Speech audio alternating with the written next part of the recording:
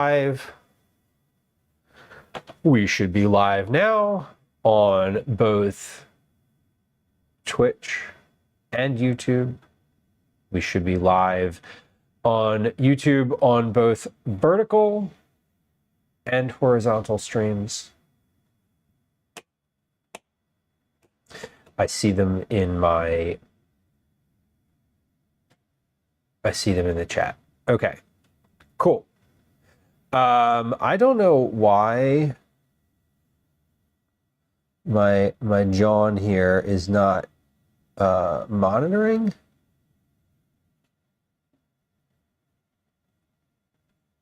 But let's see. I'm gonna turn this one app off. Program? What do we call these on Windows? Programs. Okay, let me turn that off. It's so wild to me. It's still just showing that my encoder or my GPU is at 0%, which is functionally not true. But whatever. We're not going to worry about it right now. If it crashes later, it crashes. And we'll adjust. What are we doing today on stream? Today is a variety day. We're going to do a couple things. First, well, we're going to do 3 things today on stream, hopefully. 1, we're going to make garlic butter cookies. Roasted garlic brown butter cookies, to be specific. These are the garlic cookies that I've talked about a bunch of times. What I'm trying to do today is just make a single batch of them. I have a recipe. I am pretty sure it works well. I'm going to follow the recipe exactly as I have it written. It should make about 24 cookies. What I'd like to know is a couple things. 1, can I double the batch easily in my mixer? 2, does this recipe work? Just, I know that I could, it should work. Is it right? Is it good? Is it sort of exactly what I'm looking for? And 3, that's it. Those are really the only 2 things I'm looking for. So I haven't made this in a while. So yes. 3, is the recipe ready to send it to Andrella? Did I send it to you already? I thought I had posted it in a thing. I thought I posted it in Discord or something, somewhere. You know what I should do? I should look at, watch. When I say I'm going to get in the weeds, here we go. Ready? I'm going to derail myself right now because I just remembered that I had tested this at one point and I have a bunch of my recipe testing notes here. And I want to just real quick go take like a peek through here and make sure, I want to see if this recipe that I printed out is the same as the one that I have used already and made notes on, or I think the V1 recipe that I printed out is the most up-to-date version. Catalina says dairy-free eggnog is 6 cups almond milk, 1/4 teaspoon nutmeg, 1/4 cinnamon, a teaspoon vanilla, 2 packs of vanilla pudding. Ooh, pudding, interesting. So your pudding is your thickener instead of heavy cream, because I'm assuming that to be true. That sounds actually really good. Minus the almond milk, which would kill me. I'm assuming that one could use oat milk or any other dairy-free milk would probably work. I am, unfortunately for me, allergic to almonds, which is what it is. All right.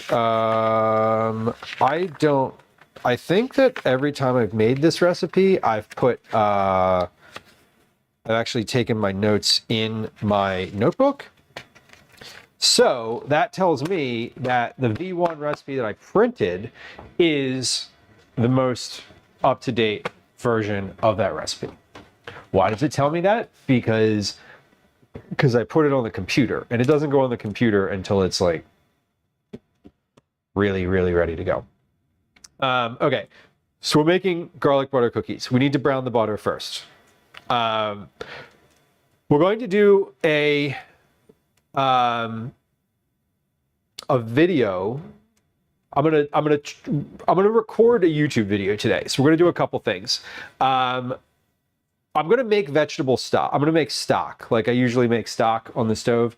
I have a little like patter script thing that I'm gonna talk through and do like the thing. And in that, during that time, I'll have a I will have a sorry, I'm adjusting something. During that time, I will do a recording. Like I'm gonna like record on the cameras, and that's where I'm worried about the computer maybe crashing. Anyway, we'll find out. We'll find out if it works or not. So I'm going to do that in two parts because the stock needs to like simmer for a little while. So I'm going to like get the camera from over there. We're going to do some like B-roll footage. We'll do the like talking head thing where, you know, I like do the script. I actually have a thing on the screen up here that I can like scroll and do that. So I'm going to like do that. And while I'm doing that, I won't be looking at chat. But anyway, we're going to do that sort of in the middle. I'm going to do part one in the middle between things. Then we're going to make the cookies. So while the first part of the stock is on the stove, we'll make the cookies. Then we'll do the second part of the stock. We'll do the rest of the video. Then at the end of stream, or towards the end of stream, we're going to do some recipe development. Today is an easy one. Look, it is 13:05. Look at how optimistic I am. We're 46 minutes into stream. I've done nothing. Anyway, so we're gonna do that at the end of stream, and then that's gonna be dinner tonight. So that's what we'll be up to. Gwen says, "Can I let the cats out at some point?" Yes, at some point I can let the cats out. At some point I'll let Daisy out too. She hasn't. She's upstairs and she's in Calvin's room right now. When Daisy gets up and I go down to the living room, I will let the cats out at the same time. Because she's most certainly going to get up at some point. So if you watched 495 hours, that's a lot. That's a lot. That's a lot of listening to me talk. 5,400 chats. That's your words on stream. 5,700 chats, 528 hours. Oh my God. Oh my God. Dan, hello. Chatty indeed. Chatty indeed. You know what I didn't do? You know what I didn't fix? I didn't fix the check-in thing, but we'll get there. We'll get there. Maybe. Anyway, let's make some brown butter because that's step one. Step one, I have a couple things we're doing today. We have a roasted garlic and brown butter cookie recipe. Pops up on the bread aisle. Get that bread. That's what I'm doing. Trying to get that bread. Get out, and I mean it. Like, get out of my way. I'm trying to get bread. I'm shopping here. Please leave me alone.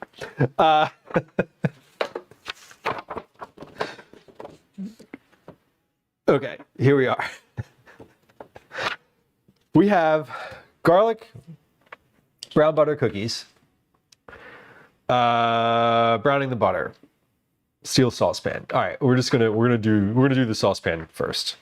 I don't have a recipe for the stock. I do. I actually have it. It'll be written down later. It's written down, but it's on the screen here. Anyway, I have a recipe, a basic recipe for the shrimp, the garlic shrimp. Let me make sure I have. Literally make sure I have everything that I need for this recipe. Because if I don't, we're gonna do hard cut and we're making soup instead. Because I have a soup recipe I have to do as well. We're not doing that today. I might not even do that on stream. We'll see. All right, I need garlic powder. So let's start with that.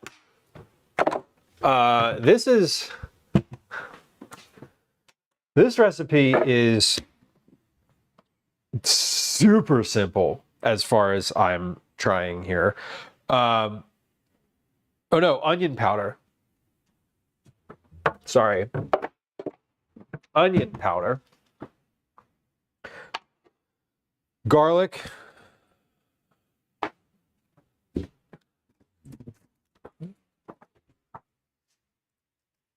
Spaghetti. That's important. That part's really important. I know I have spaghetti because I got a bunch from Costco. Butter and then herbs. Okay. Basically like whatever herbs you want. I'm probably just going to use parsley because that's like the typical. Parsley is like the typical thing that I do for this type of thing. This is a skillet thing. We'll get to this later. Okay, great. So I feel like I have all my ingredients for that. Brown butter cookies. All right, we're going to brown the butter first. With a whisk, wooden spoon, or rubber spatula, stir the butter slowly and continuously for 8 to 10 minutes. During this time, the bubbles will move from big to small, then begin to subside completely. The brown butter is finished when the bubbles are nearly gone. The butter has a nutty aroma and dark golden color, and toasted milk solids swirl at the bottom of the pan. Lovely. Okay, let's come over to the stove. Well, not yet. Not yet, but we're gonna get started over here, and I'm gonna do a little like test run of the recording thing here. Because I haven't done any recording with the prompter on yet, and I don't know if that's going to. I don't know what that's going to do. I'm hoping it's fine. We'll see. We'll see. Be kindly welcome. Welcome, welcome. Welcome and bienvenue. Welcome. Okay. I have concerns. Generally speaking. But specifically speaking as well. I have concerns because my monitoring thing isn't showing any GPU usage, which is like sus. But that's okay. That's okay. No cause for concern yet. No cause for concern yet. No real cause for concern. Be kindly, garlic cookies. Well, you've asked the right question today, that's for sure. Let's check that all the cameras work. Hey, they do. Look at that, they're on. Why do I look so washed out? White balance. There we go. I feel like, let's see, 4,400 is good. That's a little too warm.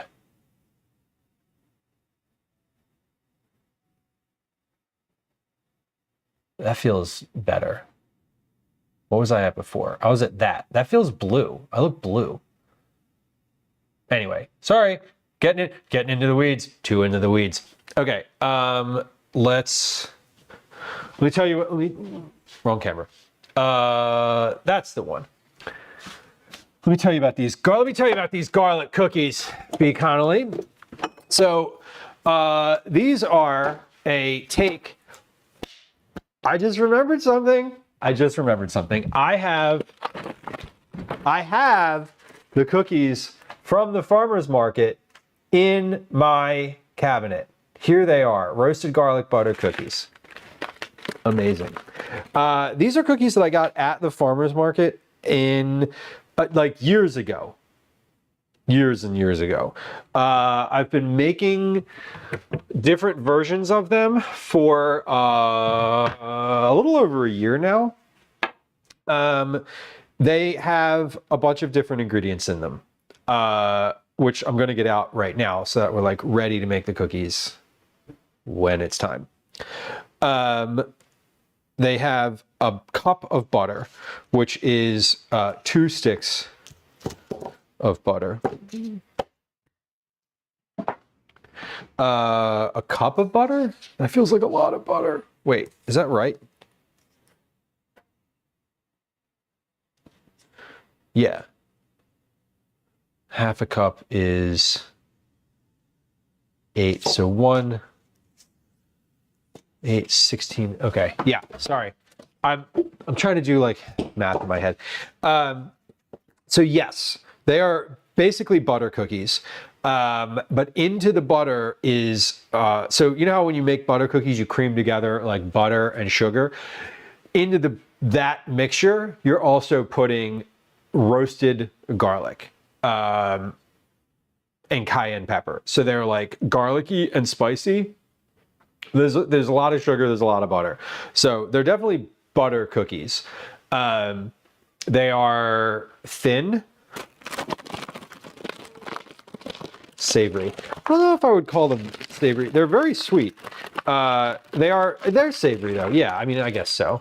But this is what they look like.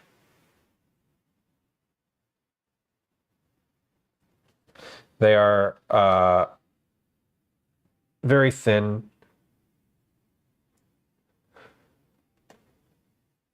If you look really close, come here and look really close at this. You can see, like, you can almost see through it. You can see the light through it in some places.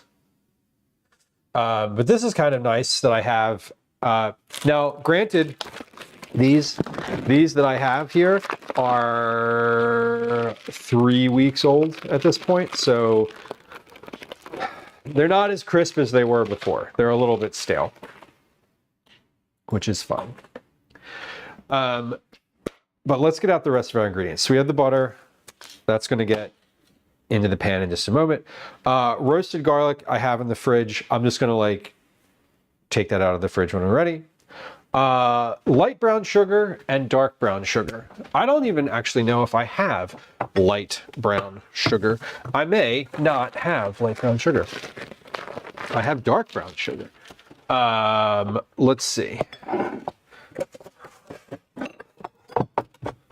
Let's see what is in. This is this. If it's anywhere, it would be in here. I do. This is light. It says go dark. I would definitely just do, 100% dark brown sugar. Would not be. I don't think it would make too much of a difference, but I'm trying. If anything, sorry, and I know I'm like kind of going back on this, but if anything, I would probably do all light brown sugar to keep the color a little lighter. 1 egg at room temperature. Good that I noted that right now. Vanilla extract, all-purpose flour, baking soda. Vanilla extract,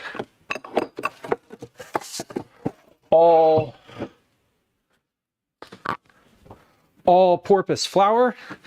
That's your famous seafood flour. Vanilla extract and baking soda. I say baking soda and kosher salt, which I have on the counter. I don't need to worry about that. Okay, that's for later because we're going to get to that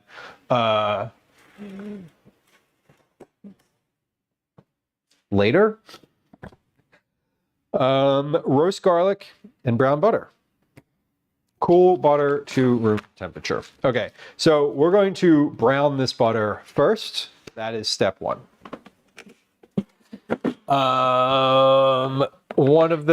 One note for, okay, first off, I need to make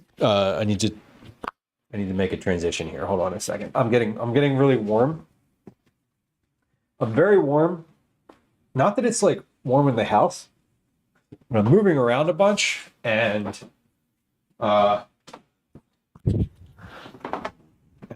yeah, I'm warm. I don't know what else do you want me to say? I'm just warm.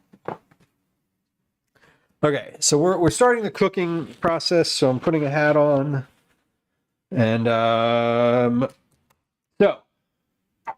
and cayenne pepper. I forgot about the cayenne pepper, which I have. Here it is. For browning butter. I'm gonna try something here. Hold on.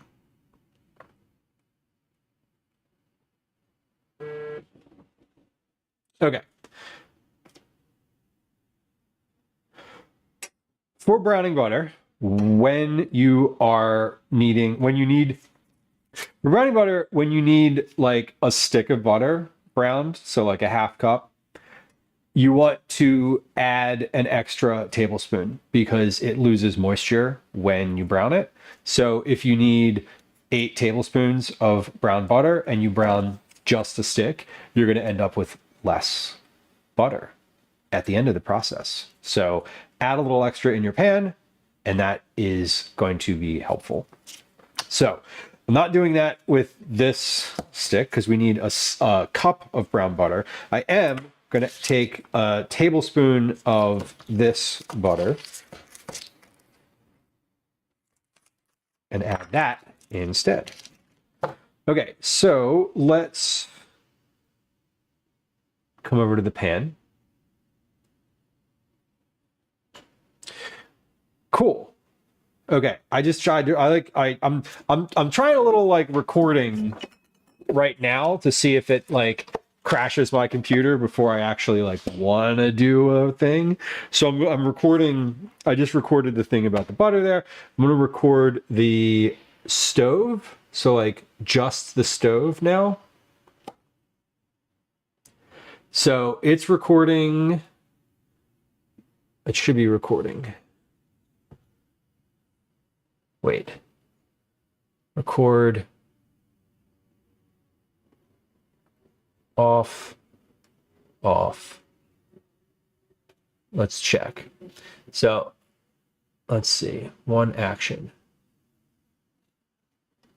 Filter enabled. Okay, so stove recording is on. Okay, cool. That's neat. I can see it as it ramps up on my encoder. That's kind of fun. Now it's just recording the camera no matter what. All right, so for this process, we're going to take and turn the pan on. My pan is about a medium here. It's going to put the butter in and start to melt.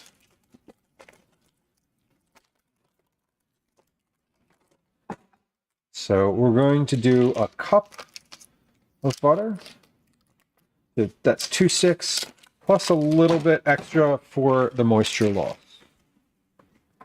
And I'm going to take a whisk and we're going to stir this for about 8 to 10 minutes.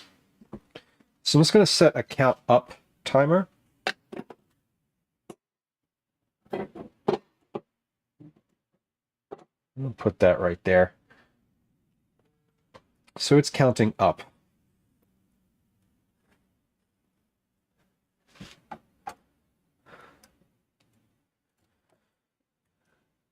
Chris, hello.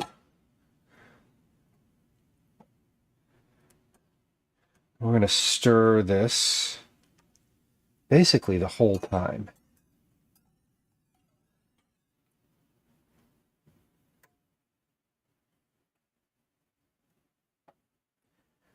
Once this melts, we're going to start seeing some action.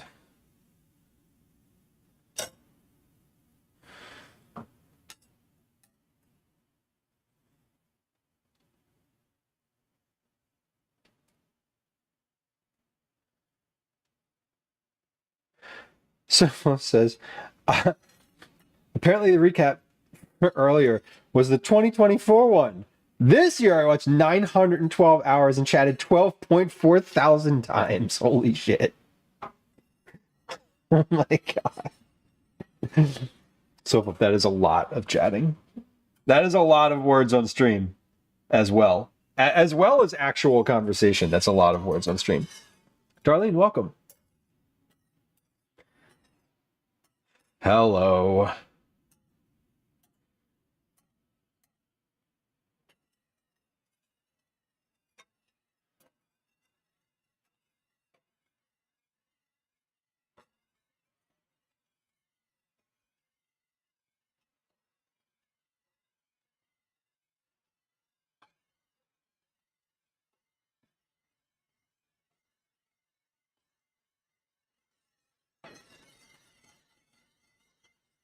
Okay, so this is basically completely melted now.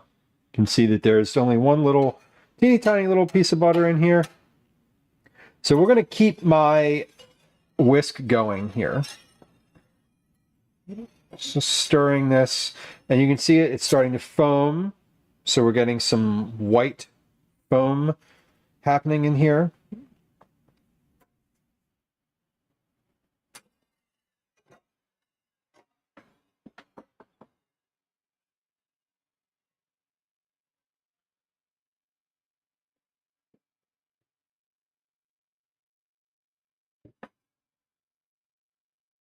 And in a moment here, we're going to get some big bubbles popping up.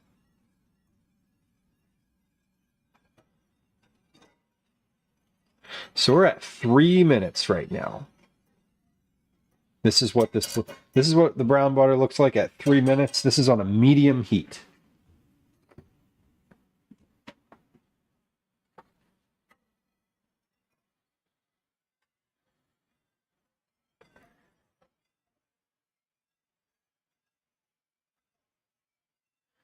You can see we're starting to get some bubbles, some larger bubbles coming through.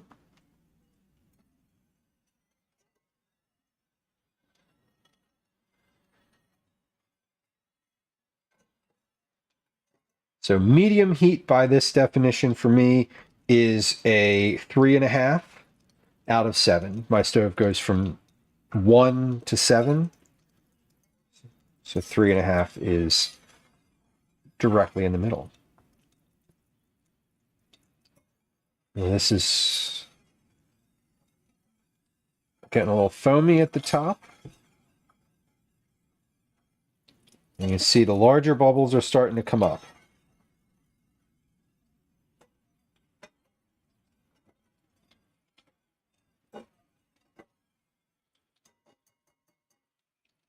So if I let this sit for a moment,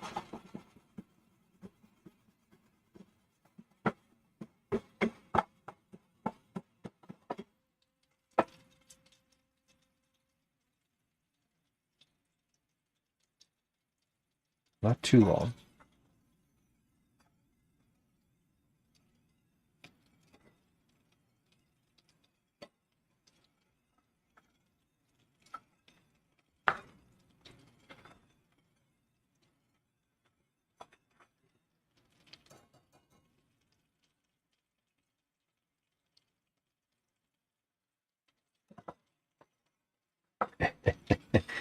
You know, I set up, Tundrella, I set up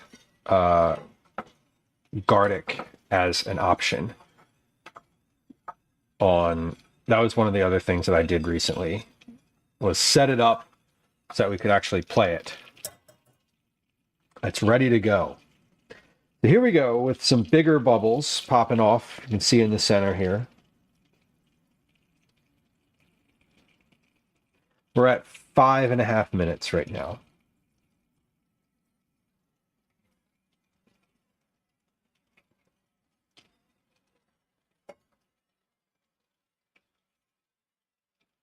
So you want to stir. I'm pausing here to just show the bubbles. It's easier to see when my whisk isn't in the way.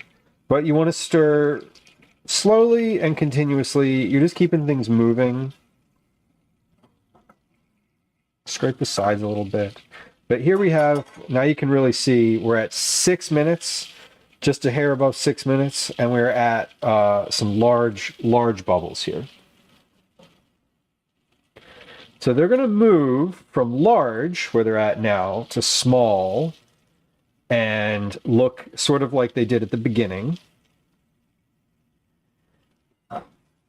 And then they're going to start going away completely. And when they start going away completely, that's when your butter is about to be finished. This is a pretty slow process. You don't want to, you know, we're on medium. I don't want to boil things. I'm going to turn this down just a little bit. So now we're really bubbling. Lots of big bubbles.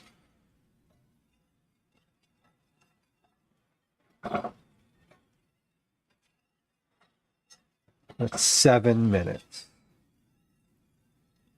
This is what it looks like at 7 minutes. Again, big bubbles. We're starting to get smaller now. You can see it looks more foam-like around the edges. They're coming up big, but they're getting small right away.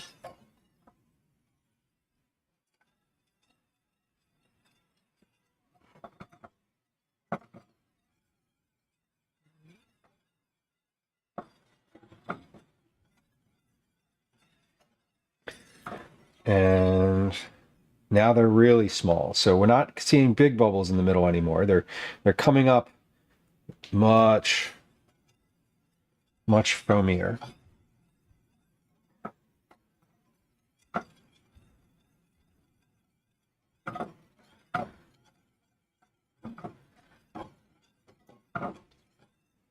I'm just stirring here. We're at 8 minutes now. This is 8 minutes. So very small foam bubbles, still pretty continuous. This can take anywhere from 8 to 10 minutes. So we should see the bubbles start to subside again here in just a moment. And when that happens, we're pretty much finished. I can see we've got brown. This butter in color is pretty golden.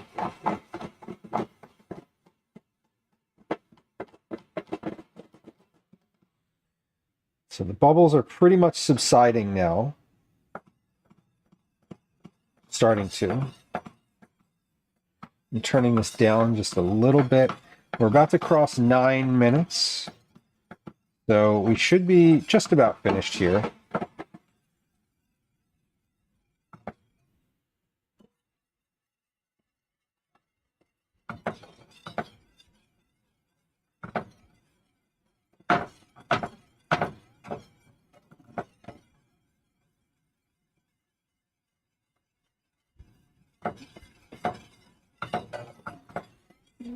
Yes. So you can see no more big bubbles, no more little bubbles. We're just kind of bubbling slightly. And we're starting to be able to keep a space clear in the middle here. So the bubbles are starting to go away. And we're at just about 10 minutes here, and we're going to call this at 10 minutes.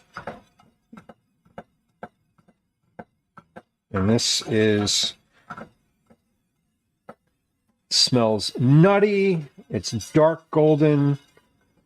and you can see some solids at the bottom of the pan. All right, we're turning that off now at exactly 10 minutes. I'm going to take this.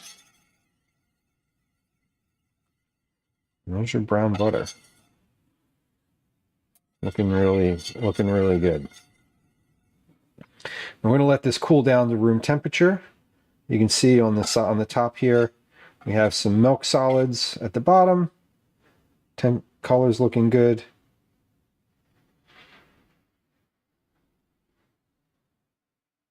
There it is. All right.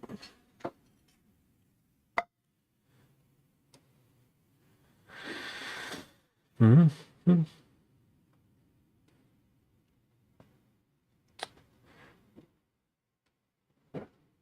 Okay, how do I come back to my main camera here? There we go. Okay, we got it. All right, so we have our brown butter. It's finished. It's ready to go. And we're gonna let this cool down to room temperature, and it'll be good in, I don't know, 20 to 30 minutes. I'm just gonna leave this pan sit out on the counter, and here we are. Cool, brown butter. Okay. All right. Nova, welcome in. Hello. Good to have you. Chef Nova doesn't even know how to type a raid message. That's okay. That's funny. Me and son, welcome in. Hello. Suffolk, thank you for the shout out. I appreciate it. Welcome, y'all. Nice to have you. We're making brown butter. We're let me share a little bit about what we're doing today. Can I say I'm a funny guy? I appreciate. I think I giggled. I think I giggled. If I didn't giggle out loud, I did it in my head. Beret noisette. Well, all the French people in chat just like hissed at me like a cat. Brown butter. Yes. Correct. We're making garlic butter cookies today, and I'm making garlic butter cookies. So this is going to be for that. I'm gonna let that sit over there on the counter where it can just exist for a little bit. I want to check something here because I'm trying some new stuff today. Main, third, main. Okay. Yeah, that worked. All right, cool. I'm trying to do some recording today in addition to the actual stream. So today's gonna be a little bit different than usual, but our first little like test run of things worked. And now my favorite part of the stream is when I get to check things off my checklist. Welcome in. Friends who are hanging out here, Chef Nova is a fellow food and drink streamer. Fellow food and drink streamer, friend of the stream. Worth following. What were you up to today? I know that you were I know that you were streaming food and drink because it says so in the chat. But I'm curious what you're actually making today. Anyway, if you're hanging out here, we love to support the food and drink community. Please go follow Chef Nova. Chef Nova knows not nothing. Chef Nova knows things, despite the name. So there is a good cause to go follow. Anyway, an English traditional Sunday roast. Yum. That sounds great.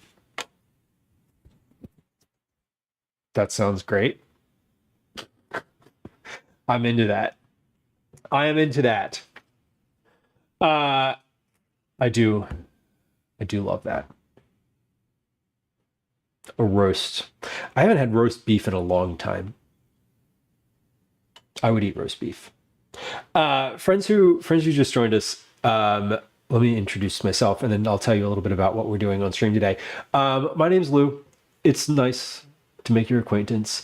I am a home cook. I'm a recipe developer. I'm a dad. It's in the name, literally a dad. Live in Philadelphia, East Coast, United States. For those of you who are unfamiliar, my pronouns are he, they, and I'm really happy that y'all are here. Thanks for hanging out.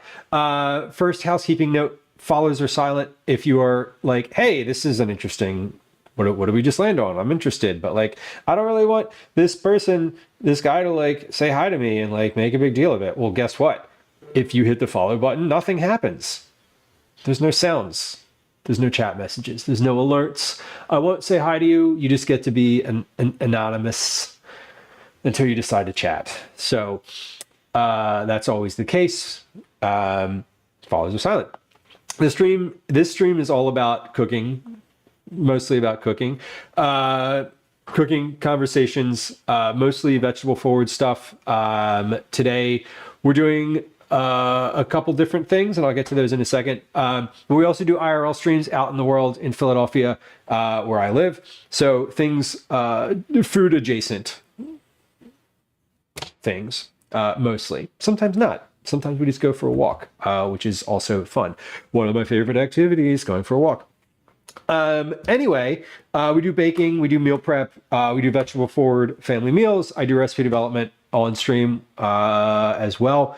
Our community is pretty chatty. We were talking about this earlier. Our Twitch recaps. We love a good innuendo, which is welcomed here. What did I miss? Y'all are pretty kind. We're protective of this space and don't love when people come in and are jerks about it. So we maintain a space to lurk as well. I'm a big lurker on Twitch. Like I said, follows are silent. Feel free to hit the follow button, catch the vibe, and say hi whenever you're comfortable, or don't, or just continue to lurk. And if you did just join the stream, I appreciate your lurk, whether or not you chat. So anyway, welcome. What are we doing today? We're making garlic butter cookies. These are roasted specifically the recipe. Let me look at the recipe. Roasted garlic brown butter cookies. This is a recipe that I wrote. I am testing it again today because the last time I made it was June of 2025. So it's been a little bit. We are testing it because I really just want to like make sure it still works before I commit to like making these cookies for any other people. Anyway, these cookies have brown butter.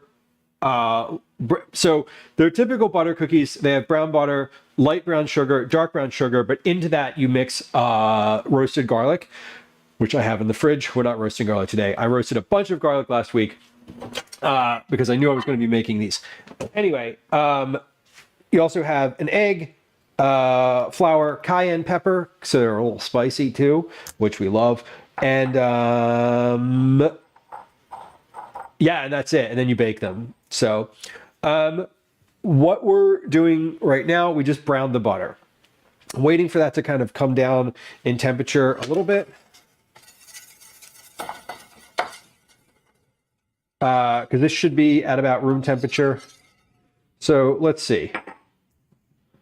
This is, all right. So this here, let's come on down.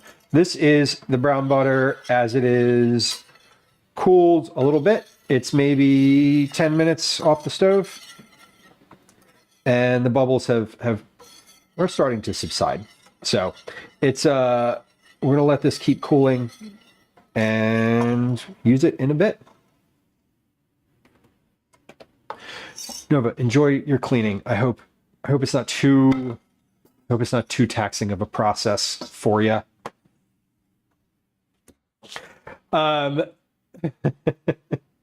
If you manage to get back before you're gone, we'll be here until about 7. We'll be here we're gonna end stream today sometime between 7 p.m. and 8:30 p.m. Eastern time.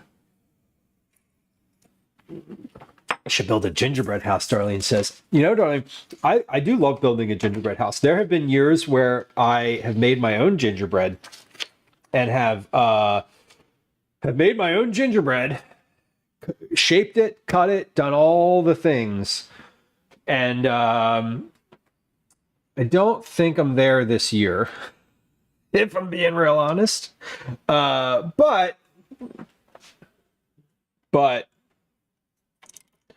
I've considered it. I considered doing a gingerbread house. I actually considered doing it as part of the September promotion, but I didn't. Obviously, I didn't, because we might have hit that one. We did. I don't know. Whatever. Anyway, I do think a gingerbread house would be fun. I've built one, and they are fun. They're sort of fun. Let me back up on that statement just a little bit. When I say they're fun, what I really mean is they're a lot of work if you do them the way that I did them. So I'd probably be down to do a gingerbread house that was like pre-made. You know what I mean? Like a preconceived gingerbread house. Lou, what are you doing right now? What are you even doing? Well, why do you have wires instead of cooking? I'll tell you. So I mentioned doing some recording for YouTube. The other thing that we're going to do today, a couple other things. So we're obviously making those garlic cookies, which like we're getting to. I'm going to, in a moment here, I'm going to fire up the camera on this side of the room, and we're going to do a little bit of a video. We're gonna start doing a YouTube video. What does that mean? That means I'm going to do like a little script. We're going to read off the teleprompter. It'll be interesting because I'm going to not like look at chat. You know, anyway. I'm going to do like some B-roll footage with this camera. And we are going to, we're going to basically film a YouTube video on stream, which may or may not work out. Who knows? But I'm testing. Today's sort of like a test run for this. What I'd like to do is at least once or twice, maybe like once a month, do a stream that is like specifically for YouTube. Meaning, what I would do is have like a script and all that, and there we go. Okay, hey, it works. Look at that. Don't look at that. You can't see it because it's not on the screen. Anyway, we're gonna do like a whole like thing and record like a couple videos at once. I think we'll see. We're gonna try it today. I'm a little disjointed, so please bear with me today because today's a little. I'm still figuring out my workflow and how I like actually want to do this, because I do want to do that, but I don't know if I'm gonna like do the whole thing. Anyway, let's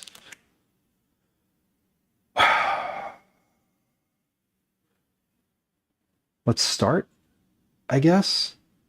We're gonna do. Here's what I'm gonna do now. So we're moving into like the next phase of stream. I haven't made the cookies yet, obviously, because I'm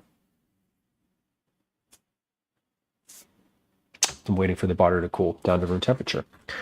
I want to do a bit of the. Let's see. Can I display the script up there? There it goes. There it is. Okay, so what we're gonna do first, I'm gonna do intro, I guess, for the freezer bag stock, and then we're gonna get the bags out of the freezer. I'll pull the chicken pieces out of them. I'm gonna separate them I'm gonna separate the chicken pieces out. We're going to put those in a big pot I need my big pot. I forgot about the big pot. I forgot about the big pot. It's downstairs in the basement, isn't it? Yeah, it is. Okay. We're going to put the chicken parts in. We're going to put the chicken parts on the stove. Then we're going to come back and do the cookies, like in their entirety, because the chicken needs to simmer for like 2 to 3 hours before we put the vegetables in. So I'm going to do that first. We'll do like the intro to why should you make stock, blah, blah, blah, like all the stuff, all the like stuff that you do when you watch a YouTube video. And I'm talking through this out loud, by the way. I'm just making sure I have my sort of what's next. And then once the chicken is on the stove, we're gonna like hard cut and make some cookies. When the cookies are finished, we're gonna hard cut back to the stock process, maybe. And then from there, we'll do like the rest of that video. And then I'll do dinner. Then we'll make dinner. So I'm hoping to start making dinner just for my own amusement. I'm hoping to start making dinner and making my like recipe notes sometime around 17:30. It's 5:30 p.m. If it gets to be like 1800 and I'm still doing the stock, I may not do recipe stuff today. I may cut and just do something else for dinner. But we'll see. Dinner should be super easy. I think. Except the part where I have to make notes during it. Anyway. All right. Let's try this. What is on the screen here? That's the pot. Okay. Okay, there's a bunch of stuff on the counter off here that you can't see that I'm like maintaining the position of. Also, hold on, this is not like, this looks kind of wonky on the side here. Okay. Good. All right. We're going to try something. We're going to try to do, no, we're not. We're going to,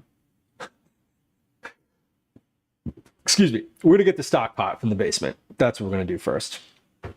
Darlene says maybe you should make Christmas tree and snowman cookies. You know what? I'd love to make cookies on stream. I think one of the things that I'd like to do, I didn't do this last year, but I did the year before, was make sugar cookies. Oh, kitties. Hi, friends.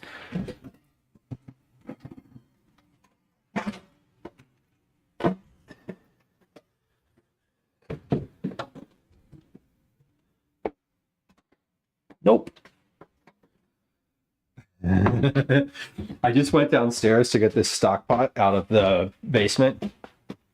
And earlier on stream, Gwen popped in the chat and said, can I let the cats out? I just went downstairs and all 3 cats are sleeping. Obi is on the windowsill. Ash and Elsie are on the couch. And they just looked at me, didn't move. And as I walked out of the basement again, all of them had just tucked their heads back in. So I could have just left the basement door open. But if I leave the basement door open, Daisy gets in there and eats things. So we don't want that. Okay. Here's what we're going to do. We're going to try...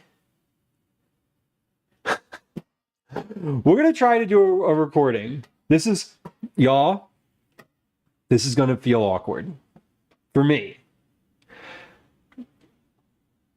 We'll see how it goes. But this is like a little preview of what a YouTube video is going to look like whenever I get around to editing it.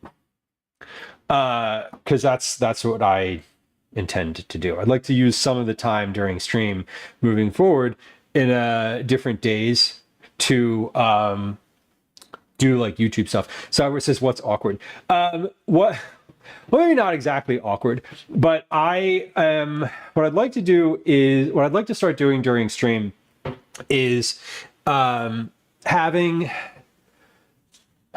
one stream a month to record YouTube videos, like a couple in a row, so that I can have stuff like lined up to edit.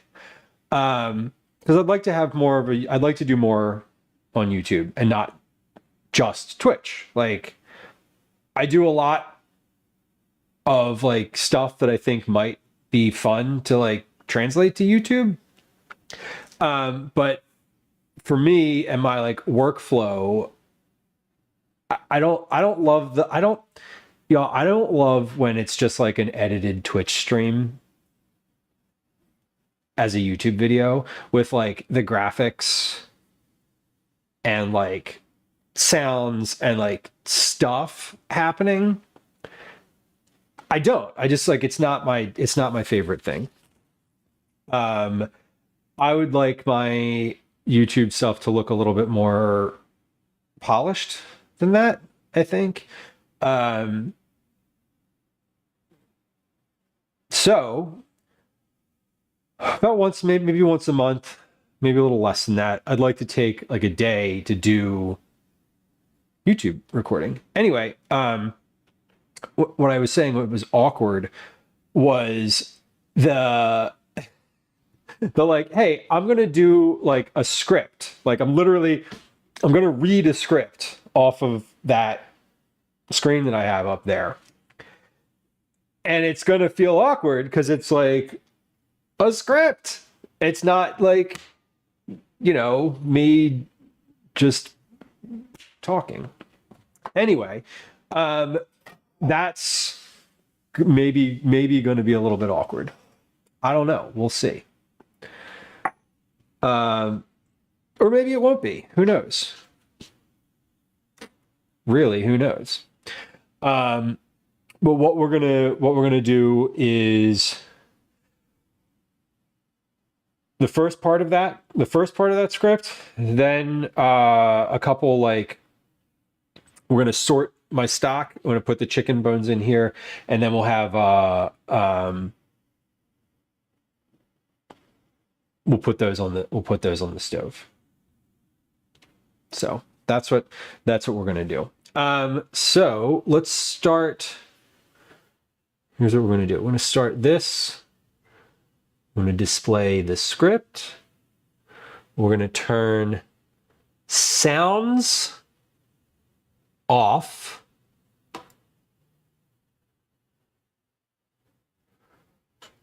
Okay, so sounds should be off. Meaning like the sound command shouldn't work right now. Feel free to try them. If it's funny to you to try them, and it would be interesting to me to know, it would be nice. Anyway, there you go, Dan. See, I don't want them coming through on the microphone. Oh, you know what I should do though? I should set that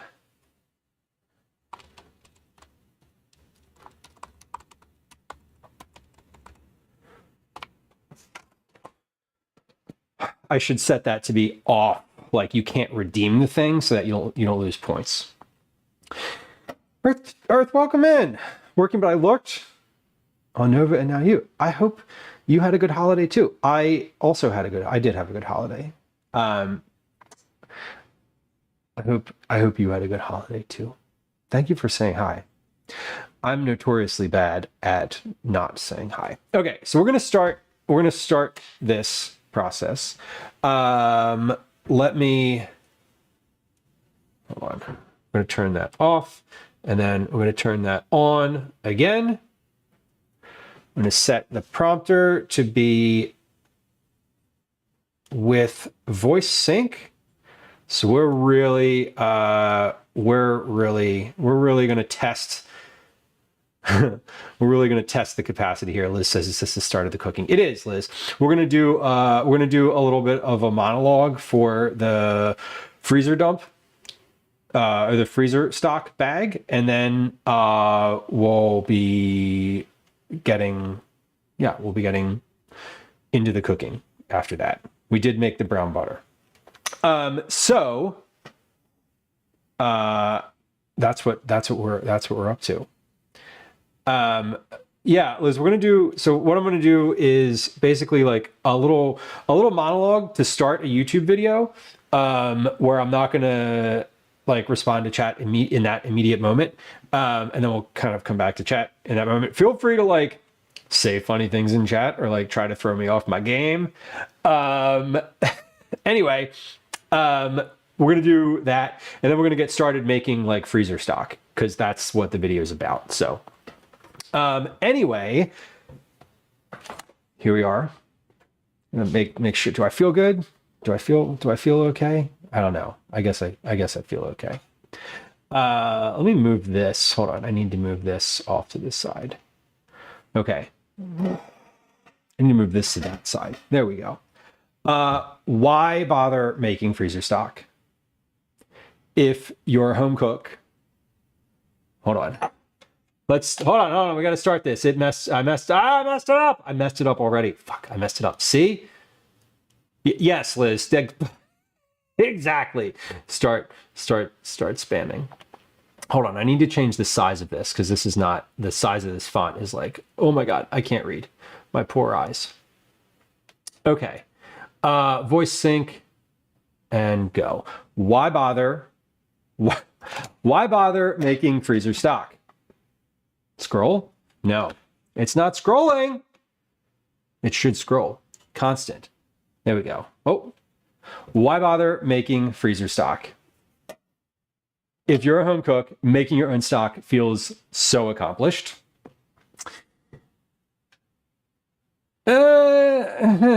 Go. It's supposed to go with my voice. Is the chat going to be in the video, Liz asks? No, it's not. No, the video is actually the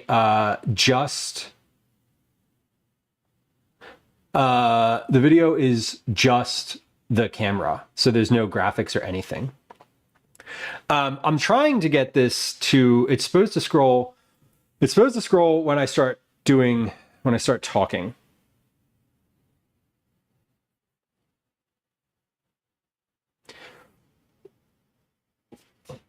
Okay. Take a million. Why bother making freezer stock? If you're a home cook, making your own stock feels so accomplished. And it's super simple with just a little bit of thinking ahead. And it's not actually scrolling. Okay, we're getting there. We're trying to use the teleprompter for the literal first time ever. So I'm making sure, let's see, text, stock, power, font size is good. Wait, bump that font a little bit. Perfect. Okay, voice sync. Liz, you do have a reputation to behold. That is, to uphold. To behold. You have a reputation to behold. That is true. Is this set to my correct microphone? Why bother making freezer stock?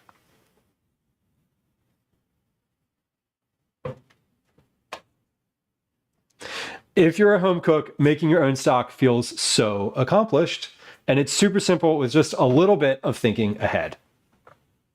I just need this to scroll constantly. That's what I need. Thinking ahead. Okay, so we're gonna go. The voice sync thing doesn't seem to be working. So, why bother making freezer stock? If you're a home cook, making your own stock feels so accomplished, and it's super simple with just a little bit of thinking ahead. It's not something you do as a professional chef, but that's not who I'm talking to. This stock is for the home cook. It's flexible and relatively stress-free. Why make stock at home? It's rewarding to make something yourself. It reduces food waste, giving vegetable scraps a second life before they end up in the compost, and it saves money over buying box stock. For our purposes, I'm not following a recipe. If your soup calls for something specific, definitely don't use freezer scrap stock. The stock we're making today is very general. It's something a home cook can make easily without using any recipe at all. It's useful for a broad range of things without being specific to any one thing. We're not roasting bones, we're not dicing onions, and we're not going to obsess over skimming, I promise. All of these things are wonderful ways to make delicious stock, and if you have the time or the desire, you can certainly do all of them. We're not. Today, the resulting stock is useful for adding flavor to rice, grains, beans, braising meats. If looks don't really matter, it's great for making pan sauces as well. I love using it for non-recipe soups I'm throwing together on a weeknight when I don't really need anything specific other than good flavor and convenience. You can store it in the fridge for up to a week and in the freezer for about 6 months. So, stock versus broth. Stock versus broth, what's the difference? I may interchange stock and broth words today in this video, but let's examine what those actually mean. According to the website Chowhound, broth is lighter and it's made by simmering meat, while stock is richer and it's made by simmering bones. Both generally have vegetables. Cooking animal bones in stock extracts gelatin, making homemade stock more viscous. Vegetable stock usually has a plant-based gelatin added in. The texture difference is subtle, and while you can usually substitute one cooking liquid for the other in a pinch, if your recipe calls for one over the other, definitely use that. For almost every home cooking purpose, though, stock and broth are interchangeable. So now that we know what stock is and why you should make it, let's get into it. And now the thing says transition. So we're gonna pause. We're going to stop. Okay. Because it's tasty, Chris says, right? Yeah. Okay. So that was like step one. Okay. Let's get our stock bag out of the freezer. Am I taking feedback? Liz, I'm definitely taking feedback. Please. Feedback is totally fine. And if you want to hear me do it again, I'll probably do it again. I'm trying to read off of a prompter, which I've never in my life done. So this is all fairly new to me. Fairly new.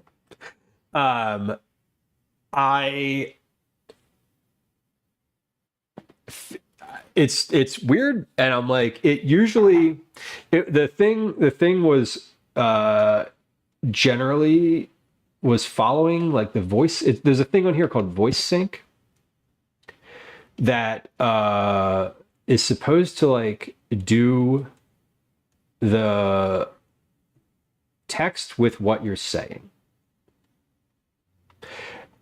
The other thing too is I might re-record some parts of this as an overall, like just into a microphone so it sounds like nicer. I don't know. Okay.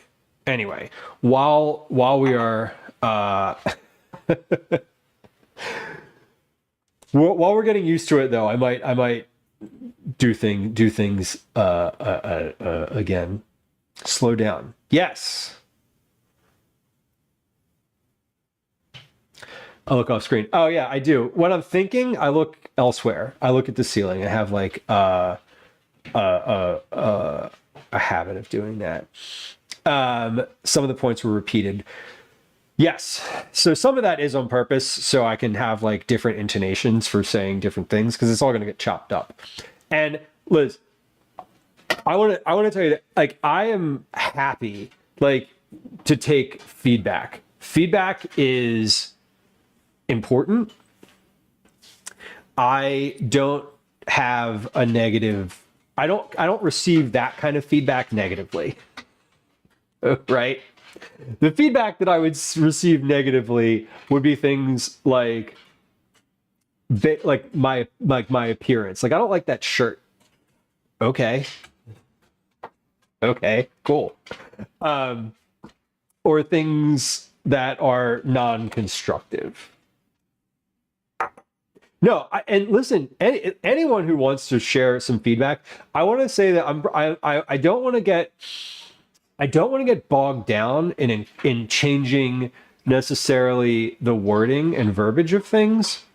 But I do want to that thing where that like, hey, maybe talk slower so people can hear you. Like, yeah, that's good feedback.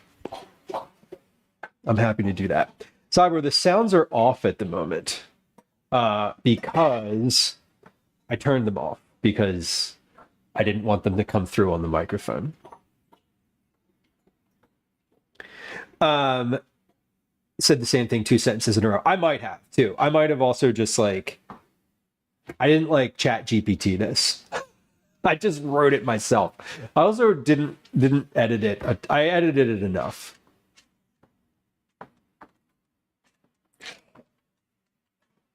When I go back and watch the actual video, I will probably edit out quite a bit of things. Give me my 20 points back. You know, that is actually, I want to change. Earlier in chat, I took, I changed the something. It should have, let's see, mute state, action group. Channel point sound command disabled. It's supposed to disable those channel point sound commands. Meaning you're not supposed to be able, like they shouldn't even appear. It's showing that they're not. It's showing that they're not supposed to appear. Sound knowledgeable, more confident. It sounds authentic. I hate using AI for anything like that. I would use, so I like it for something like, tell me what types of shots I should incorporate into this type of video, that sort of thing. But I wouldn't ever use it to like write words that I was going to say out loud. I would not. I couldn't do that. I think it would be too. I think it would be too much. It wouldn't feel very good.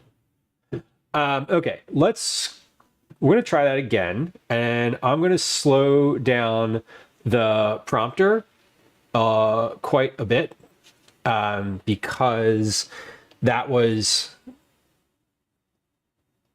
obviously, not obviously, that was something to work on. Okay. And we'll try it. We're gonna try that. We're gonna try that section again. I'm gonna try slowing down, not looking off to the side a whole bunch, and not leaning on the pot like I'm holding on for my fucking life. Try to be more like natural, suave, or whatever. That's, God, don't. That's not. Wow. That was whatever the opposite of suave is. Cringe. Except I don't think the kids say cringe anymore. I'm pretty sure they don't, actually. Wait, there we go. Okay. Show us your Riz. Oh my God. Oh my God. Here. It's empty.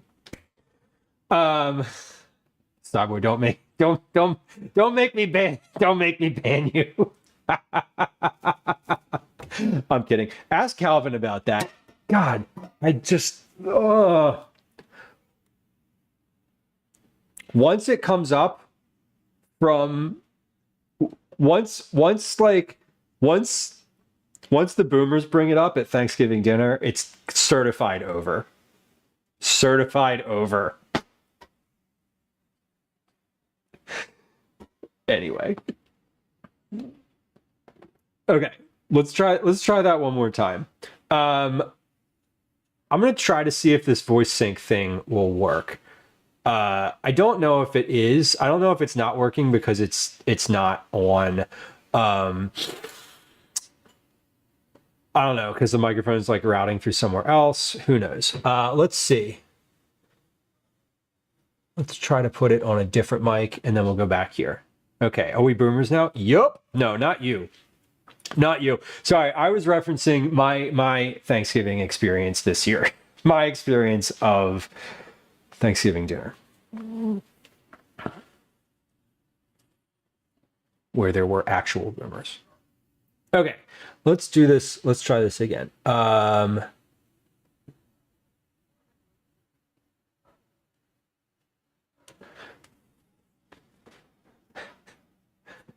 Hello. Okay. Why bother making freezer stock? No. Okay. It's not scrolling, so we're just gonna hit constant and go. And we'll slow this down just a little bit. And if there's a couple pauses in between things, it's totally okay. All right. Why bother making freezer stock at all? I don't know, because it's good, because it's delicious, because it's cheap. That is too slow. Okay, there we go. If you're a home cook, making your own stock feels so accomplished. And it's super simple with just a little bit of thinking ahead. I just looked off to the side. It's not something you do as a professional chef. It's not something you do as a professional chef, but that's not who I'm talking to here. This is stock for the home cook. It's flexible and relatively stress-free. Why make stock at home at all? A couple reasons. It's rewarding to make something for yourself. It reduces food waste. It gives vegetable scraps a second life before they end up in the compost. And it saves money from purchasing boxed stock. For our purposes, I'm not following a recipe. If your soup calls for something specific, definitely don't use freezer scrap stock. Use whatever it's called for. The stock we're making today is very general. Something a home cook can make easily in a matter of a few hours. It's useful for a broad range of things. It's useful for a broad range of things without being specific to any one thing. We're not roasting bones. We're not dicing onions. We're not sauteing anything, and we're not going to obsess over skimming, I promise. However, all of those things are wonderful ways to make delicious stock. And if you have the time or the desire, you can certainly do all or some of them.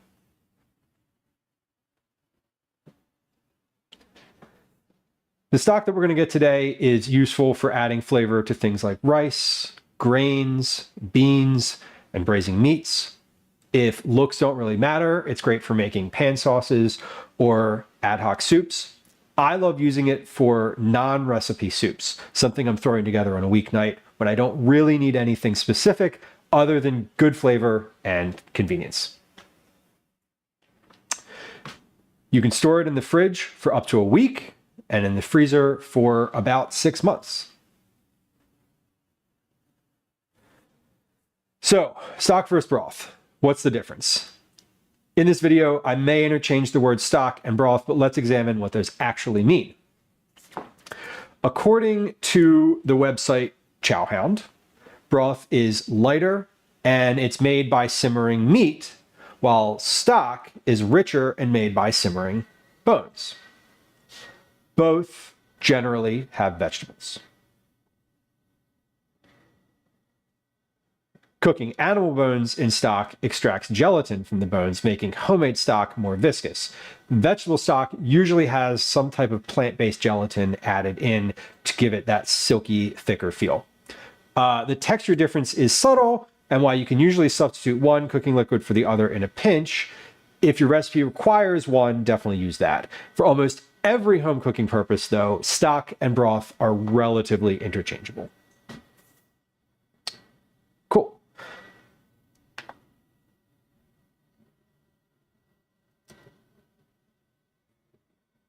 Okay, hopefully that was better. Hopefully that was better. Okay, so now that we know what stock is and why you should make it, let's get into it. We're going to do that now. I'm still recording. Am I still recording? I'm still recording. Great. Okay, so we have a stock pot here. This is my stock pot. It's pretty big. It's going to be quite a bit larger than what I actually need for my quite a bit larger than what I think I actually need for my stock. So we have our stock bags. They're in the freezer. We're going to get those out and see if they fit. I'm also going to get out some additional ingredients from the crisper that we have that I'm not going to use this week, but are going to go bad probably before I actually get to use them. So we're gonna grab those now. Okay, stove. Okay, so let's come over here and we're gonna do that camera. Beautiful. So in the freezer, I have my stock bags. Not that. Not that.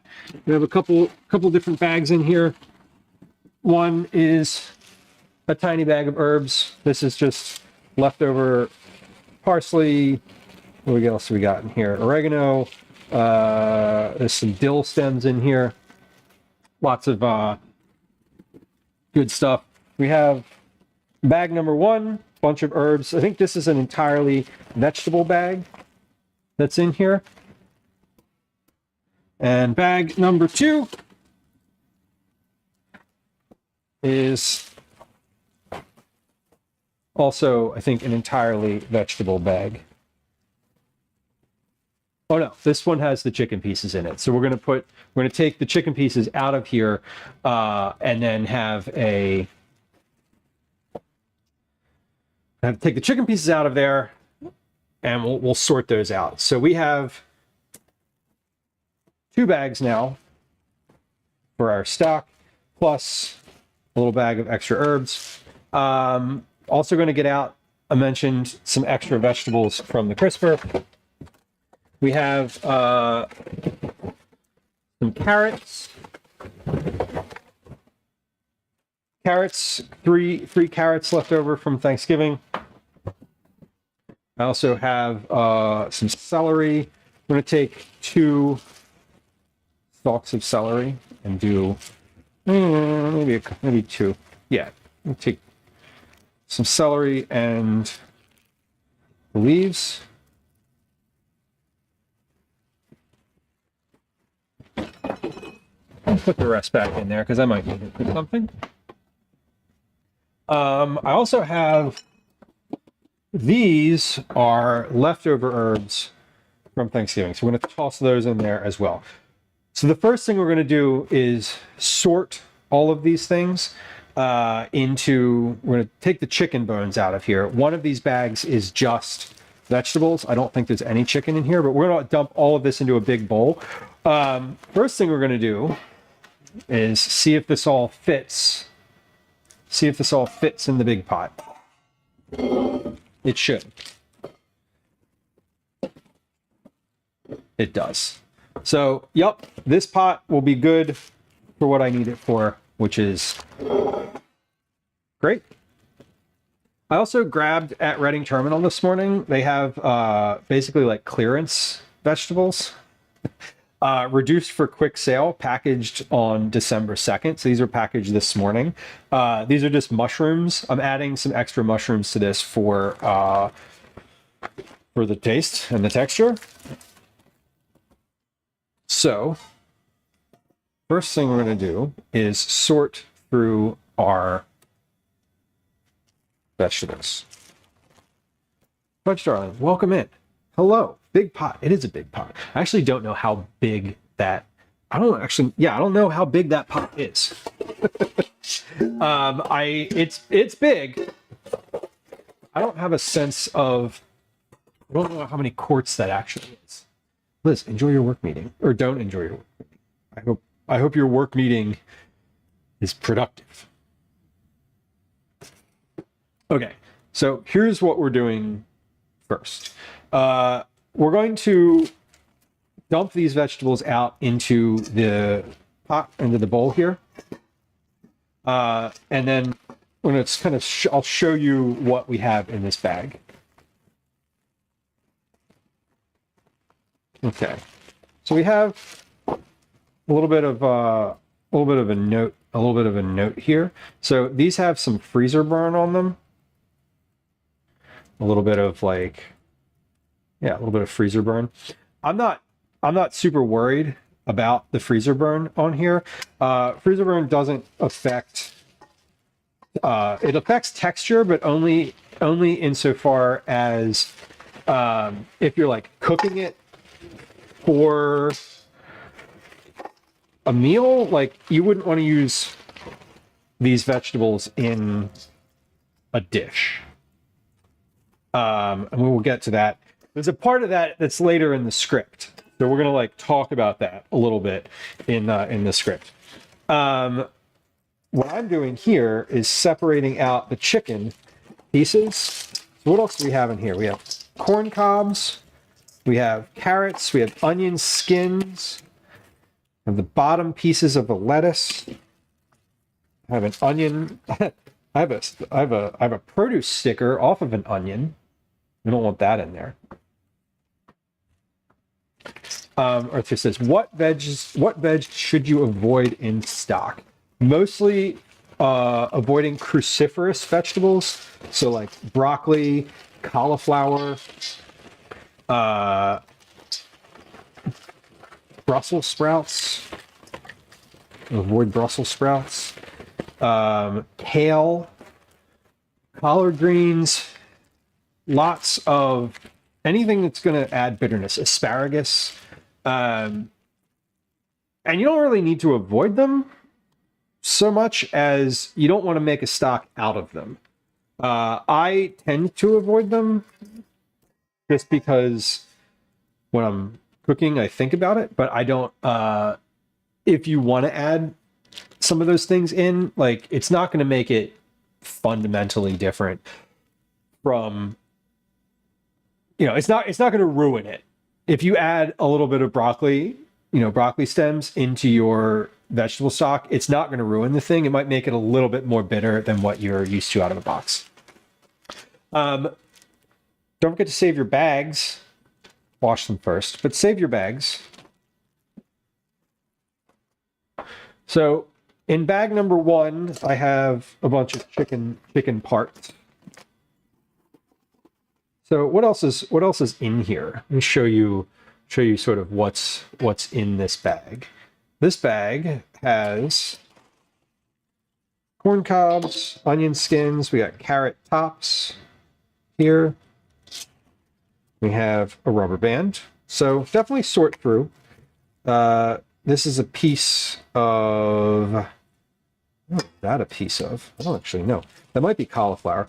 We have a bottom of a lettuce, celery bits, carrot shavings, more corn cobs, onion skins. The onion skin actually makes things darker. So if you want your stock to be a little darker in color, make sure you have onion skin in there. There's lots of little herb pieces in here too. So little bits of parsley.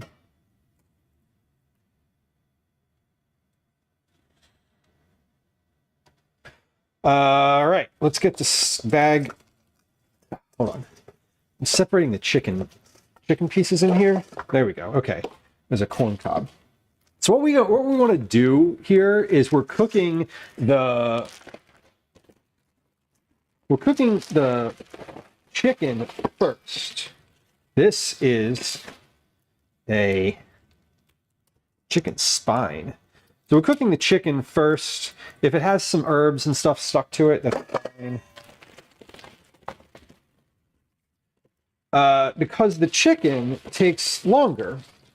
And if you want to extract all of the good flavor from the chicken without a lot of bitterness, you want to cook the chicken first.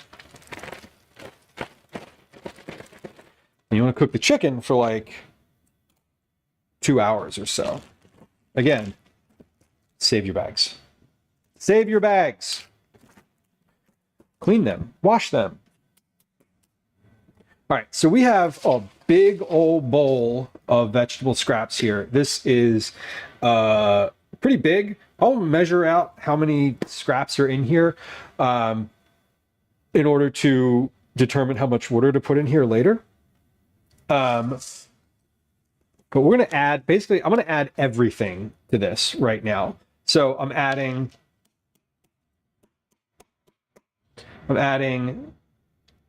extra herbs. These were from Thanksgiving.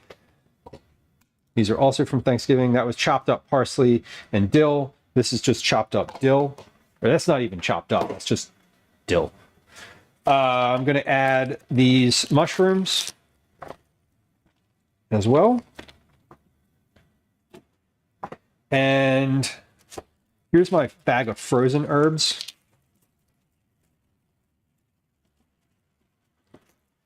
Save your bags. And then the celery and extra carrots. I'm going to add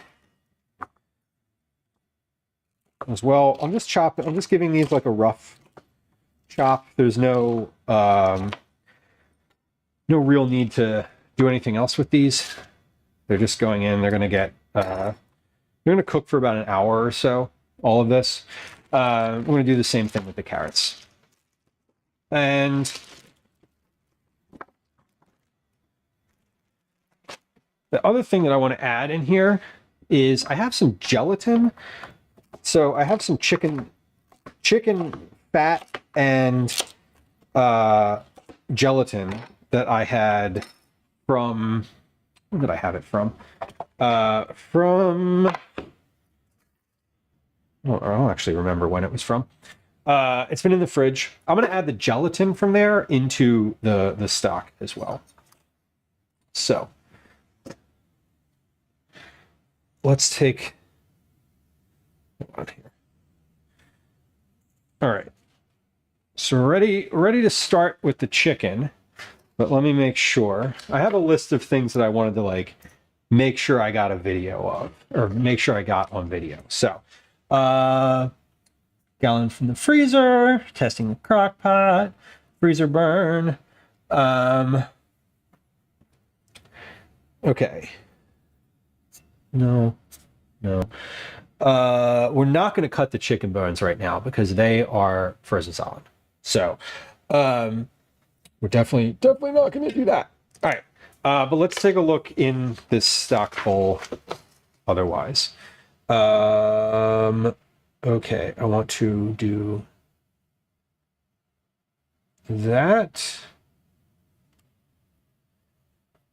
And then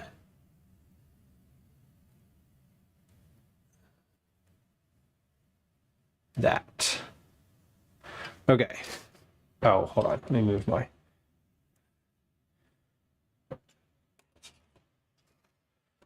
remove some of this stuff so it's a little out of the way.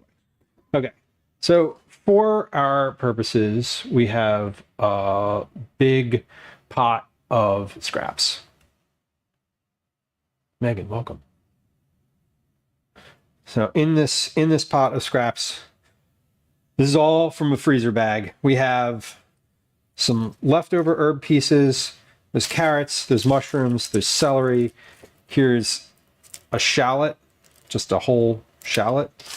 What else is in here? Let's just kind of dig through and see what we can find. Here's some potato skins. So some folks don't want to add potato skins, but we'll get to that. Celery, onion tops,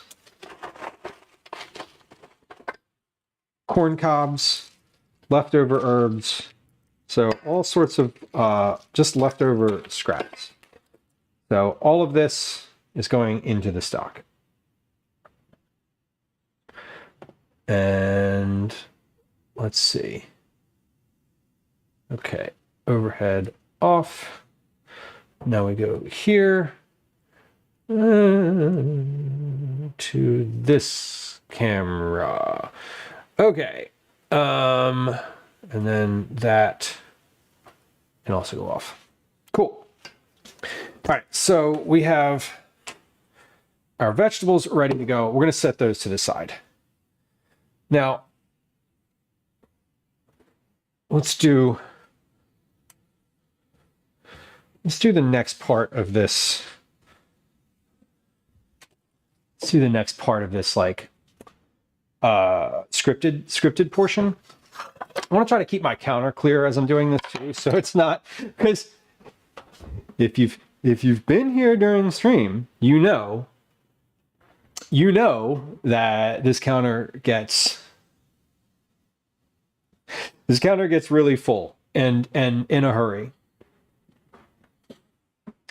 Okay, so we're gonna do.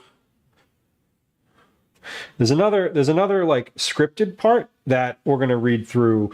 I'm probably gonna do it twice just so everyone's clear. Alley Cat, welcome in. Megan, drive safe. I hope you have a safe drive. I do. It is hopefully it's not a wintry mix where you are. It's a wintry mix where I am. Okay. Let's see. I also, you know what I need to do? I need to improve my workflow on my Stream Deck. That's what I need to do.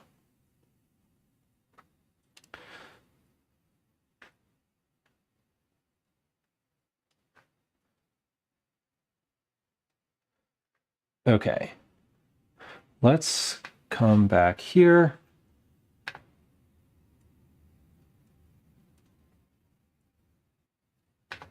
Okay. So some of this is going to be a repeat of what I just said as I was like talking. So just so like y'all know, what is this? What am I looking at? Oh, it's the top of that camera. I'm like, what am I seeing on this screen here? It's literally, I'm like, it's the top of the other camera. It's not usually there. Okay, so just FYI, in case y'all are like, what's going on? Why is all of this happening? I'm doing some recording for a YouTube video. So there's things that I'm saying multiple times, which is also normal to a regular stream. There's things that I am repeating, saying multiple times. See what I did there? I'm also like reading off a teleprompter for some parts of it. Sounds are currently off in the chat. So if you're like, where's my sounds? They're currently off. How big is this pot? You know, I actually don't know. This is the ad. If anyone wants to look this up, I can tell you what it is. It's the AdCraft, AdCraft SSP-20. So this on screen right now is the, wait, where you can't really see it. AdCraft SSP-20. I think it's 20 quarts. I think. It might be. Might be about 20 quarts. Okay. So let's get to the next like part of this here, which is also off of a prompter. So we're gonna try it. Any feedback is of course welcomed, as I mentioned before, and then we'll get to putting the chicken in the pot and what have you. So okay, hold on, let's back it up.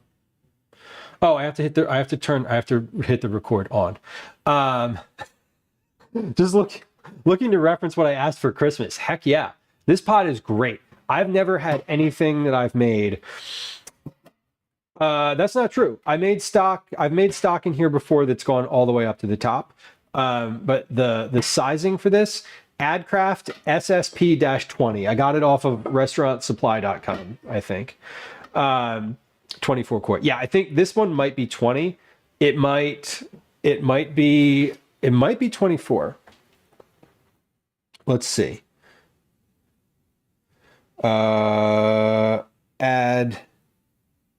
Adcraft SSP dash, wait, what did I say? Dash 20? It's probably 20.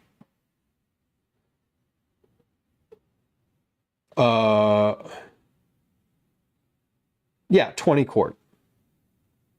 This is a 20 quart pot. A 20 quart pot.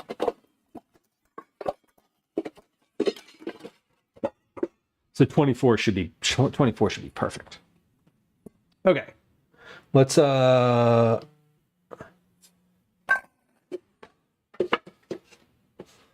get to it. Hold on. Okay. Oh, it's just anything over 22 is a big soup pot. Yeah, these are great. They're great, honestly. Okay. Things to consider as you're cooking. These are things to think about well in advance of making freezer stock. So, using a scrap bowl. When you're cooking, putting your scraps in here as you chop things, that makes it easier to put them in the freezer. You want clean scraps, so nothing with the dirt caked onto it. Clean your carrots, clean your onions. As long as you've rinsed your vegetables before peeling them, you're good. When you're finished filling up your scrap bowl while you're cooking, gallon freezer bags, these are great. Your straps will stay good in the freezer for a while, at least a month or two. I usually save 2 gallon bags worth and then make one big batch. That's what we're doing today. Don't worry about freezer burn. We're not here for the aesthetics, and it won't significantly affect the final flavor. Freezer burn stuff has a little bit of diminished flavor, but in this volume, you're not really going to notice. Freezer burn really only affects texture, and we're turning these vegetables into mostly mush through the simmering process. Anyway, saving your chicken scraps or meat scraps separately is ideal since you'll be cooking them for a lot longer, and separating them after the fact can be annoying. If you want to save them all together, great. Just separate them before you put them into the stock pot. You could make different bags for different flavors if you wanted to get a better balance even. Things like sweet vegetables, carrots, parsnips, corn, peas, anything that's already roasted, and savory. Things like onions, mushrooms, squash peels, squash guts. I don't do that, but you could if you wanted to. It's not necessary. Okay. We're going to pause for just a second and we're going to do that again. Because I did the thing where I start talking really fast. And my prompter was just a little bit too fast. So we're going to do it again. I was also adding some words in there that were not in the script. You didn't notice because you don't see the script. Anyway, Alley Cat, you had to upgrade your pot twice. The soup is fabulous, but then tragedy struck. I decided to pressure can the soup and something happened and now it all tastes burnt. Oh no, I'm so sorry. That's so disappointing to go through all of that work and then have it taste burnt. I don't know what you can do to rescue a burnt tasting soup. Is there a thing you can rescue? Can you rescue a burnt tasting soup? Is that possible? I don't know if it's possible. I would say like adding more water and making it liquidy. More liquidy. I know you can rescue like a stock if it's not thick enough or not flavorful enough, but like the burnt sounds frustrating. Definitely frustrating. Okay. I'm going to go back to the top on that one and we're going to try it one more time.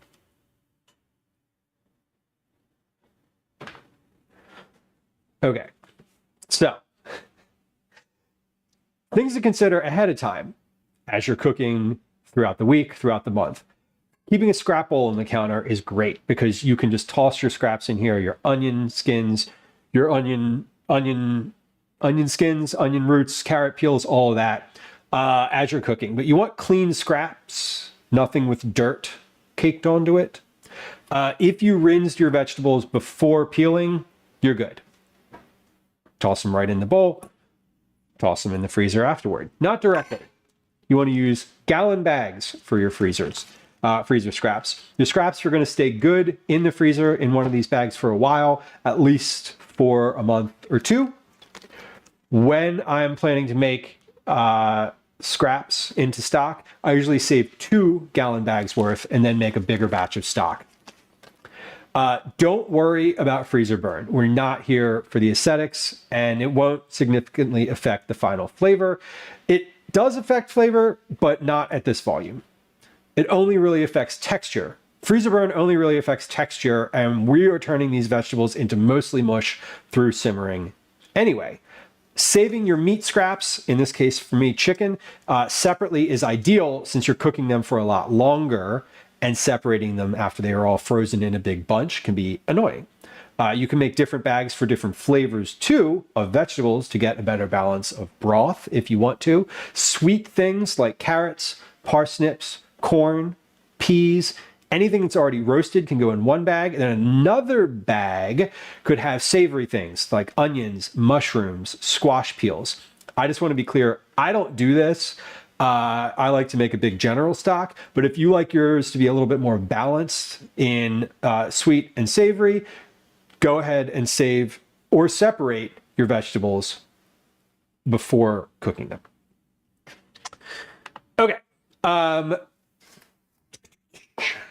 What's next? Oh, Cyber says things that get overdone during pressure canning are pretty unsavable. That is a sad state of affairs. You know, I've never done that. I've never pressure canned. I've never canned anything, actually. Don't tell Kanara. Don't tell Kanara.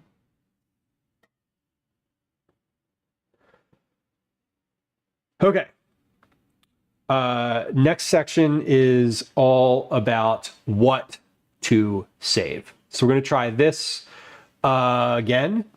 We're going to try this for the first time, and then I'm actually going to start cooking the stock because we do want to make the stock today.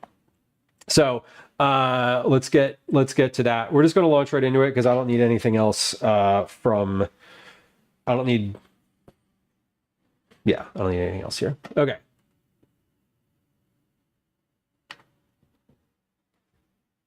So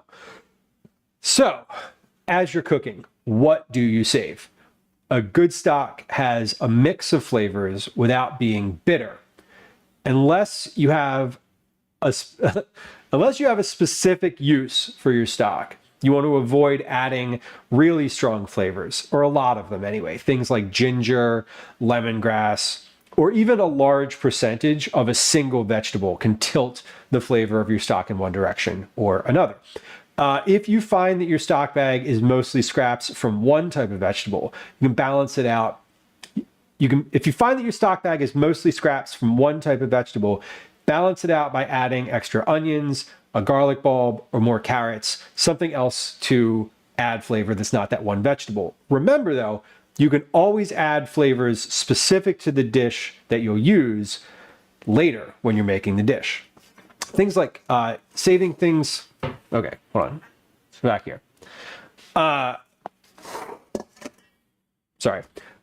Remember that you can always add flavors specific to the dish that you're making when you're making it, when you're using the stock.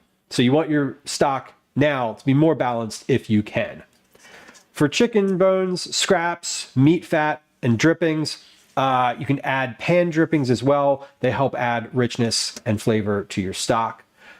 You can add raw or cooked chicken parts. It doesn't really matter. They're going to simmer for a long time regardless. Vegetables, things like onion skins, tops and roots, carrot ends, tails, peelings, garlic ends and skins, celery root, the stringy peels and the leaves, the leeks, leaves and the roots, fennel bulb scraps, mushroom trimmings or the whole thing, corn and corn cobs, turnip tops. Oh, hold on, we gotta back up.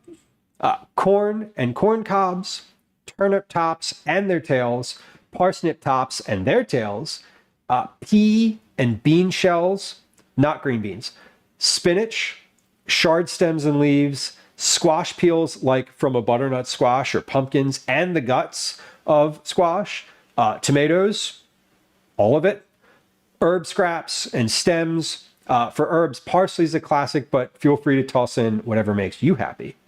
Adding dried herbs is also good if you don't have any fresh scraps in your bag. There are some extras that you can add into your stock, which we'll add today. Things that taste great that aren't vegetable scraps include acids. So a splash of lemon, white wine, apple cider vinegar. Adding tomatoes can have a similar effect to your stock. So adding an acid is great. Peppercorns are fantastic. These add a bit of spiciness and a bit of seasoning. I usually add about a half a teaspoon of peppercorns. I usually add about a half teaspoon of peppercorns per quart of water.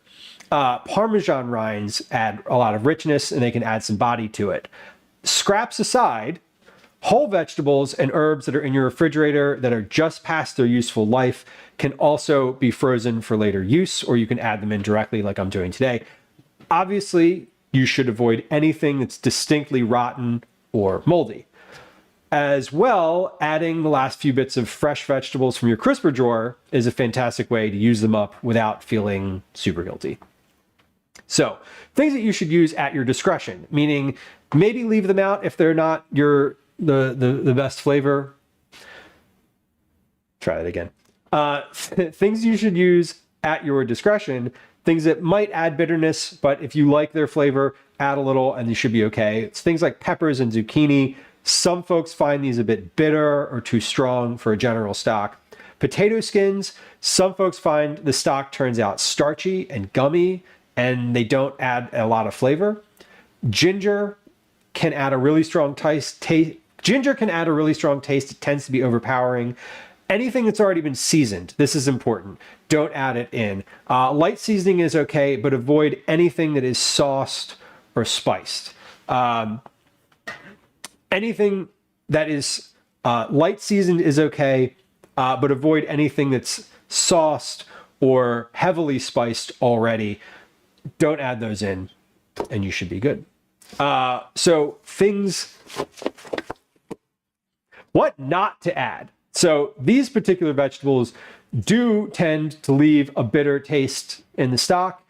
They're best left out if you can, but again, add them if you want. There's really no harm. It might be a little bit bitter. I've made and used stock with all of these ingredients before, and if you don't have a particular flavor profile in mind, they're not so bitter as to make the stock inedible. So mostly cruciferous things: broccoli, cauliflower, asparagus, Brussels sprouts, green beans, the greens of carrots, like the leafy green tops, collard greens and kale, and beets. Golden beets are usually okay, but unless you're making borscht, you don't want to add red beets. Your stock is just going to be red. Don't worry too much if some of them get in. Stock is pretty forgiving, and it'll be okay. And just add some more salt. These are things, some bonus additions. These are things you might not think to save, but are great regardless for a freezer bag stock. Bean water.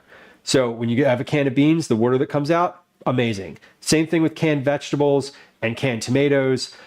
All of that liquid is great. You can pour it right in your freezer bag and it'll freeze solid. Leftover tomato paste is perfect as well.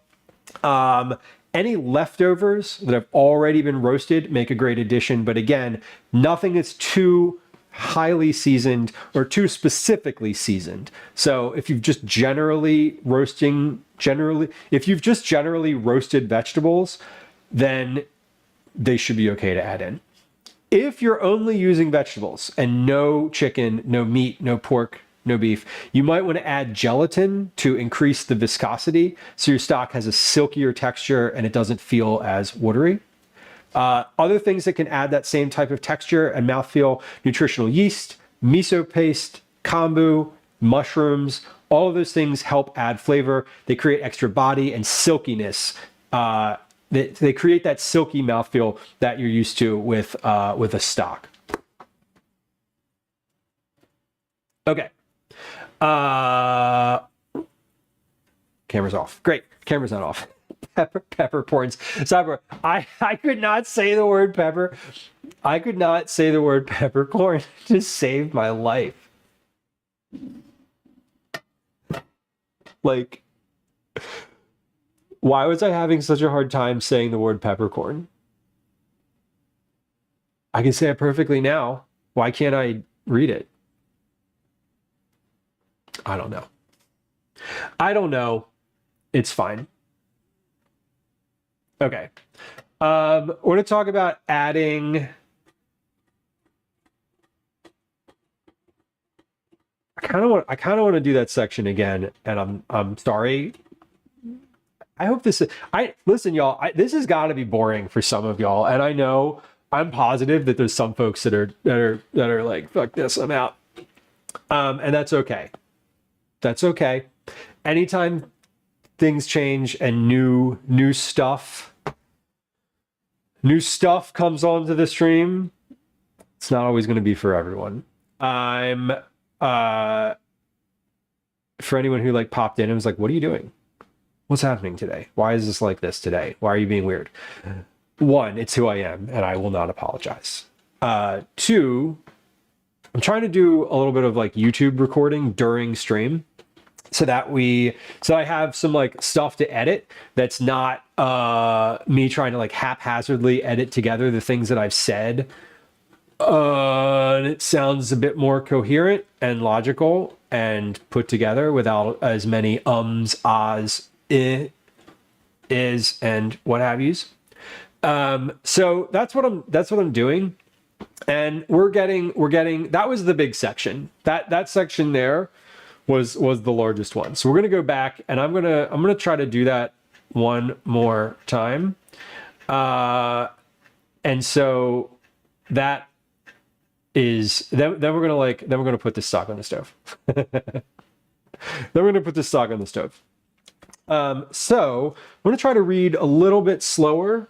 I noticed that my prompter was a little fast there. So we're going to try it. We're going to try that one more time. I hope that's okay. I'm sort of kind of sorry if it's not, but like not that sorry. Anyway. Oh wait, wrong button. That's the right button. Okay. So let's talk about what to save. When you have your stock bowl out on the counter, what should you be looking for? What should you be thinking of? A good stock has a mix of flavors without being bitter. Unless you have a specific use for your stock, avoid adding strong flavors, things like ginger, lemongrass, or even a large percentage of a single vegetable. If you have a ton of carrots, it's going to tilt the flavor more sweet. If you have a ton of onions, it's going to tilt the flavor to be more savory. If you find your stock bag is mostly scraps from one vegetable, balance it out by adding an extra onion, a garlic bulb, a carrot, a stick of celery, something additional to help balance those flavors. Remember though, you can always add flavors that are specific to the dish you'll use the stock in when you're making that dish. So, what to save? Chicken bones, things like scraps, meat, fat, the drippings from a pan. Adding pan drippings helps add richness and flavor to your stock. You can add raw or cooked chicken parts. They're going to simmer for a long time regardless. What kind of vegetables should you be looking to add? So this is the part where I got hung up. This is the part where I got hung up earlier, and it started going really, really fast. Anyway. So what kind of vegetables should you add? Onion skins, the tops and the roots. Carrot ends, their tails and carrot peelings. Garlic ends and the skin. Celery roots, the stringy peels and the leaves. Leeks, their leaves and their roots. Fennel bulbs and their scraps. Mushroom trimmings or the whole thing. Corn and corn cobs. Turnip tops and their tails. Parsnip tops and their tails. Pea and bean shells. Spinach. Shard stems and leaves. Squash peels like butternut squash, pumpkins, and the guts of squash. Tomatoes as well, all of them. Herb scraps and the stems. Parsley for herbs is sort of a classic, but feel free to toss in whatever makes you happy. You can also add dried herbs too if you don't have any fresh herb scraps in your bag. Some extras, things that you want to add that aren't necessarily vegetable scraps. Things you want to add that aren't vegetable scraps. Acids. So adding a bit of acid is helpful. A splash of lemon, white wine, apple cider vinegar is great. Even tomatoes have a similar effect. So if you have a ton of tomatoes, maybe don't add more. Peppercorns. Add a bit of spiciness and seasoning. I usually add about 1/2 of a teaspoon of peppercorns per quart of water in my stock. Parmesan rinds. The leftover rinds of your cheese, they add richness and body to the stock and give it a better, smoother mouthfeel. Scraps aside, whole vegetables and herbs that are in your refrigerator that are past their useful life can be frozen for later use right alongside with your scraps. Obviously, you should avoid anything that's distinctly rotten or moldy or smells a little bit off. And on the day that you're cooking the stock, adding the last few bits of fresh vegetables from your crisper drawer, it's a fantastic way to use them up without feeling guilty. So things that you should use at your discretion. They may add bitterness. You might like the flavor. Don't add a ton of them. Peppers and zucchini. Some folks find them a bit bitter or strong. Potato skins. Some folks find the potato skins turn the stock starchy and gummy without adding a lot of flavor, so they avoid them. Ginger is a really strong taste. It does tend to overpower, but if you like the flavor of ginger, add it in there. Anything that's already been seasoned is important not to add. Light seasoning is okay, but avoiding anything that's heavily sauced or spiced. So, things that you should not add to your stock. These vegetables leave a particularly bitter taste when they're cooked for a long time, and they're best left out. However, I've made and used stock with all of these things before, and if you don't have a particular flavor profile in mind, they're not so bitter as to make the stock inedible.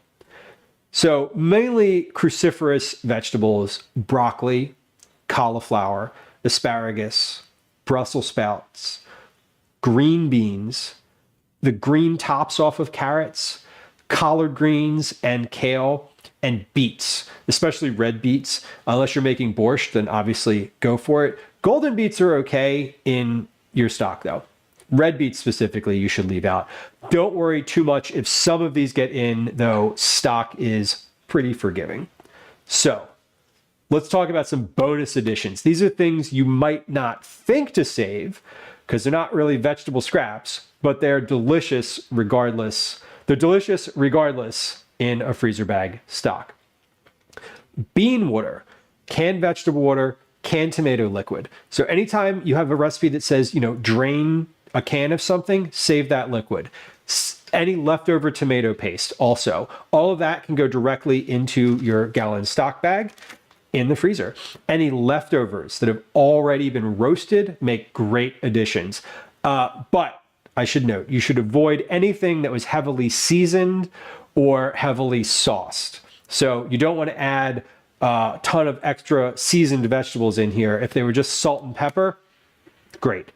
If you're only using vegetables and you're not adding any meat, I'm adding chicken today, but if you're not adding any meat, you might want to add gelatin to increase the viscosity so your stock has a silkier texture and doesn't feel as watery. Other things that do that, nutritional yeast, miso paste, kombu, and mushrooms all help add extra body and silkiness if you're doing a vegetable-only stock. You can add those if you're doing a meat stock too. They're great either way. Okay. Okay, hold on. Off. Vela says, I take it we're not supposed to mess with me right now or redeem any sounds. So when I'm like staring directly at the camera talking like that, I'm reading off a script and I can't see chat because chat is in two places. It's up here unless I'm like doing a script thing, and it's down here. So I can see it come through, but the sounds actually are not on right now. So if you played a sound, it wouldn't come through on the stream. I'm recording just the camera feed too. So like the chat, you can say whatever you want in chat. It's not going to like be on the video, on the recorded video. I do have the sounds off though, because they will come through on the microphone. Cool. All right. So that is fine. I think that's good. We're going to talk about how much water to add now. And then,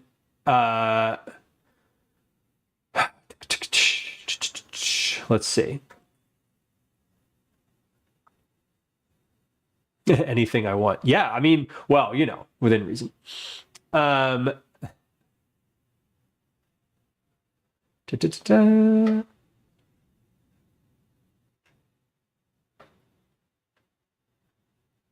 Okay.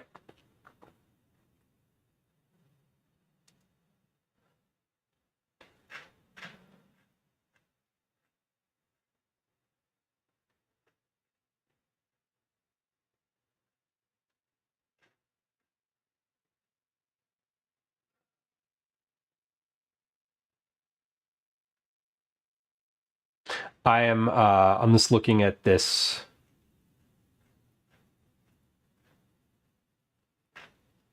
Okay. Here's what we're going to do. We're going to, I'm going to read the part about how much water to use.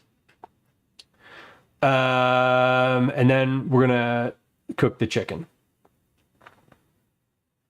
Okay, sorry. Yeah, no, I was just buffering. And also Bella's like, if I'm just staring at the camera like that, it's because I have a teleprompter and it's just like the camera's behind the prompter. And so I'm just staring at you lovingly as I scroll. That's what we're doing. Okay. Okay. I didn't move for a good 5 seconds. Right. And it might be my computer too. That's also possible. It's entirely possible. Let's talk about how much water to use. I make a mixed stock using chicken leavings and vegetable scraps. There's a wide variety of opinions and recipes with different ratios based on the meat to vegetable mix. A standard ratio is 1 part meat or bones to 2 parts water. A more concentrated stock might be a 1-to-1 ratio, whereas a more brothy stock might be like 1-to-4. When I'm making stock, mostly I'm not using a recipe, but I often opt for the ratio of 1 pound of material to 1 quart of water, or 2 cups of material to 1 quart of water. So mostly though, I don't measure. I cook the chicken using usually the ratio of 1 part chicken to 2 parts water. So pound of chicken, quart of water. Yeah, I cook the chicken using a standard ratio of about 1 part chicken, 1 pound of chicken to a quart of water. When that's ready, then I'll fill the pot with the rest of the solids and add enough water to cover them until they are just lifting off the bottom of the pot. So That's after the chicken is cooked though. I'll keep that topped off throughout the simmering process so that the liquid level stays relatively the same.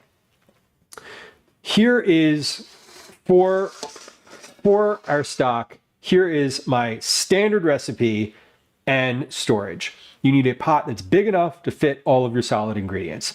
I have a 20-quart pot. This is plenty big for all the stuff that I'm making today. This is a pretty big pot. Toss the bags in the pot first to see if they'll all fit before moving ahead. Of course, you can do all of this. Of course, you can do all of this in an Instant Pot. The timing is going to be much shorter. So in an Instant Pot, you'd cook the chicken bones for about 30 minutes. Then you'd add the vegetables and cook for about 15 minutes more with a natural pressure release. For the Instant Pot, you save on time, but the downside is you won't be able to make as big of a batch. We're doing our stock today in two parts. First, the meat, then the rest. So, first the meat. Chicken, we're gonna do one. Okay, first the meat. We're gonna do 1 part chicken. So we're gonna weigh this and see how much this weighs. Kathy, hello. Kathy, I got your package. Got your package. Thank you. I'll show you in a minute here. So we're gonna weigh this chicken.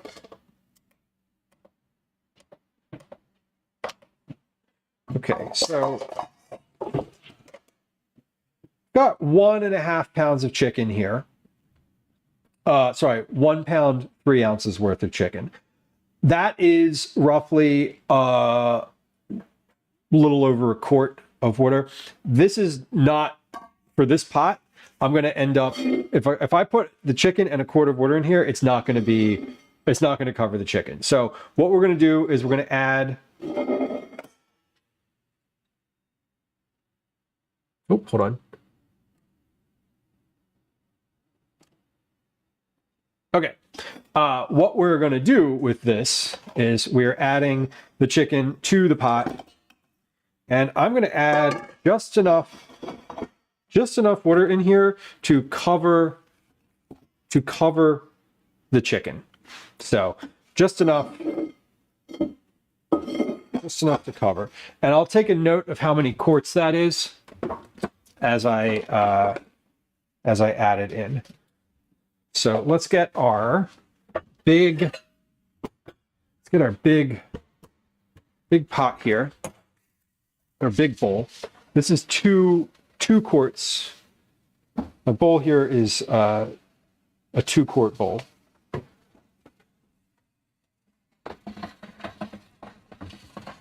So this should be enough. Maybe, we'll see. All right, we're going to add 2 quarts of water here.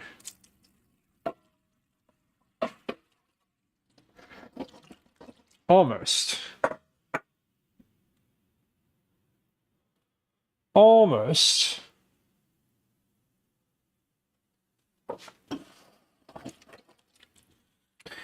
going to add maybe one more. Actually, I'm going to add,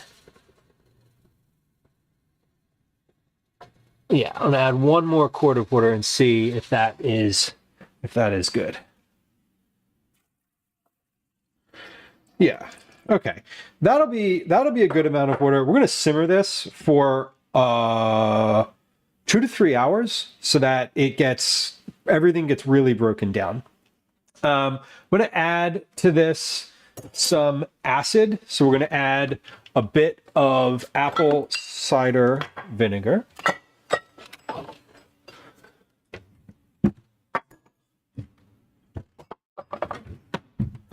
Add a bit of apple cider vinegar. I had a pound of chicken. I'm going to add about 2 tablespoons of apple cider vinegar here.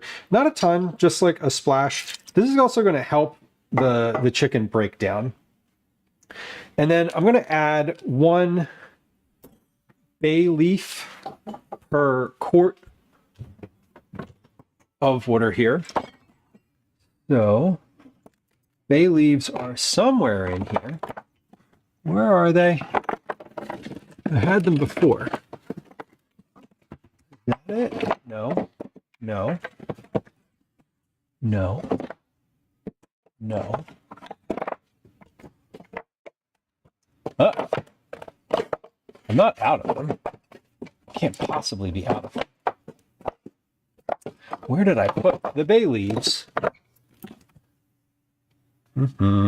This is, hold on. Maybe we're not adding bay leaves today, and if we don't have them, that's okay. I swear.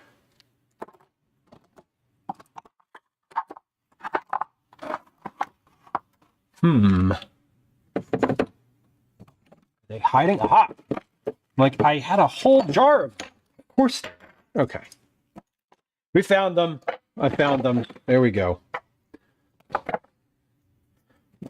I'm going to put all that. Oh, no, that's definitely not going to go there. Okay. So we're going to add 1 bay leaf per quart of water. We added 3 quarts of water in here. So we're going to add 3 bay leaves.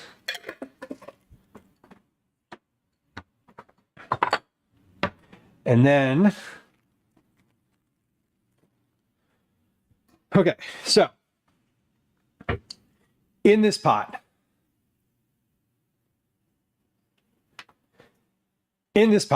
I have 1.5 pounds of chicken. I have 3 quarts of water. I have 2 tablespoons of apple cider vinegar and 3 bay leaves. So 1 bay leaf per quart. We're going to pop this onto the stove. We're going to simmer it for about 2 hours or so. Then we're going to add all of our vegetables. So we're going to add, basically, for every 2 cups of vegetables we have in here, we're going to add 1 quart of water. Per quart of water, we're going to add 1/2 teaspoon salt, 1/4 teaspoon of peppercorns, 1/2 tablespoon of nutritional yeast, and if I have a cheese rind in the freezer, we're going to add that too.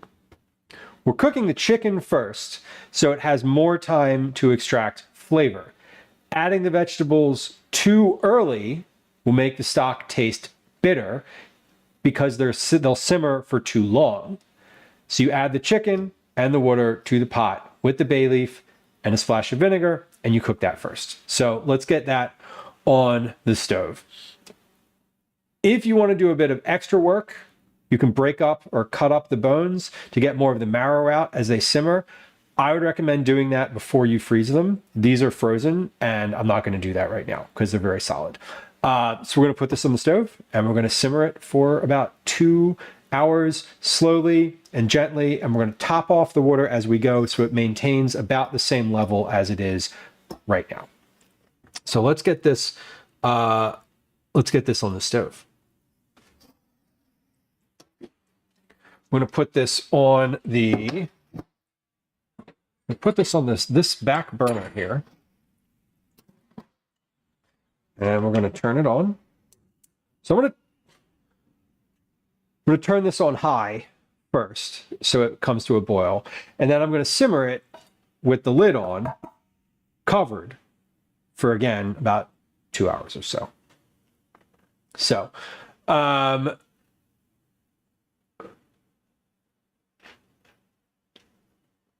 once we've simmered it, okay. Once we've simmered it, we're going to add all the vegetables, any other seasonings, and the rest of the water. We're going to bring that to a boil. Then we're going to simmer that covered for about 30 minutes. We're going to try it. We're going to season it with salt if we need to. And then we're going to simmer it a farther 20 to 30 minutes uncovered. Then we're going to taste it, and we're going to season it again. If it needs it, we're going to strain it through a fine mesh sieve, and then it'll be done. I like to freeze mine in a mix of quart and pint containers, as well as putting some in an ice cube tray so I have the right amount of stock on hand when I need it. Okay. Off. Off. Off. Prompter off. Okay. So we're going to return to this. We'll return to this later. I have, I'm back.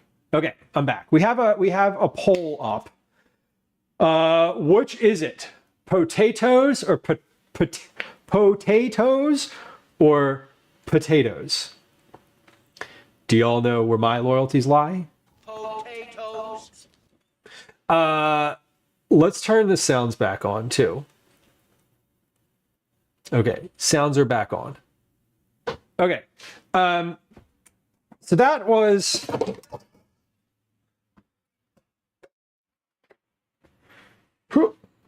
quite a bit about stock. That was a lot. That was a lot of stock talk. But we're finished with that now. Once this boils, I'll show a shot of like, we'll do like a little camera shot of the pot boiling. And then we will not do that because the lid is on. And I was gonna have an overhead, like a consistent overhead shot of the thing the whole time. And then I was like, wait, we can't do that. Potats, that is cute. That is really cute.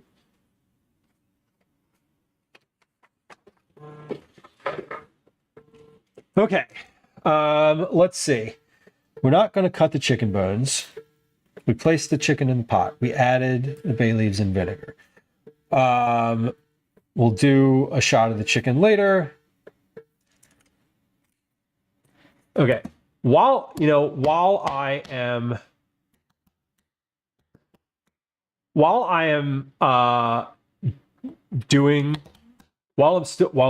I said we were done with this scrap talk, didn't I?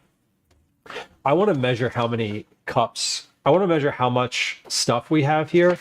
That way I know how many cups of water or how many quarts of water I want to add to this later.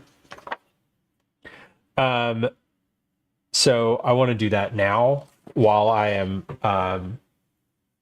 while I have all the bowls out before I transition to making cookies, which we're going to do here in just a moment. And the cookies shouldn't take super long.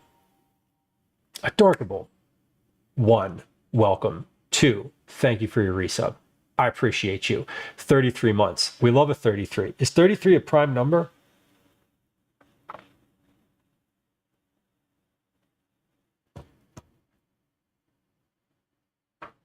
It might be. There should be something for prime numbers. I don't know if that would be ridiculous or not, but there should be. Okay. Maybe. Okay, I'm turning the sounds off again, just FYI. And then let's do, I'm going to do the main camera, record that, and then record the overhead camera. Okay, cool. So what you're seeing on screen will be recorded. Great. All right, what I'm going to do is measure out how many cups of vegetables I have here. That way I know what to actually, okay. We're going to measure out our cups of vegetables so I know how many quarts of water are going to go in that pot when we're ready to cook the vegetables. So I have an 8, almost knocked it over. I have an 8-cup glass measuring thing. This is sort of rough. A little bit rough here. So that's 8.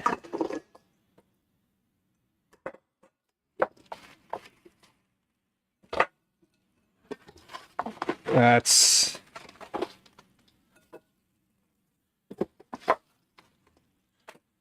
8. That's 16.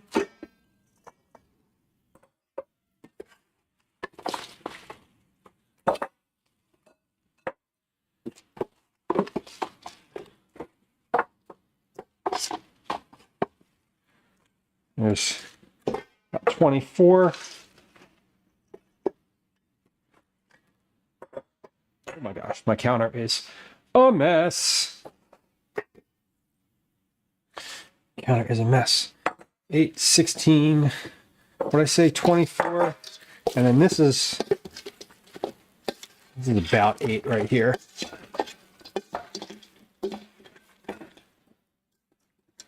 Yeah, call that 8. So that's 32 cups. 32 cups worth of vegetables. So if every 2 cups is a quart, it's about 16 quarts. I don't think I'm going to use that much water. That feels like a lot. And this isn't all very like packed in. So that is a rough estimate. That's a rough estimate of how many quarts would be applicable for this amount of vegetables. Okay, great. So now we know, and now once this chicken is ready to go, it's been simmering for like 2 hours, we'll be ready to add the vegetables in there, another hour, and then it'll be done.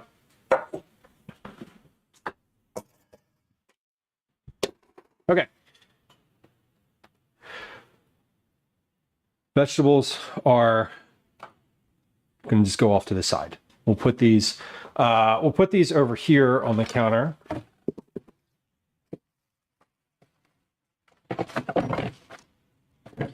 And yes. And now we're going to make some cookies. We're going to make some garlic butter cookies. Wow. Potatoes literally ran away with that one. There was no, that wasn't even a contest. That wasn't even a contest. Potatoes. We love it.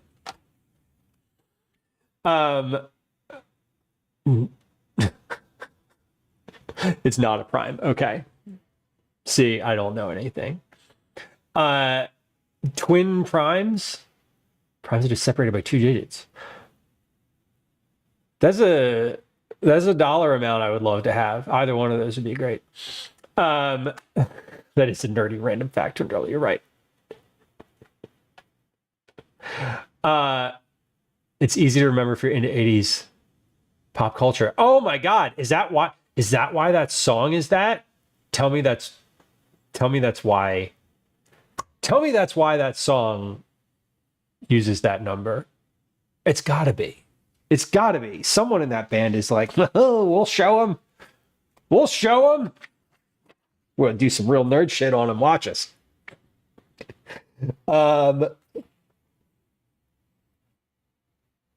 Okay.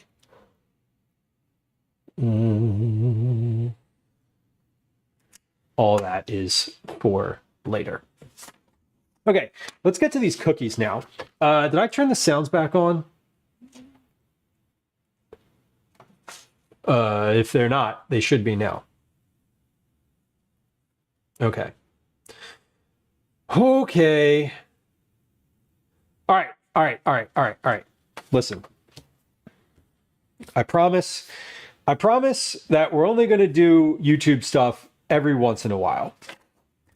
Because I only can edit and like process videos every once in a while. So it's not of my mind are an enigma. We did it. Okay. Prepare your ingredients: roast garlic and brown butter. Cool to room temperature. Yes. This butter is now decidedly at room temperature. Here's our ooh, that smells real good. Here's our brown butter at room temperature. It is a little bit, this is a little bit more viscous than it was before. And it's starting to solidify. So this is pretty much, I can't tilt this any more than it is, but this is really ready to go. Beautiful.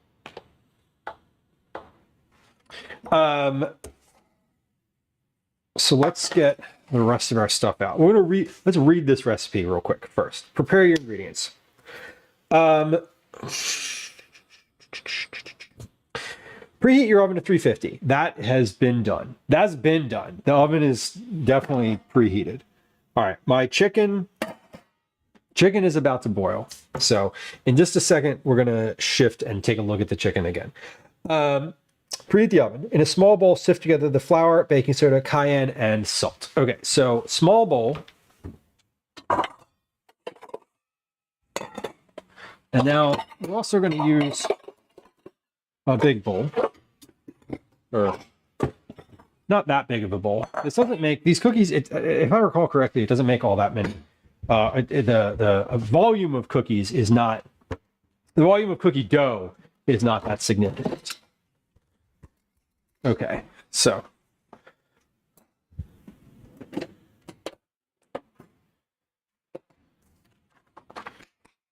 let's move this recipe over here.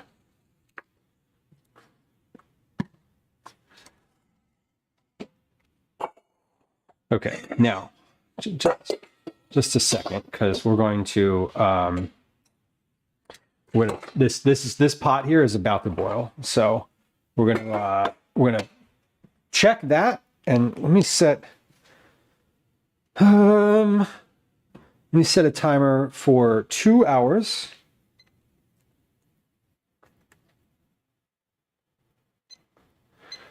And that is going to be the amount of time that we're going to cook the chicken. We're going to simmer it.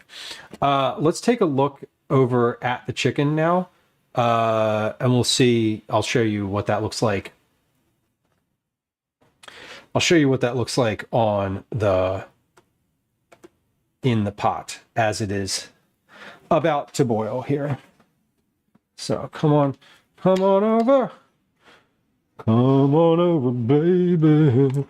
All right, so this is our chicken. Hold on. All right, so here is our chicken, mostly. It's very steamy.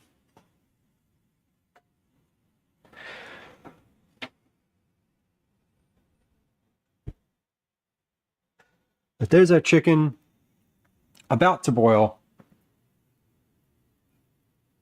and looking pretty good. You can see the steam coming up. You can see some bubbles forming. And we're going to turn this down now to very low. Turn this down to very low.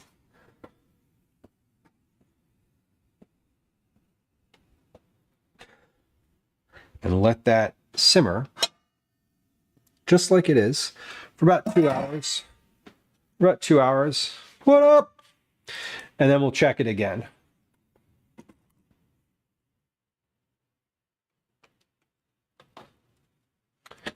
Okay. Oh, wait, that's 2 minutes.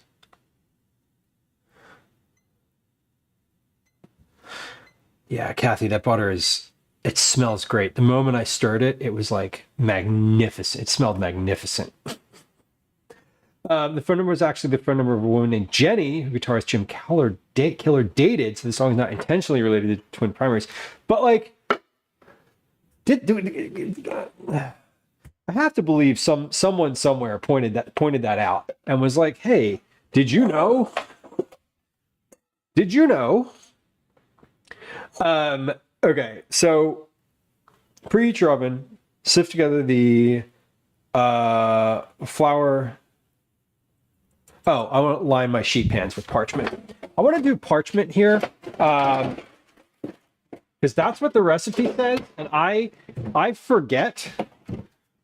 I've made these cookies 4 or 5 times on stream already. I haven't made them since June, but what I'm doing today is following the recipe as I wrote it, because oh, Keller, not Killer. Well, I don't know who the guitarist for the band that sings that song is.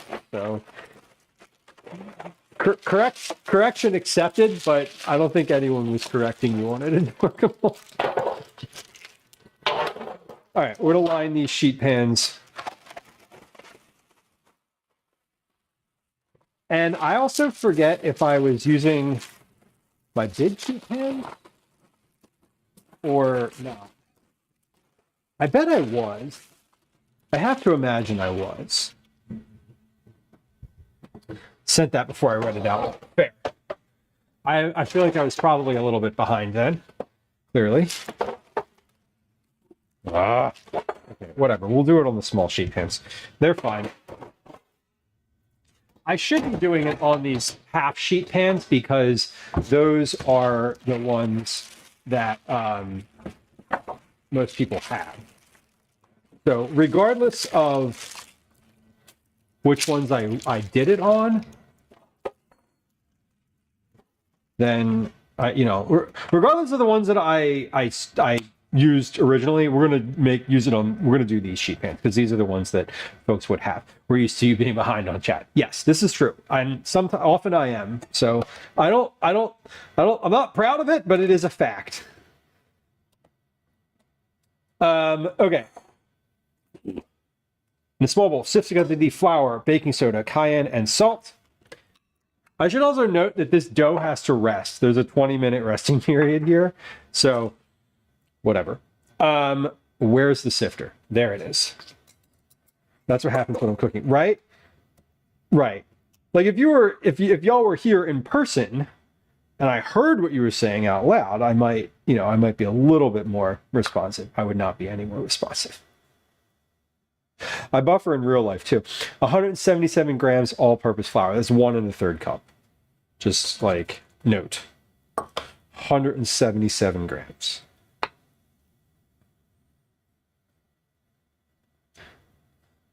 40, 67, so we need 10 more grams. Okay, 177 on the dot. On the dot. Love it. Baking soda, cayenne, salt. Baking soda, cayenne, and salt. My recipe is not in the right order. A teaspoon of cayenne, a teaspoon of baking soda, a teaspoon of salt. A teaspoon of salt? A teaspoon of salt. That's a lot of salt. Okay, I guess we're doing it. We're going for it. Salt, baking soda. Soda? Please be baking soda. Oh, thank gosh. And a teaspoon of cayenne. Now, I got new cayenne for today. Because I want it to be as fresh as possible. Let's I'm gonna pour this over top of my lid for this. I can't fit the teaspoon into the thing. I could just do a half teaspoon. I'm not going to. Kathy, it is a lot of cayenne. I definitely agree with you. And I recall, like, I've tested this recipe. This is, like I said, this is probably at least the sixth time I've made these on stream. And so I am just following what my recipe says. Sift together the flour, baking soda, cayenne, and salt. Okay, so we're sifting.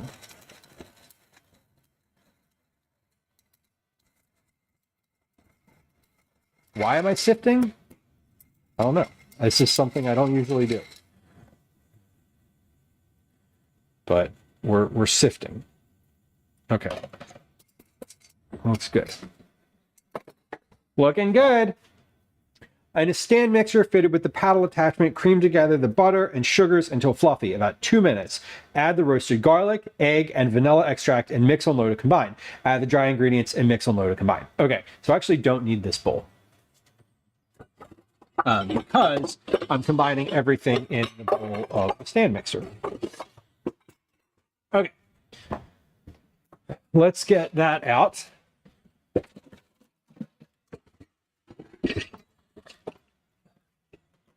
So as I'm waiting for these to rest, I'm going to do a couple things.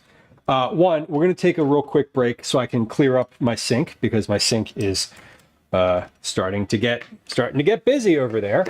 I'm going to clear up the sink. We'll play a game of words on stream, and then we'll come back, and I'm going to start measuring out some ingredients for my for dinner tonight. The dinner that I'm making is a recipe I'm working on, so I need to like cut up some garlic and like measure that and weigh it and all that. So we're going to do that while we're taking a quick break, or while we're waiting for this to rest, because I didn't read the recipe ahead of time before streaming, and I forgot that it had to rest for like 20 to 30 minutes in the refrigerator, which I do know is an important step, or else I would not have put it in there, because I hate resting things. So anyway, in a stand mixer fitted with a paddle attachment, cream together the butter and sugars until fluffy. Okay, so butter is all of this in this pan, which is now at room temperature and is, oh my God, this is like really beautiful looking brown butter. Okay. Hey, you want to see some beautiful brown butter? Take a look. Take a look at this beautiful brown butter. That is now like room temperature and just absolutely gorgeous looking. Whoa, what do we do? 1. Let's change that back to where we were. 2, let's not dump the butter out of the pan. 3, let's put the butter in here. Okay, so these are, I'm using a spatula because this is now sort of viscous and I want it all to come out. So let's do it. The sounds clearly work again. If you're hearing a little background like hum, that's my heater. The heater in my house is on and is heating, as one does. Okay, butter, and then sugar is also by weight. So that's next. We need 100 grams of 175 grams of dark brown sugar, so dark brown. And I remember doing, I do remember adjusting the ratio for this a couple times. I remember doing it with all dark brown sugar, and I think I did it with all light brown sugar at one point. This recipe, I remember being like, okay. I remember being pretty happy with how it came together. So I'm going to try it just as it is, and hopefully things go well. What did I say? 175? Yeah. 154, 170, 175. Okay. Dark brown sugar.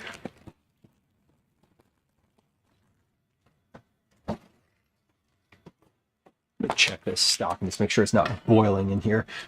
It is simmering. I want to turn that down even more. Okay.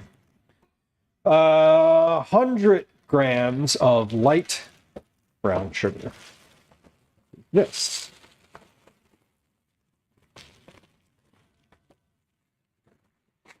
This can just be poured out of the bag. Whoop, not that big chunk. Nope, not you. You're not invited. 100 grams.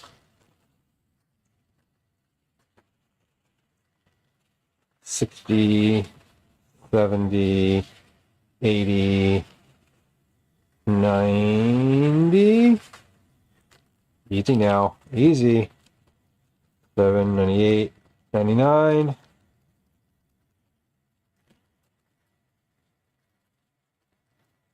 100. Yay, we did it. Okay. So this gets creamed together in the mixer for 2 minutes, roughly.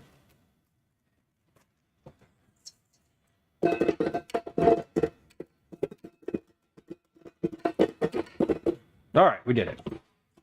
Okay, let's turn that on. And turn it up a little higher. And, oh, too high. That's some splattering happening. All right, 2 minutes on the clock. I'm going to put these back in my cabinet.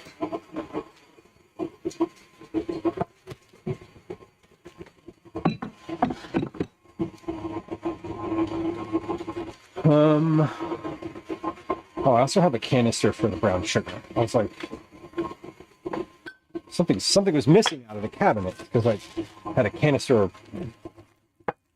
that the light brown sugar was in.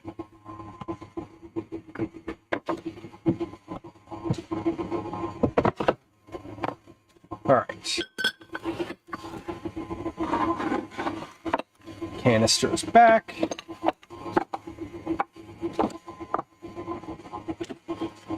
Oh my God. Okay. About 2 minutes. About a minute left here. So this is creaming together nicely. I'm going to turn that up just a little bit. And then we're going to add the egg, the vanilla, and our garlic, which I need to measure out on the scale because it's by weight.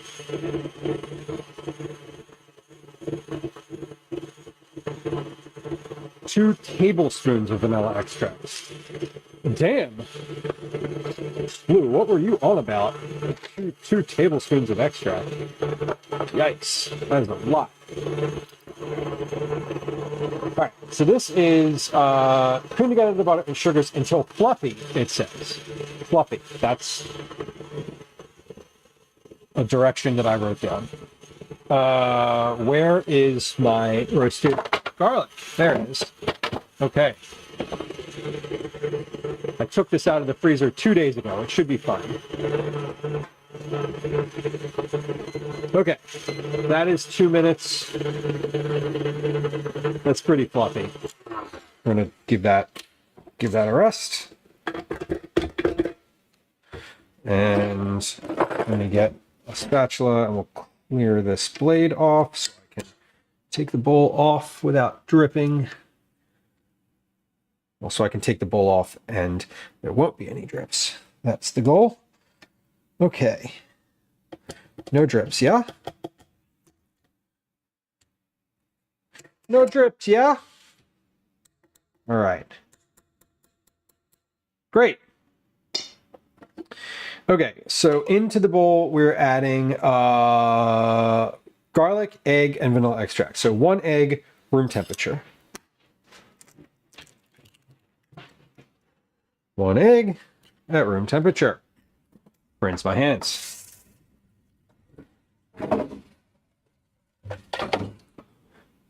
We're adding 2 tablespoons of vanilla extract. 1, 2.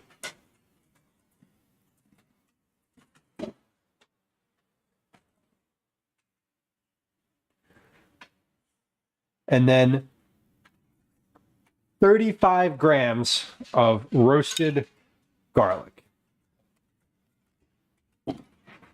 So we have, this is where our garlic cookie comes from.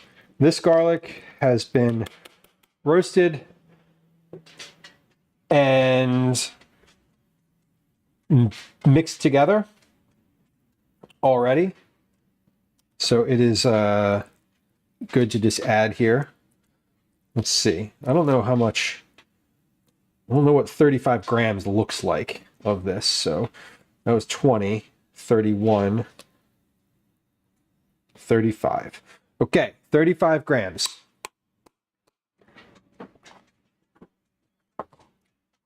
Man, that is really good. That is real good. Put the vanilla away too. And that is it for my ingredient.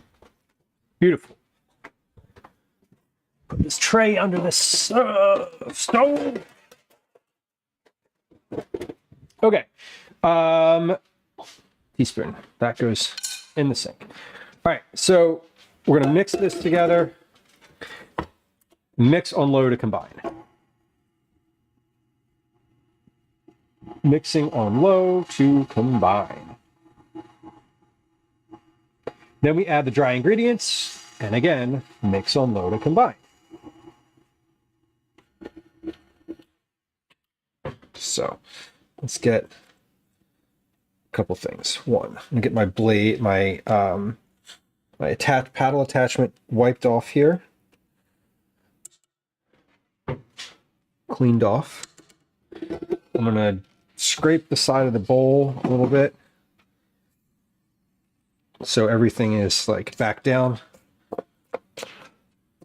Now this is a really like fluffy looking sort of dough. I creamed all the butter together and the sugar together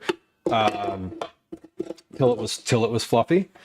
Now we're going to add our flour, baking soda, salt, and cayenne pepper. And we're going to mix that again on low to combine. Just kind of giving it a few pulses here. And then we're mixing on low. So everything looks good together. I'm going to scrape the bowl. We're going to mix it one more time. And then we're going to chill it in the refrigerator for about 20 to 30 minutes, or as long as it takes me to measure out my ingredients for dinner. Okay, so I'm going to mix this one more time. I'm just kind of getting it. Let me make sure there's no dry on the bottom. Nope, everything on the bottom looks good. No dry particulate matter on the bottom. No flour on the bottom. That's what we're going for. Oh man, Cinderella says I have a silicone scraper with a notch that fits around the segments of the mixer attachment to clean the batter. Oh, that is great. That would be super helpful. This part, the like getting the batter off of this attachment, is like the most annoying part. I have a new paddle attachment that is it has like a rubber scraper, so it doesn't like, it scrapes the sides of the bowl now, but it doesn't help at the end when you're cleaning, trying to get everything off. Okay, that is well incorporated and good. All right, that does sound super useful. That's one of those like one-use kitchen tools that I might go in for. Okay, but before that, all we have is this little spatula today. So we are where we are, and it's okay. You know what the best tool for doing this is? Honestly, your fingers. Like, if you have, I haven't washed my hands in a hot second, so I am not doing this with my hands. But if you have clean hands or like a glove, just using your fingers to get all this off is like also super easy. Okay, this is good. We're pretty well set here with everything.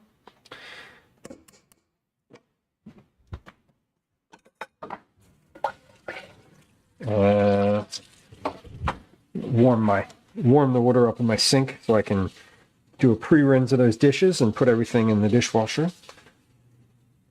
Okay, so this dough looks good. It is pretty soft at the moment, So we're going to put this in the fridge and let this firm up for about 20 to 30 minutes.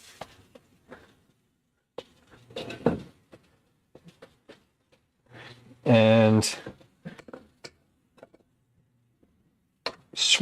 going to switch gears for just a few moments here as that happens. Okay. Good. Into the fridge it goes. Let's set a timer for 30 minutes, lest I forget. And I'm going to put some things away. So we're going to take a quick break here in a few moments. I'm going to let Daisy outside. I'm going to let the cats out of the basement if they're interested in coming out. I am going to do a few dishes as well, or rather I'm going to put the dishes that are here into the dishwasher and put everything else in the dish pan. I'm not doing any actual dishes. I don't think I need to. Do I need any of those dishes that are in there? No, not particularly. Okay, but that's fine. Before we do that, I'm going to move these to the side. Okay. Before we do that, we're going to check on our stock. Our stock has been in there for about 20 or so minutes now, so not very long. It boiled, it boiled and it's now at a simmer. So we're going to take a look and see what that looks like. So why don't y'all come on over to the mobile stove camera today. All right, so this is going to be pretty hot. Handle's definitely very hot. And we're a little steamy here. So we're simmering. Things are simmering away nicely here. I could turn that down even a little bit more than it is. Oh, got some steam. Sorry. But things are looking good. Color is looking good. We're starting to get some gold in there. Yeah, starting to get some gold in here. Starting to get a little bit of fat buildup on the top. The bay leaves are hydrated, and we just have a few bubbles going on. When I put the lid back on, it'll be back at a nice simmer. I'm just going to let that one go for quite a bit longer. All right. See you in a bit. Okay. We are back.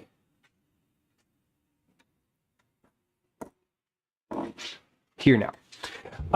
Oh, the other thing I wanted to add to this, which I'll add the next time I check it, is a bit of this. This is gelatin. So this is like chicken drippings from the tray. I'm going to actually take the fat out of here. I'm going to take, whoa, hey Daisy. I'm going to take the fat out of here and put that in a separate little cup. And we'll put, oh, hey, Calvin's home. I'll take the fat out and put that in a separate cup. And then we'll add this chicken fat in, or the chicken, I don't even actually know what to call this material. What do you call this? It's not the fat. It's like the bonus sort of gelatinous liquid in here. It's like, it's not quite fat, but it's also not a solid. Smells like the pumpkin pasta. I don't really know. Calvin says it smells like the pumpkin pasta. I'm making the garlic cookies. So those will be for this afternoon. Gelatinous gel. Yeah, well, that works too. That is what it is. Yeah. It is. I don't even know what I call it. I know that there's a technical term for it, and I wish I knew it because then I could say it. Then I could say it and look real smart, but I don't. Pickled green tomatoes. Have I even had pickled green tomatoes? I don't know. I don't think so. But they sound good. And I would eat them. Okay. You know what? I really need to like get a better workflow for my stream deck. There's a school thing for winter solstice. Yeah. Winter solstice. Food and stuff like that. Oh, winter solstice Friday, December 19th. Well, at least it's not this week. Yeah. Look over the list of needs below and choose something to contribute. If you choose a food dish, we ask that you make enough to serve 8 to 10 people. Please send dishes in disposable, oven-proof containers. Avoid using peanut oil or adding tree nuts.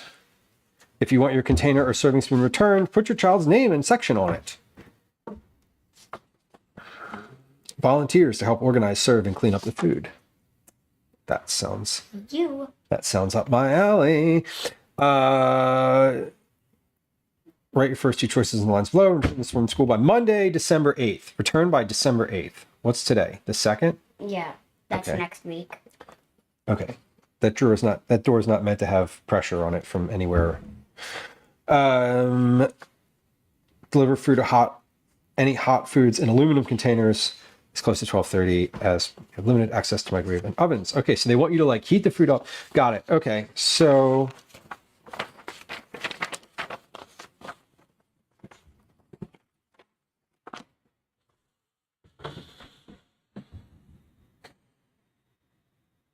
quiche. Oh, number 1 on the list is quiche. There's an accent mark in Geely. I don't know how to make on my keyboard. I don't even know how to say it. So aspic. It might be aspic. I don't think aspic is it though. I think it's jelly. Quiche,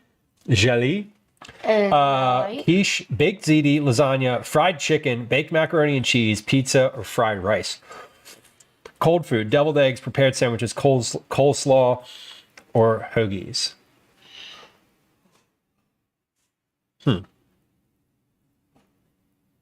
Potato salad, lettuce salad, pasta, or macaroni salad. Or a family favorite. You can make a family favorite. Send in any dish you wish to share that your family loves, or one that is part of your culture. Desserts, fruit, brownies, cupcakes, cookies, or cake. Or pie. Or Whipped cream, pie. too. Or pie. Yeah, it says whipped cream too. I'll make something if you want me to make something. Your vote is pie. My vote is quiche.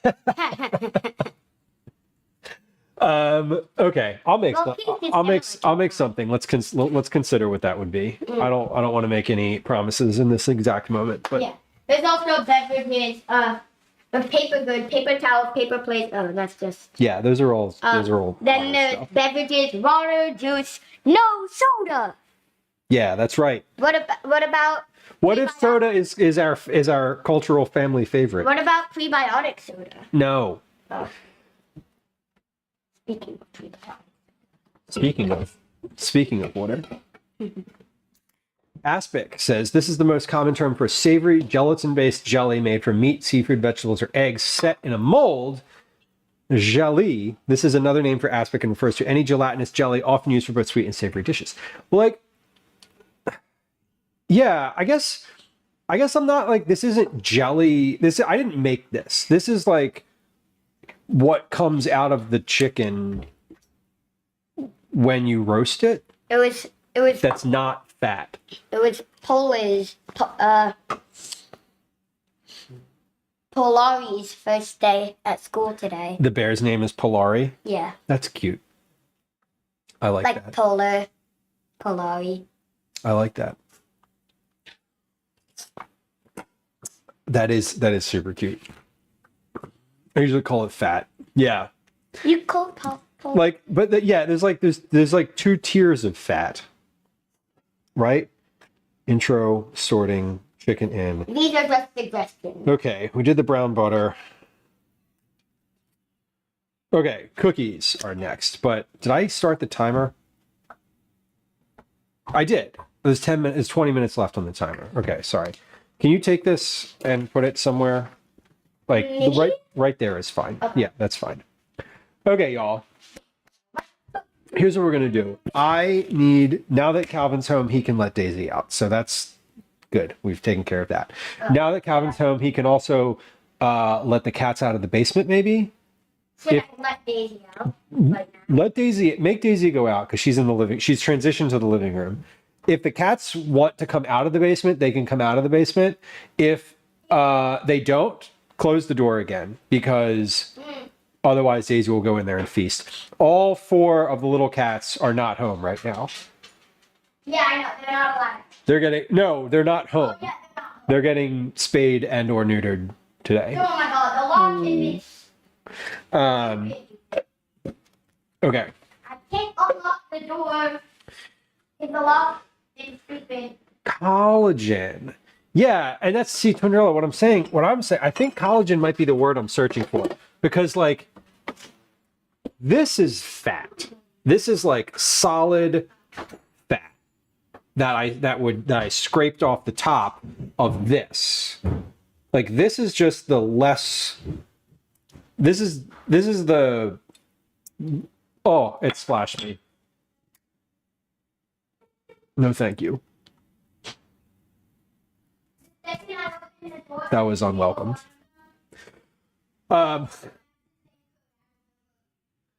Okay, they came out? Yeah. Great. Eating them, but if their little legs could walk. Great. Anything else? Hello.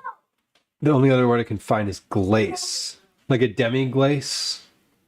I haven't used any of these words either. I just call this the sub-fat. Hey.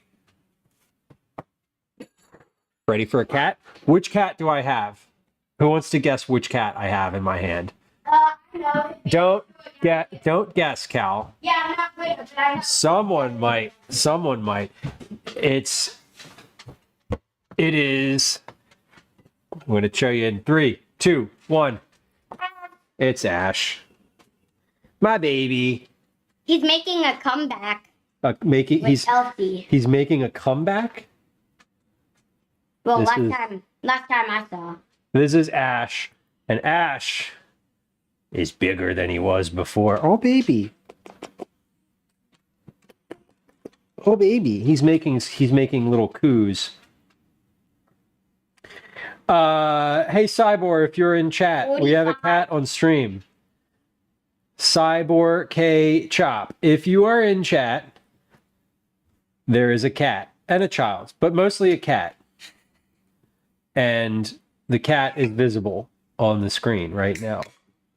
This is Ash. Cat counter. Ash is 7 months old, almost 7 months old now. He's getting bigger. Is he gonna? He's not as much of a noodle as Obi. No, he's not as much of a noodle. Cat counter. He's not as much of a noodle as Obi is. But Ash will sit on your shoulder like this. He will sort of just chill. He will. Excuse me.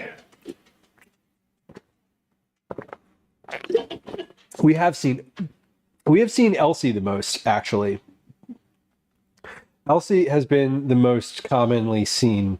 Look at this. This cat is just chilling on my shoulder. He's like literally, oh, now he's trying to get down. Yeah, he saw that. He saw the chicken fat and he's like, give me that. Give me that. We might get to see another cat because now that they've been released, they're going to be all around. And now that they smell stock on the stove, especially like boiling chicken water on the stove, they're going to be very invested in what's next. Okay.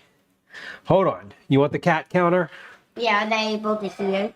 Let's see. What? Let me, hold on. We'll do command cat counter. Oh, Ash is making a comeback. Yeah, Ash is almost there. Daisy, you leave him alone. Hey. Yeah, Daisy's never gonna catch him. No. Okay. We're gonna take a quick break. I need to use the restroom. I need to triage some of the dishes in the sink. Hey, Ash. So this isn't mine. let's hold on. 1, look out, Callie. Next. Put that fat back in there. 2, we're going to put up a game of words on stream. Ooh. Here's what we're going to do. We're going to put up a game of words on stream. We're going to run a 3-minute ad. If you're not a subscriber, I'm very sorry. You are going to get an ad. There's several options here. If you don't want to experience an ad, 1, you could just leave, which is There's an elf. whatever, which is not great. But it is what it is.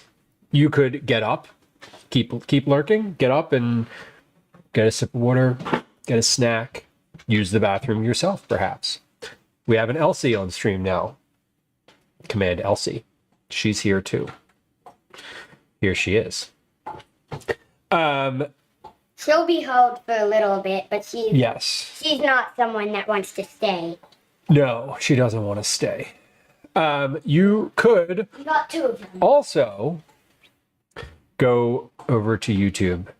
There's a link for that in chat. She was an OB too. We got the Ash and the. I got him. We got the Ash and the Elfie. So. I got him. We counted them. All the cats have been present at one point or another on stream today. God damn. Okay. See, now this is why I didn't want them out earlier, because now they're literally all over the place. You know how calm it was earlier?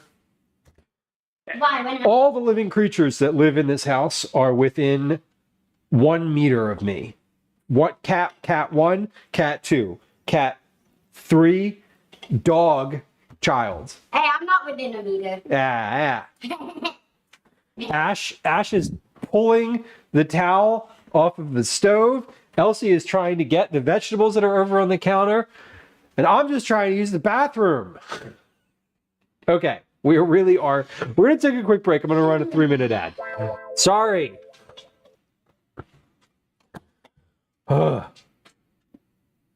Trinidad says, my cats don't even like each other and will regularly have all 5 in my room within feet of each other. I know.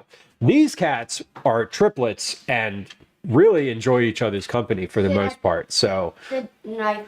should you put the knife? No, I'm gonna do things with that in just a moment. Okay. Over there because I don't want them to. cut It's fine. themselves. It's fine. I don't want them up on the counter right there. So I'm going to try to keep them off of there. All right. Since I put that cookie dough in the fridge and said I was going to take a break, it has been 18 minutes. It only needs to rest for 30. Okay. Here comes a 3-minute ad on Twitch. Ash, oh my fucking God. Ash jumped into the trash can and it closed on him.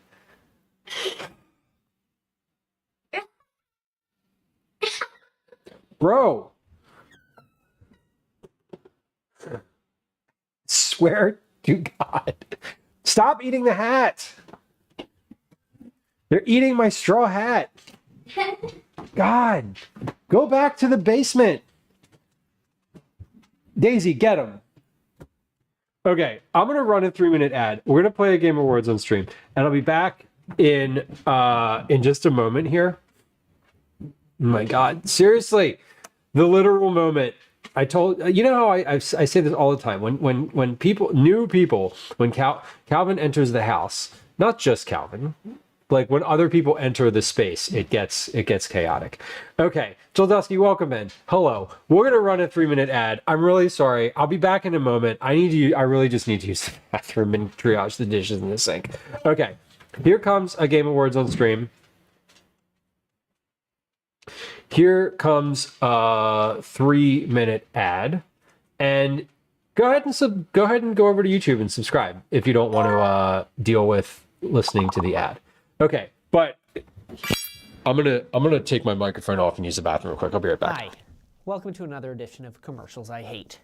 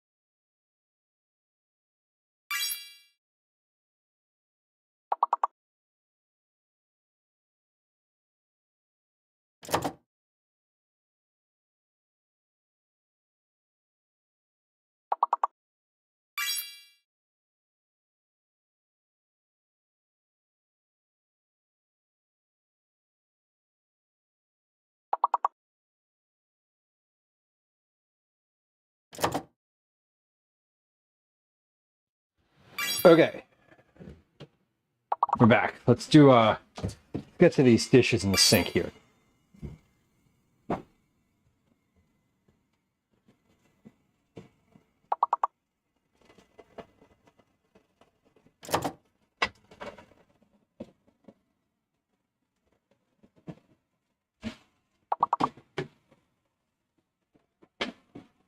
Y'all wanna come over here for a second? All right. Because we are sinking. Literally. Hey, nice. Hey, nice. All right, so goal here is not cleaning things necessarily. The goal is getting everything where it goes. So either in the dishwasher or in the dish pan. Either one is fine. We're not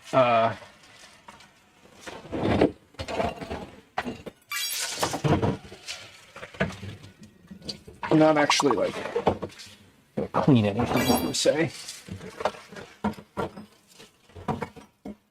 Okay. The only thing I do want to like rinse out here is this tablespoon. Because that I foresee needing that for recipe purposes. And again, we're going to get to a recipe design here in just a little bit.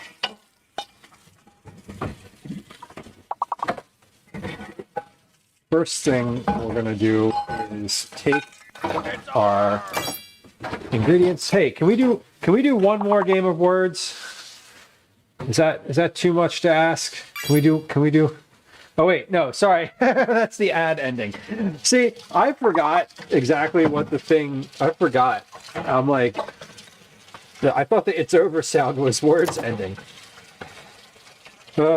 See, I haven't run. The ads have been annoying me. You can tell I haven't been running them. All right. Anyway, we're gonna put our cookies in very shortly.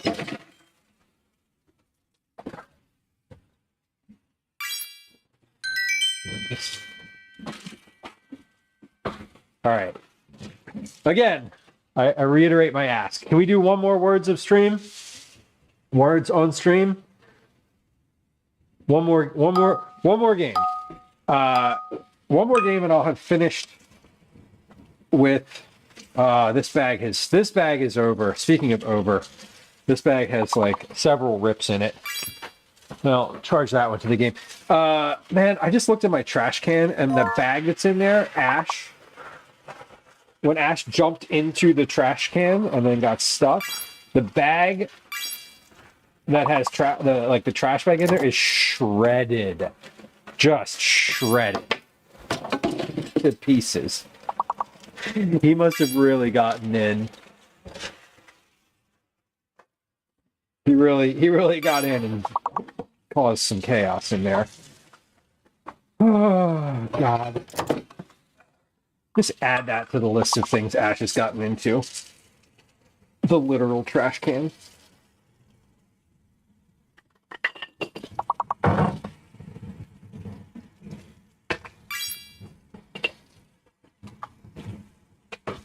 Now,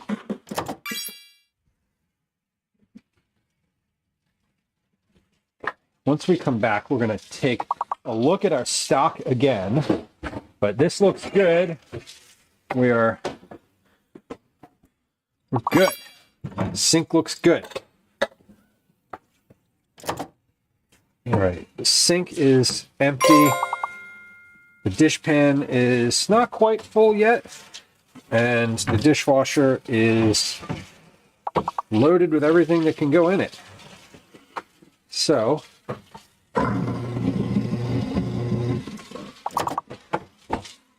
amazing.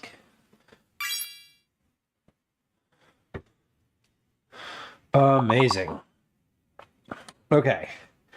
Y'all, thank you also for your patience as we come back from an ad break.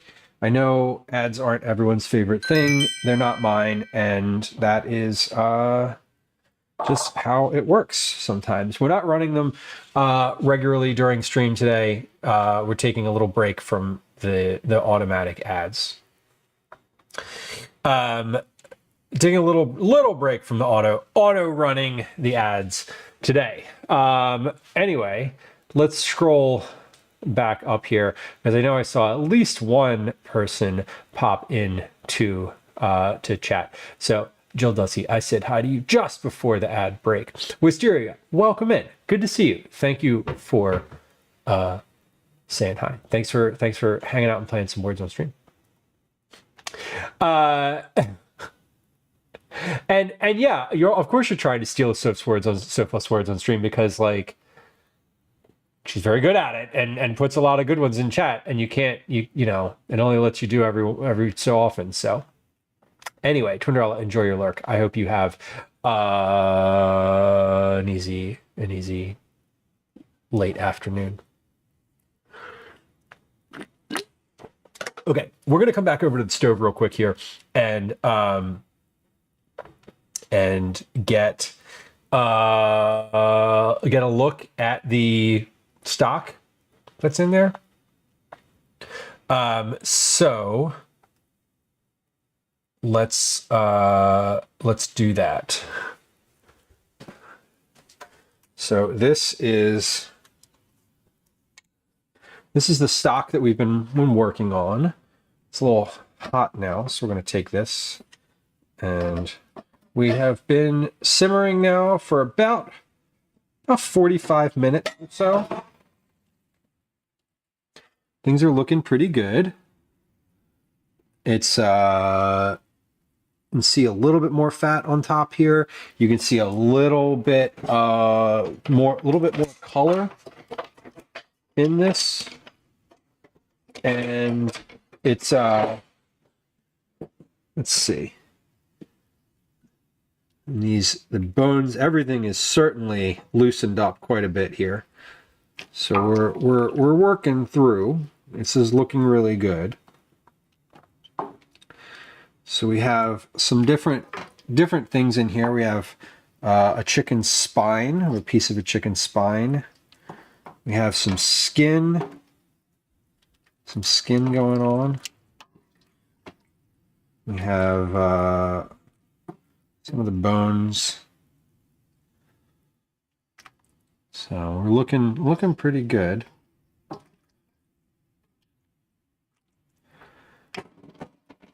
So all that's in here right now is chicken pieces, a bay leaf, a little bit of vinegar,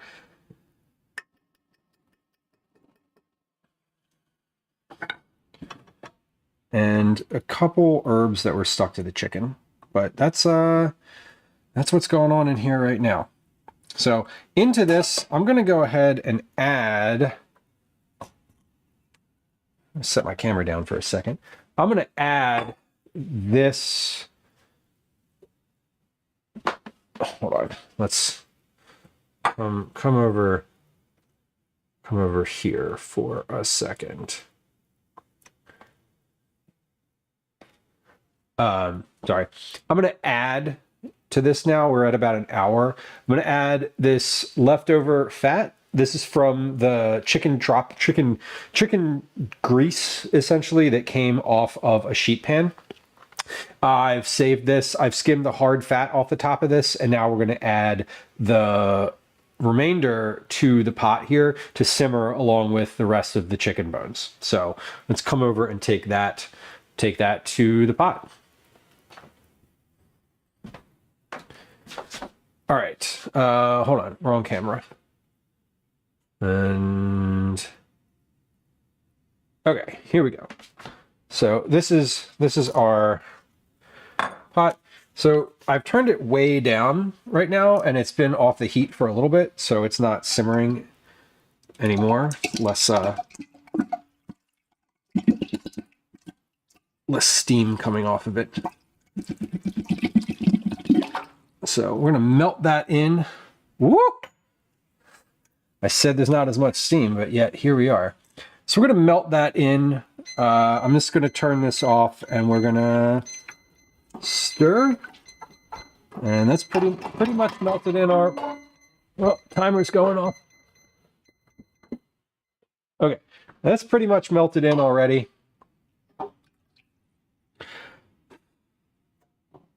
And I'm going to put the lid back on that and let that simmer for about another hour or so. Okay.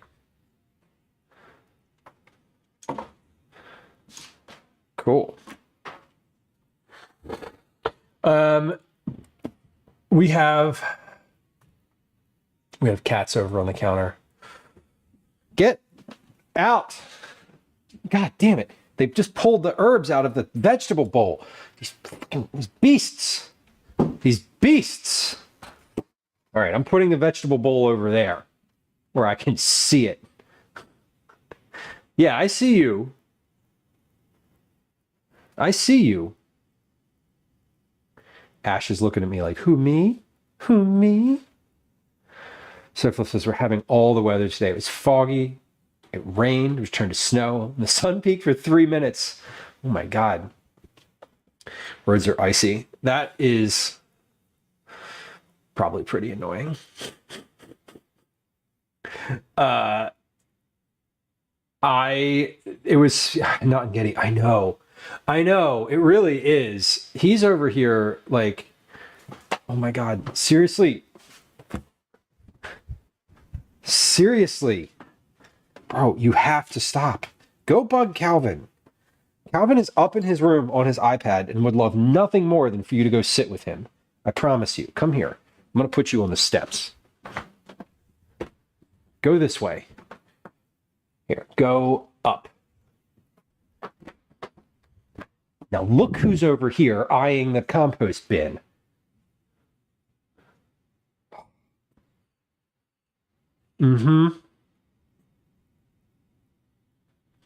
Elsie, that's your 50th appearance on stream. Did you know that you've been on stream 50 times? Did you know that, baby? I got that for you. Pissed.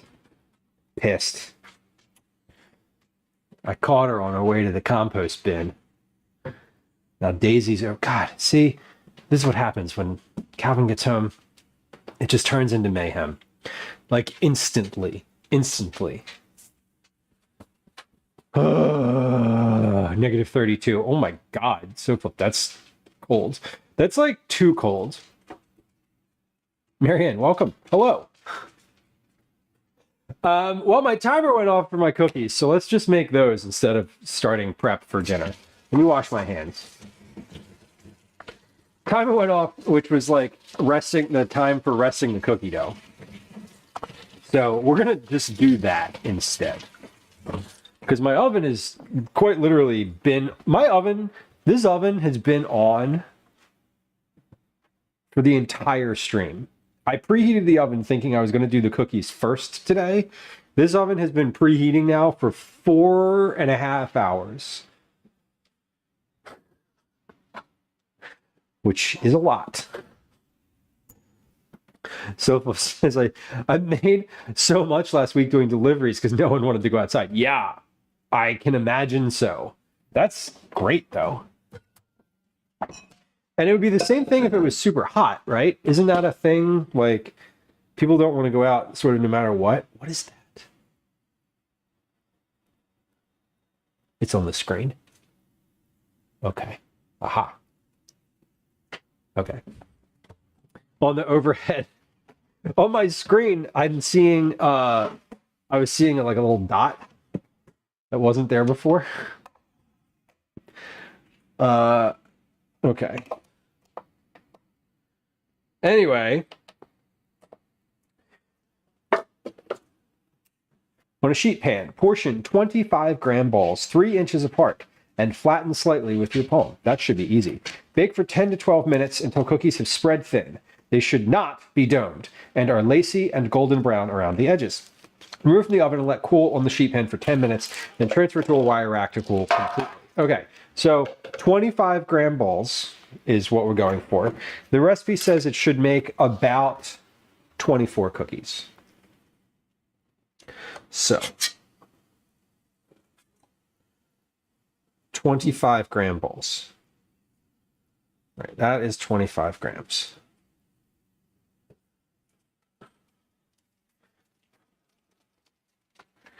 One, and then flatten slightly, it says. So we're going to flatten slightly. If I recall correctly, these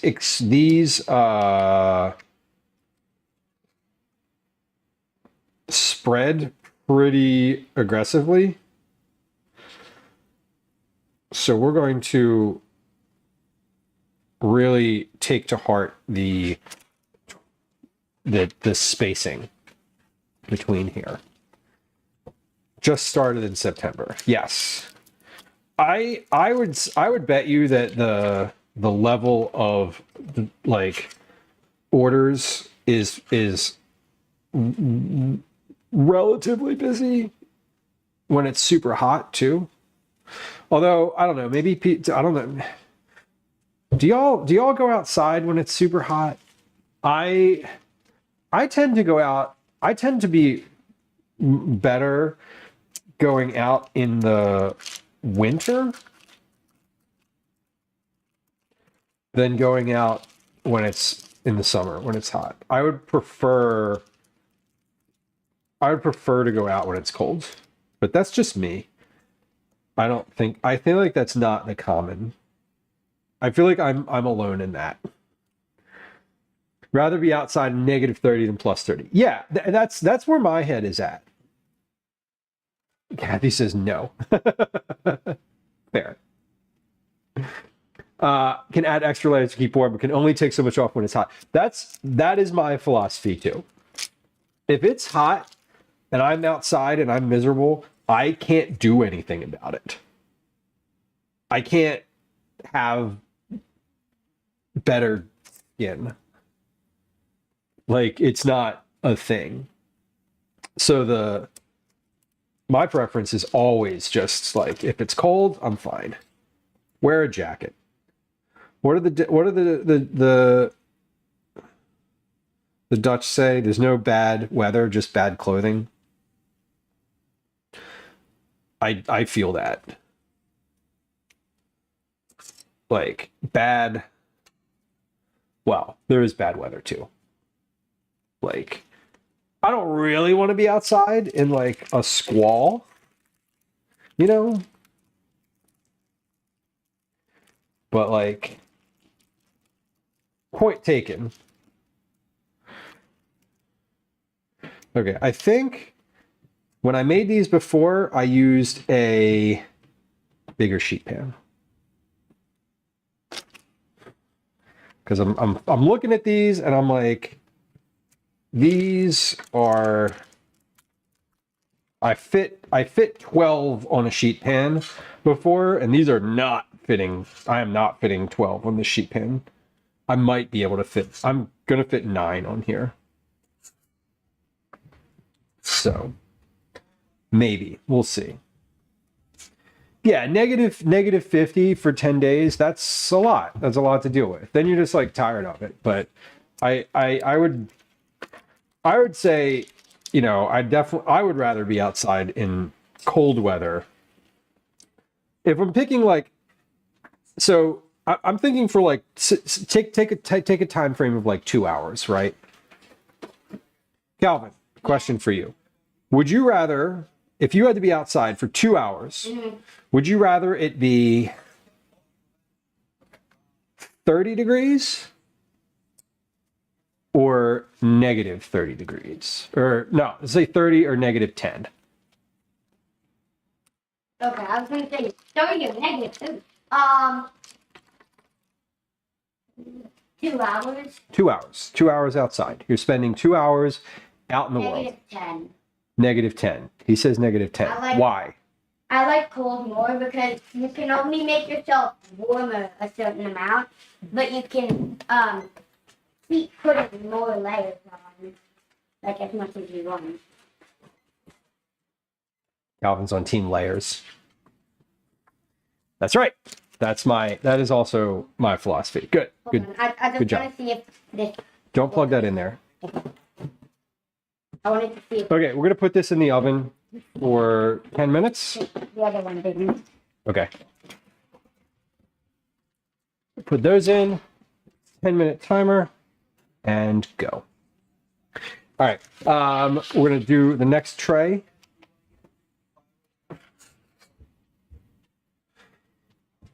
The next tray, 25.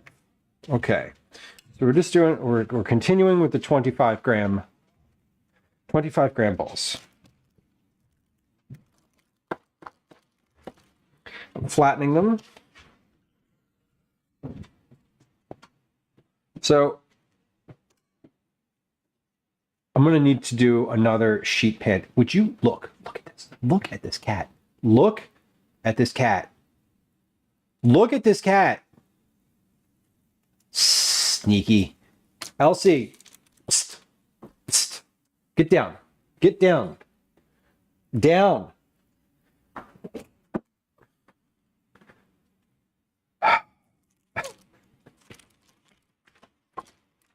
She seriously.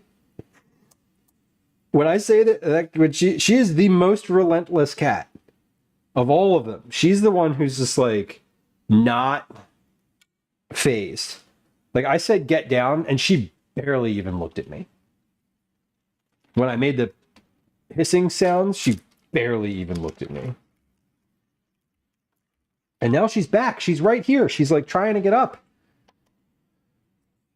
She hears the tone of my voice, and now she's left the room. Go be with Calvin. He wants you nearby. I want you nearby, but you're too much trouble to be...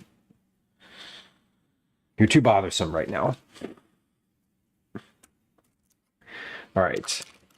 So putting these on the tray, we're spacing them pretty generously. And just continuing to measure out the 25 grams. We have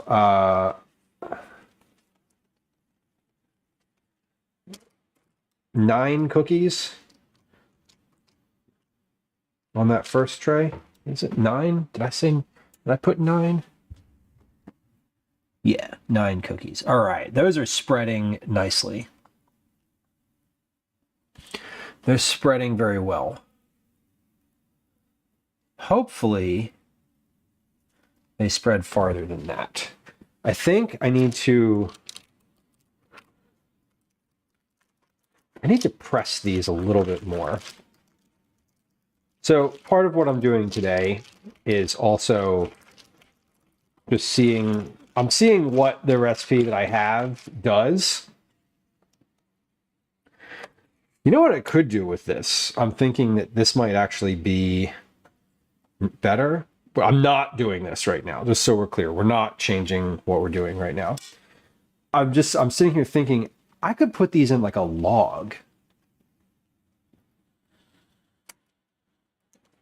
If I put these in a log and cooled them for a little longer, I could slice them and like they would be pretty thin. I could slice them relatively thin, and then I wouldn't have to worry about the dough. See, these are the questions that I want to ask the people at the farmers market who I am making these cookies in. These are copycat cookies. They seemed, see, the thing is that the guy who I talked to at the market recently said that he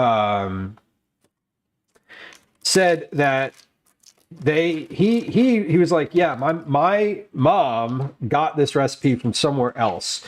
He was like, she got it from some other market and had like, you know, worked to try to make it what it is. And I'm kind of wondering if he'd be open to questions. Maybe. Liz says, for the cookie tomorrow, we have to remember that you should try to one warm. The cookie club recipients should warm them up to get to the moltenness. That's a good call out. I always warm my cookies up. And I prefer them that way, but you're right, Liz, for this one, it should be warmed. It should it's part of the experience. Good call. It does say to eat them warm. As with all things, most cookies are best when they are warm out of the oven. Not all things, but a lot of things are better directly warm out of the oven. Okay. Y'all, I had an interesting experience on Sunday of this week. Has nothing to do with cookies. Sorry. But it was I hung out. I got coffee with somebody who I haven't seen since before Calvin was born. He randomly he texted me, and I still had his number in my phone because I don't delete anything. Like, why would you ever delete somebody's number, right? I don't understand. You block them, sure, but don't delete their number. But he texted me and was like, hey, I found this. I was like looking up recipes online, and I found one with your name on it. Is this you? And I was like, yeah, it is. What's up, dude? Like, good to hear from you. How's life? You know? And he was, anyway, so and he ended up being in town over Thanksgiving, and we got coffee. And he was like, I remember one of the, when we hung out before, he's like, I remember you talking about how you were trying to be left-handed. How's that going? And he said it jokingly, and I was like, it's going great. Thank you. Anyway, it was funny because it was like, I don't remember when I started doing that. I'm always like, oh, sometime about 8 years ago. No, it was definitely more than 10 years ago. Because Calvin is 10, and this person, the last time I hung out with this person was like 2 years before Calvin was born. Bella says, I was baking a lot of bread. I do like them warm, but if you slice them too soon, they gum up. There's something about the steam, right? The steam has to like stay inside of the bread. I know that's true for focaccia. Liz says, what cookies am I making to share with Calvin's teachers and friends? Thursday, I'm going to make some chocolate, the same chocolate ones that we're doing for Cookie Club. I think this season I might do some sugar cookies again because I didn't make them last year and I like them. But I'm not sure. I'm not sure exactly which ones we're going to do for like recipe for school stuff. It seems like they're doing a potluck type of thing at school, and cookies are like but one of the things that you can make. So I might not actually make. I'm gonna make like something to give to like a bunch of people who I see randomly in the world regularly. But it will probably be sugar cookies because those are like super easy to do. It's weird trying to adjust to reading chat from a different screen. I am using a teleprompter today.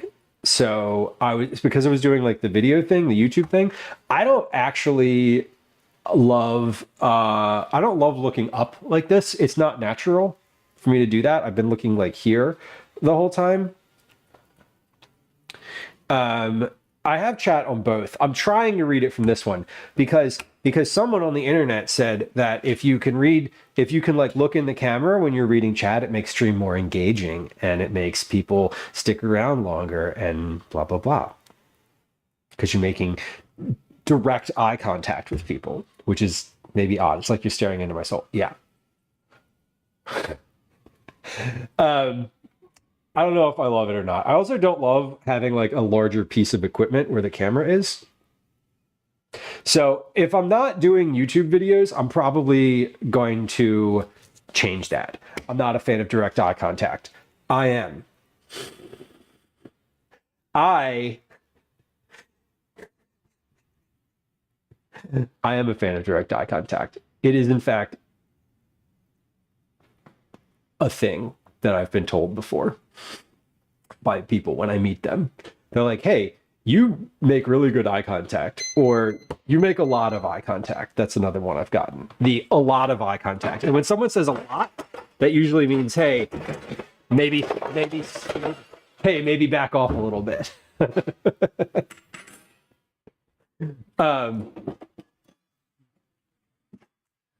But whoa, these are big. What happened here? Those are interesting. Maybe if I drop these. Oh shit. Oh shit. Okay.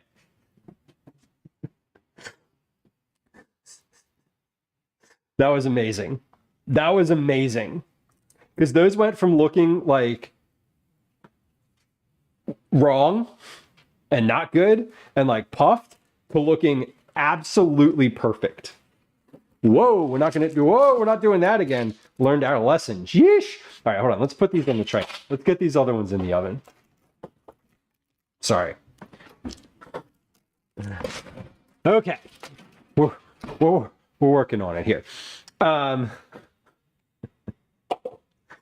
This says I've gotten a lot better. It's not my natural form, which is reasonable. It makes people uncomfortable sometimes, for sure. It's too much eye. There is a too much eye contact thing, I believe. There is, fellas. If you're like, I think if you don't do the thing, like mostly when you're talking to people, right? Like if they're not on their phone, they're looking away. They're not just maintaining eye contact. It's not normal to like maintain eye contact for like an extended period of time. And it definitely can start the timer. It definitely can feel weird. Ray, welcome. I do generally like, I don't know, if you've met me in real life, chances are like I've been told that I've been told that I'm a good listener, and I think that it's because I do a lot of like in real life I do a lot of active listening. I try not to do too much, but active listening, like, when someone's talking and you're like, oh, okay, sure, and you're sort of, you're reinforcing that you're hearing and understanding what they're saying. I do that a lot. It's like my default way of existing.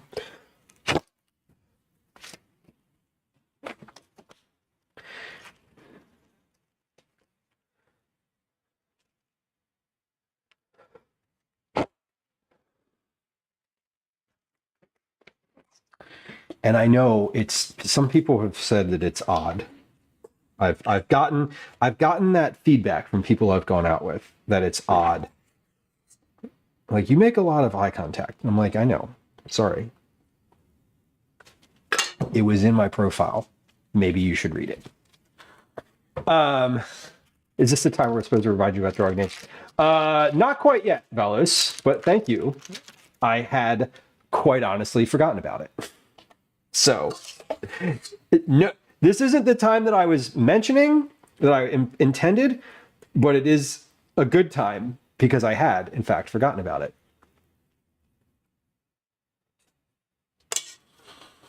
Elsie's over there on the counter, messing around again. She's over there. She's circling around these vegetables, trying to make the most of it.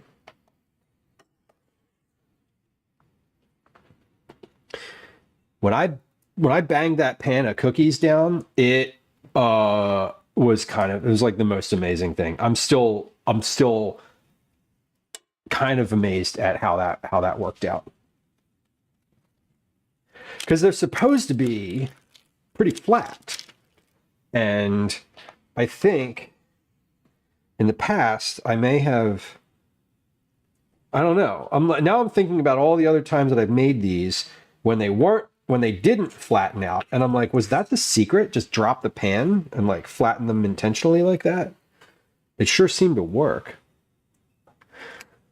Bella says, I won the tent battle. Congratulations. The manufacturer agrees our tent had a defect and they sent us the next battle model for free. Now the $1,500 tent. Hell yeah, you do. That's amazing. Congratulations. That is a nice win. That one feels good. And having the nicer version without having the rest of the whole paying for it thing. Fantastic.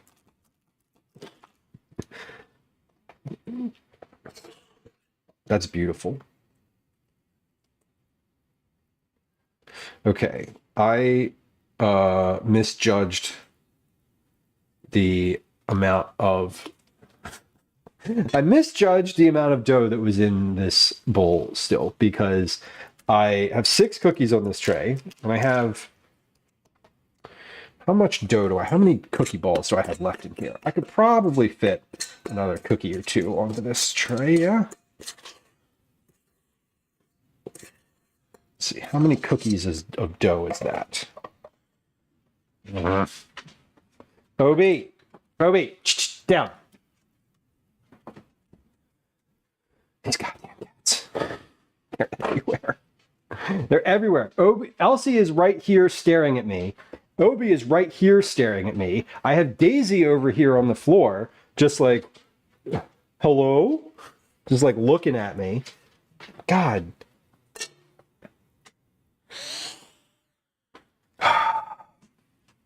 Serenity now, serenity later. All right, I'm just gonna do this. I'm gonna form these 2 into cookie balls. We're gonna take those cookies off of the tray that they're on, because they've been resting for a few minutes. Troy, hello, happy Tuesday. Not using the tent until spring. Well, hopefully you've gone over it and this one doesn't have a defect in it too. Lights know they had to shovel. We've been at freezing or below for the past week. Oh my God. The colder weather started earlier this year. We're in it now. It cut very abruptly from like summer to, it was like summer, then fall, and then like fall was like 2 seconds long. Building a wooden deck. Perfect. I love a tent platform. Hope it didn't get snowed in. It rained. There was no snow. How many foster kitties? We have 4, Liz, right now. All 4 of them are spoken for adoption-wise. So it's they're good. Yeah, they're spoken for. But they're not going to their forever homes until like Christmas. So they'll be here for a little while longer. Okay, we're just going to take these off the tray. Obi, these cats are going to drive me bananas. Go up to Calvin's room.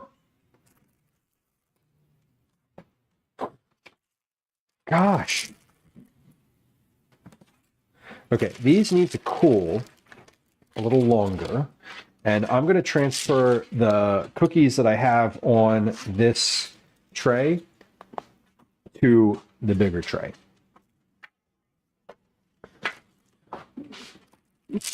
A friend who home bakes in South Philly. We love home bakers in South Philly. There's a lot of good food folks in Philly. It's funny. I feel like South Philly specifically, I know that there's a lot of I've met quite a few people from South Philly who are all enthusiastic cooks. I think having access to the Italian market so closely is helpful for a lot of folks there. Okay, so we're good. This is the last 2 cookie balls on the tray, and I'm just doing these without gloves because I'm a monster and I'm eating them myself. So, you know. Okay, these are ready to go. We have cookies in the oven that are going to be another 2 minutes or so. Let's put these in the sink. Put a little water on the bottom of that to soak. Where's my towel? Here's my towel. Yeah, the market is a big plus. So I have a monthly food budget. I don't, Liz. I don't. Just honestly. I go to the grocery store like once a week. Here's what I do. I meal plan. So I know what I'm making pretty much every day of the week. Mostly it's like leftovers. Some days are new stuff. I do have a number in mind that I try to stay under when I go shopping. And I try to shop my pantry first, generally speaking. And what do I mean by that is when I'm meal planning, if I'm not doing a recipe that is requiring a specific ingredient, I will usually just look through what I already have and try not to go shopping at all, if that's possible. Often it's not, often I need, some sort of fresh vegetable usually. But I don't have a specific number for a month that I keep track of. Mostly it's per week. I just try to stay under a specific number that I keep in my head. So I try not to impulse shop. What I would say is, kind of generally speaking, when I go to the store, I try to stick to only what's on my list. I buy big items from Costco, so things like olive oil, and so it's hard because I also don't blend. I blend sort of food and households together. Y'all watch these. Watch this when I drop these. So you see how these are puffy, right? And they look like puffed up cookies.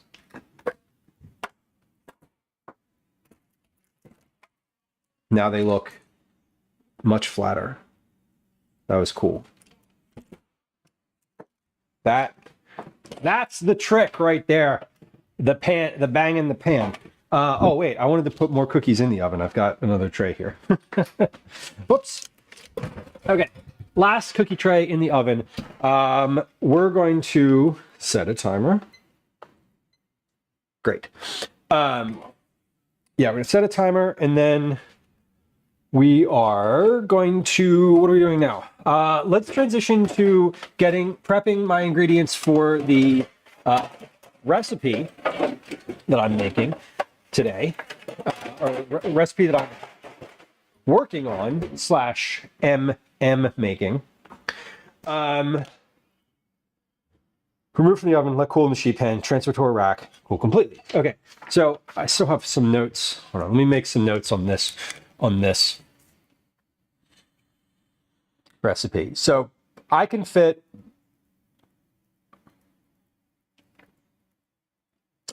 12 cookies on the tray. There were 12 on here.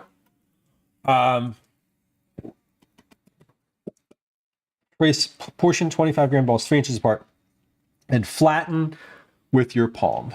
How flat do I suppose those were? Can't measure it now. These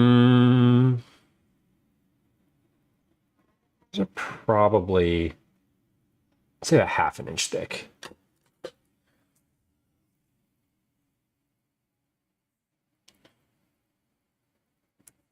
Approximately 1/2 inch thick. Okay. Perfect. That's good. I could also, I think if I'm gonna do that, I think I might want to portion these a little less, so that I can, so they're like a little smaller. I don't know. I'm in my head about it. Anyway, I think these turned out pretty well. How are these right now? No, these are still warm. These are supposed to be crispy, so they need to dry. Like they need to be cool. Before they're really sort of the right consistency. So we're gonna come back to these and try these later because they're still a little bit like floppy. The right consistency of these is like crispy all around the outside and only slightly chewy in the center.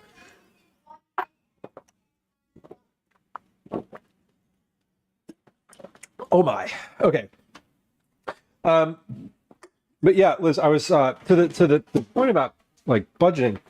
I have a number that I try to stay under when I shop. I try to shop my refrigerator and pantry first. I try to meal plan around things that I already have in the house. So nothing, I'm not going out every week and making a new recipe. If I'm making a recipe, it's often, these days, it's often like one that I am writing. So that is a little bit different. So it is, I try not to overshop. I try to keep my impulse buying to an absolute minimum. Like the reducing impulse buying is super helpful. I've actually found that I will spend less using something like Instacart, where I just go and get the things on my list and I don't see other stuff because I don't shop. When I use Instacart, I don't go through the like things you may also like. I just buy what I'm getting and that's it. So Kathy says, I always try to shop my pantry and fridge first. Totally. Like, do I have leftover cheese in there? Do I have some rolls in the refrigerator? Do I have like a little half jar of pizza sauce? Boom. Like we're having like bread pizzas for dinner or whatever. Like I do try to do that first. And a lot of that, you know, when I do stuff on stream, it's mostly like, the things that I do on stream are often the things that I'm buying something for. The rest of the week, I'm not. It is like that, you know, I'm not buying anything for the rest of the meals for the week. Last night we had the soup that I made, the cabbage soup. The night before that, we had quiche from the freezer. Tonight we're gonna have pasta. That is a recipe that I'm making, but like tomorrow we're gonna have like leftovers. So Liz says, I've been trying to eat through my pantry and freezer and picking up smaller fresh things to finish the meal. Right. I realized that I go, well, that sounds good, which doesn't always help keep a good money to a good amount. No, I do that too. And I love doing that. There's a certain part of me that loves, you know, there's a big part of me that loves going to the grocery store and being like, what am I getting? You know, like what looks good. I do that at the farmer's market and then fill in the gaps at the grocery store. Because the farmer's market and the produce, and Reading Terminal, Vine Brothers specifically, are cheaper than the grocery store. So I will impulse buy like a couple vegetables and then I'll come home, I'll look in my pantry, I'll look in the fridge, look in the freezer, see what's available, and then I will like supplement that. You know, maybe I need to buy like a thing of Parmesan or something, but like the next week I'll use the rest of the Parmesan for something. Sounds like a great idea. Go with it. Which one? The pizza toasts? Love it. I love pizza toasts. Okay, we have 28 minutes, about 30. So let's look at this chicken now. We're gonna look at this chicken over on the stove. So come on over to this camera, and we're going to take a look. Take a look at what's over here now. So we are on an hour and a half of simmering stock. This is looking pretty good in here. I'm going to give this a stir, and it's going to have some fat on top. This is looking really, really tasty at the moment. So we have just meat in here right now. We've been simmering this for an hour and a half. It is going to simmer for another 30 minutes or so, and then we're going to add the vegetables and cook those for about an hour.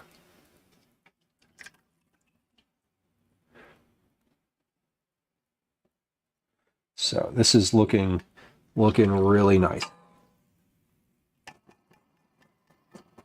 So again, we're at about 30 minutes to go here. And this is a really pretty looking stock at the moment.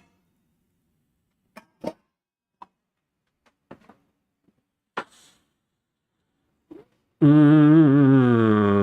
do I do the thing? There it is. I am taking stock of the situation. I like that one. That was good. Means I don't have to get out in the rain. No, it's been pouring here all day. It has been pouring all day. Liz says, I don't personally do New Year's resolutions because it feels like a lot of pressure, but I'm wanting to make some strides to home ownership next year, so I want to save as much as I can.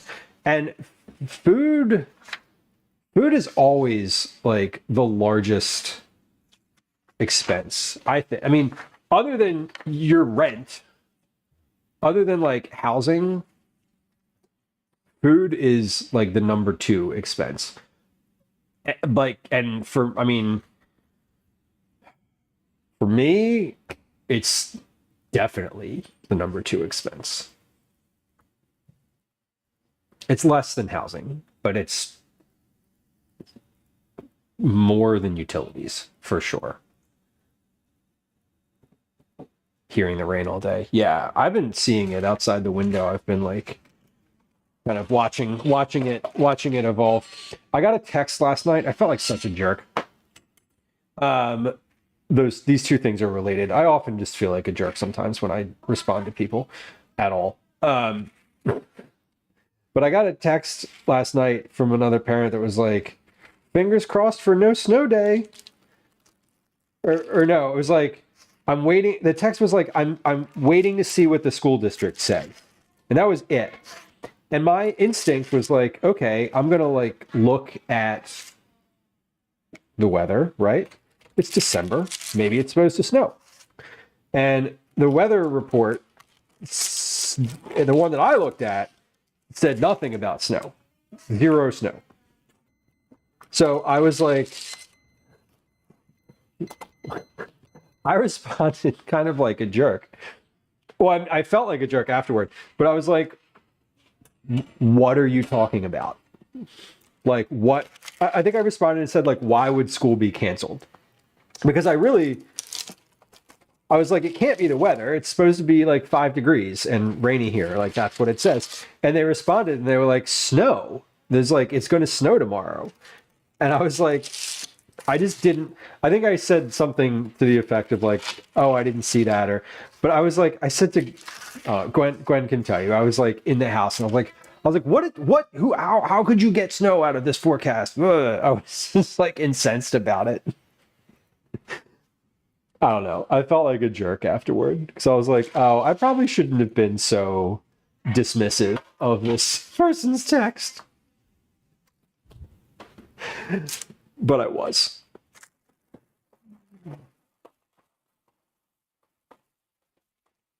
You're waiting and waiting and waiting for. Okay. I think this is something that I understand about getting older. Okay, that when you age, you are assigned a thing: weather, birding, woodcraft, etc. You just pick up an obsession, right? And I'm not saying I'm obsessed with weather, but I have my favorite weather app, and I'm pretty good at like sussing out what the weather's going to be. And I said to Gwen, I was like, there is 0 chance it rains tomorrow or snows tomorrow. And she's like, well, it might. And I was like, it's not going to snow. 0 snow. Didn't snow. And I feel vindicated. Jamie, welcome. Hello. I don't have the emote I need for it. Yeah, the Simpsons one. Yeah, it all ended in the Poconos. And to this morning, I looked at the clouds and I was like, ooh, it might actually snow. I might be wrong. And I wasn't wrong. And I felt so good about myself. I felt so good. I really did. Jimmy, I did have a nice Thanksgiving. It was good. It was a very we drove a bunch. It was a bit of travel, but overall it was nice. Generally speaking, The Simpsons. Yeah, I know which one you mean. I know exactly which one you mean. Yeah, baking, Liz, cooking. Cars. Some people get into cars. But I feel like the people that were into cars were like always into cars. And the people that were into fishing and like that kind of stuff, like those are hobbies that feel like they just form earlier in life. Whereas like birding feels like something that like you just like all of a sudden you wake up and you're 30 plus years old and you're like, what kind of bird is that? And then like a decade later, you've got like 2 pairs of binoculars hanging down your chest and you're out at dawn doing the thing, you know? The dogs are enjoying it. I'm glad the dogs are enjoying it. Yeah, there's no, see, that's the thing, Troy. I'm just like, sometimes I'm just like, I felt vindicated that there was no snow. I really did. We'll be making cheese danishes. It is one of the streams this month. I'm going to be making cheese danishes, Liz. Yes, that is absolutely my intention. I've gotten a couple good recipes that I found. I need to narrow it down. It might be a 2-parter because one might be like, I might try to make the pastry myself. Troy says I ended up in photography. Fair. Lemon says I joined a new workout app, put my hobbies into my profile: cooking, gaming, fitness, home improvements. I picked my build from middle age to senior. Totally. And that's what I'm talking about. But that's fine. That's what you did. That's what happens. Should we make them the same day we make cinnamon rolls? Maybe. That could be a good one. Now I was going back and forth on whether or not I wanted to make my own pastry. That was sort of the factor, the decision-making factor was like, do I want to try to make pastry? Or do I want to try to make like a really tasty filling and then do like one plain, one fruit, something like that, and just use like regular pastry. I'm leaning toward regular pastry because the more I look at making pastry, the more I'm like, holy shit, this is gonna take forever. We'll see. I am gonna do them this month though. Okay. We're gonna start on our recipe. Now, we have a recipe that I'm working on. This is a new one. This one should be pretty easy. What I'd like to do is get all of my ingredients sort of like ready and measured out and like weight, volume, etc. Then it'll probably be time to transition to putting the vegetables into that stock, adding a ton more water to that pot, and getting that next process going. So we're going to do this first. Then we will move to the stock. Let me check. My oven is off now. Oven is off. Okay. So this recipe is a skillet. I propose this to be called skillet shrimp and Sketti. I think that they are going to not call it that. I think they're going to call it like garlic butter shrimp pasta or something. I'm not sure. Anyway, I pitched this like 6 months ago, and they just emailed me about it last week. So I was like, sure.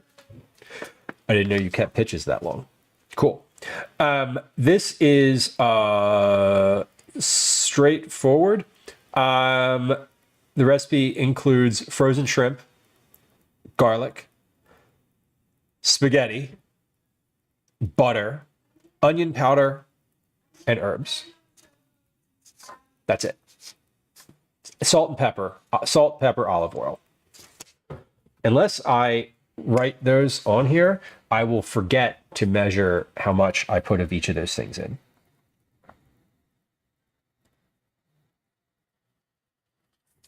Directions. Cook garlic and shrimp. Set aside. Break spaghetti and cook with minimal water in skillet, stirring regularly, risotto style. So the goal of this is you're not boiling like a big pot of water. You're taking like a big old skillet. You're making the shrimp. You put the shrimp to the side. You make the spaghetti in the same skillet with that you cook the shrimp and the garlic in. Then you kind of top it off as you go. Then you add the butter and onion powder, and you stir those in to the spaghetti to make your sauce. Then you add the shrimp and the garlic back in. You stir all that together, and then you put like chopped up parsley on top. It's meant to be super, super straightforward, super easy. It's literally like a garlic butter sauce. Now, for me, as a enthusiastic home cook, I would probably, for this type of thing, if I'm making this without a recipe and I'm not trying to keep it simple, I would probably empty out my refrigerator and add more of that roasted garlic in here. I would add Parmesan on top. I would probably add some peas to this. But we're trying to keep this like super simple. The only reason it has parsley in it is for color.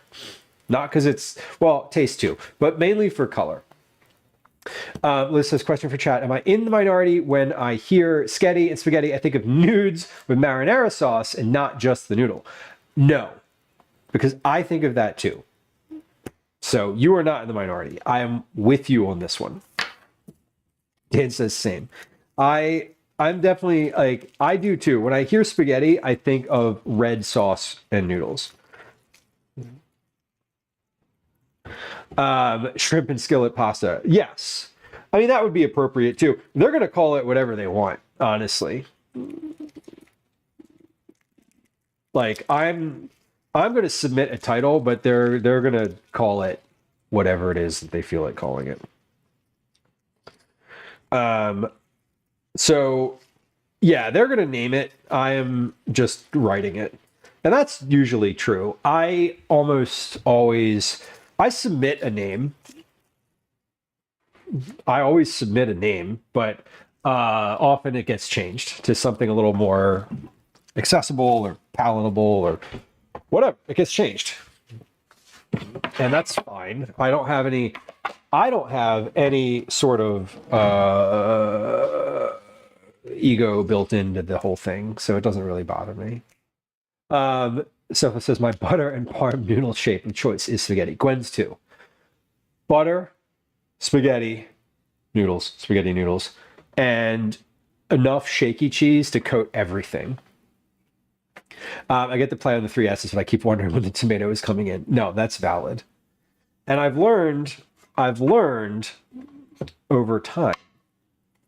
One of the things that I've learned about as I've been doing all of these writing recipes, and more specifically pitching recipes, has been that naming is super important when you submit it.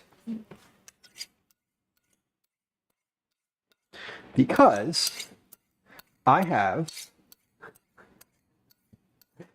submitted, there's a recipe that got accepted recently.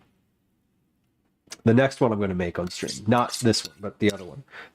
It's a cauliflower soup. I've submitted that recipe. I've pitched it 4 times. 4 times. And they bit on one that was specifically named to a prompt that they'd sent out. So I changed the name, I changed the wording a little bit. But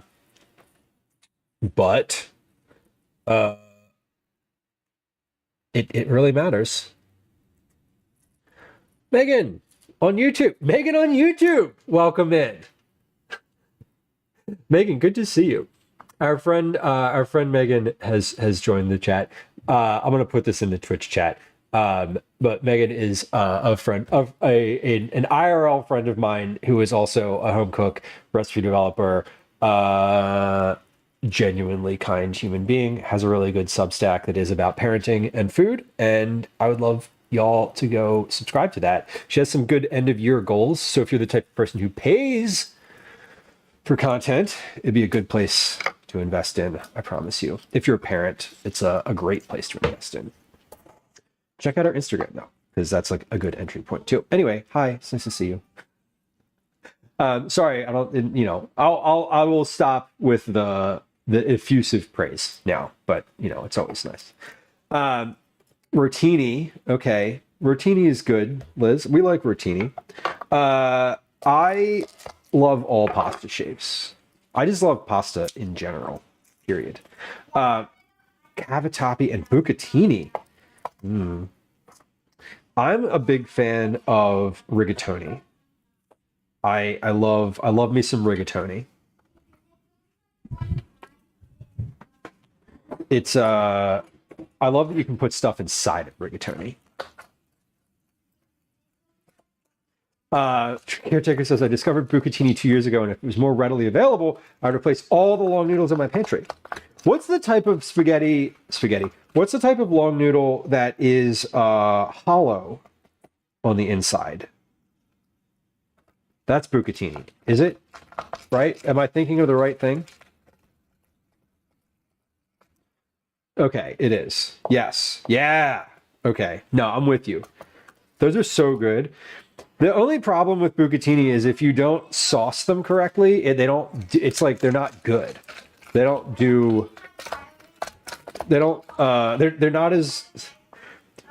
as effective if you don't like stir it in the sauce for a few minutes, because the sauce needs to like get inside of it. Like you can't if you do the whole thing where you have the like spaghetti dinner, VFW spaghetti dinner, where they like give you a plate of pasta and then they like spoon the sauce on top of it, that doesn't work with bucatini. But I agree with you. It is really good. Okay, so let's do, we're going to do a weight. So we have 4 cloves. 4 cloves of garlic. How much do they weigh? 15 grams. 15 grams. That is 0.55 ounces. And then we're gonna, how do I want to do this? I want to slice this. I want to slice this really thin. Because I don't want it, there's not a lot of texture to this dish. So I want to slice these so that they are still visible at the end. That's the goal. Caretaker says there's an Italian market near us. The pasta aisle is insane. And they have a spot where you can have fresh pasta made.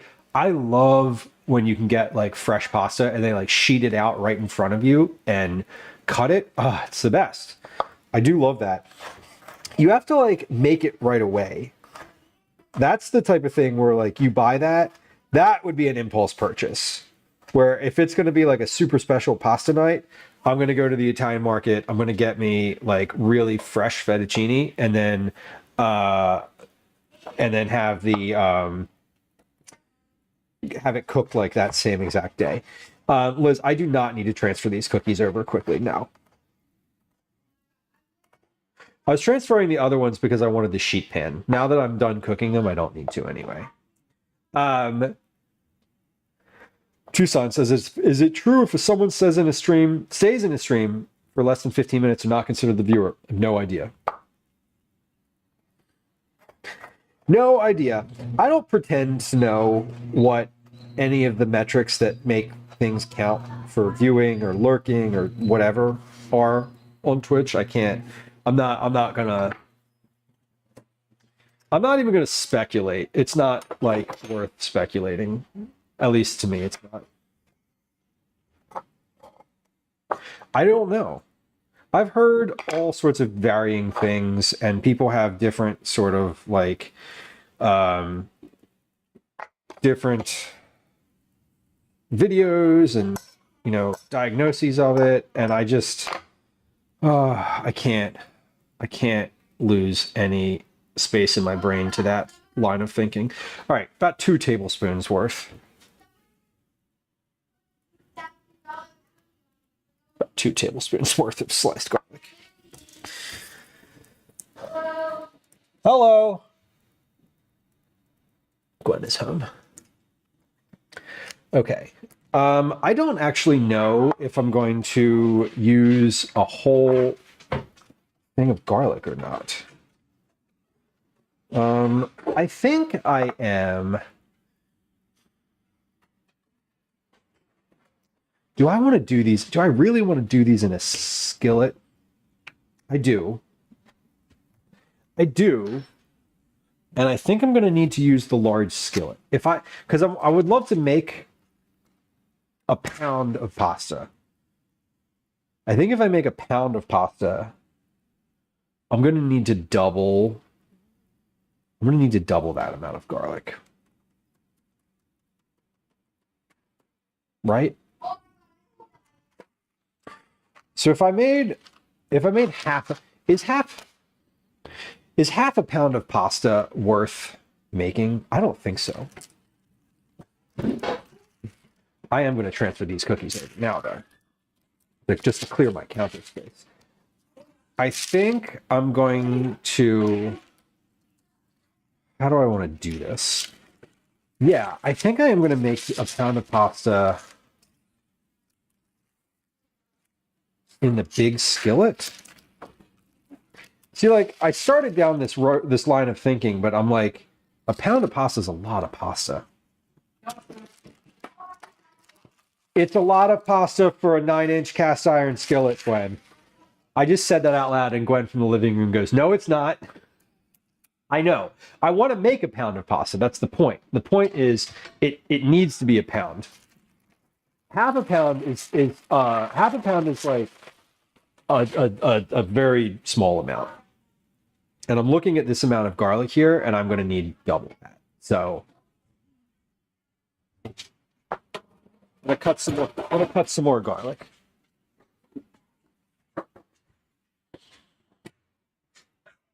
Okay, cut. I'm going to double that amount of garlic, in fact. Lemon says a half pound of pasta is like 2 servings. No, yeah, that is factually correct. Leftovers make for great work.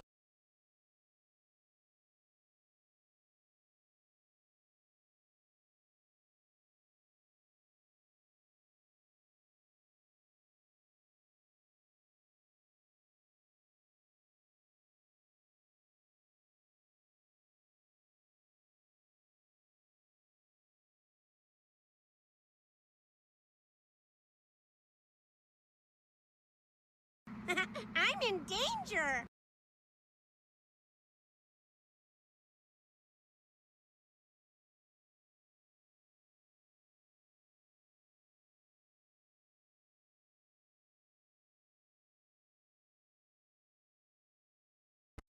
I see we've hit 5 hours on stream. Yeah, it does seem early. 5 hours and 9 minutes.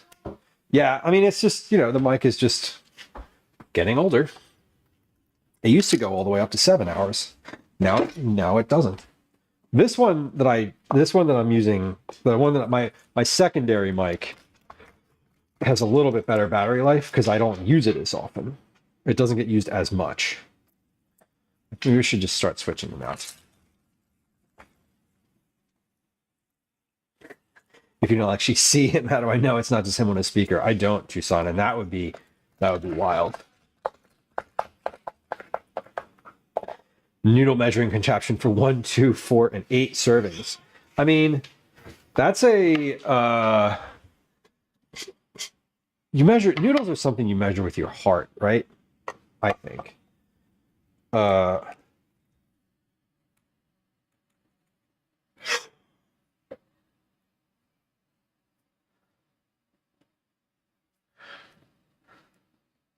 Okay.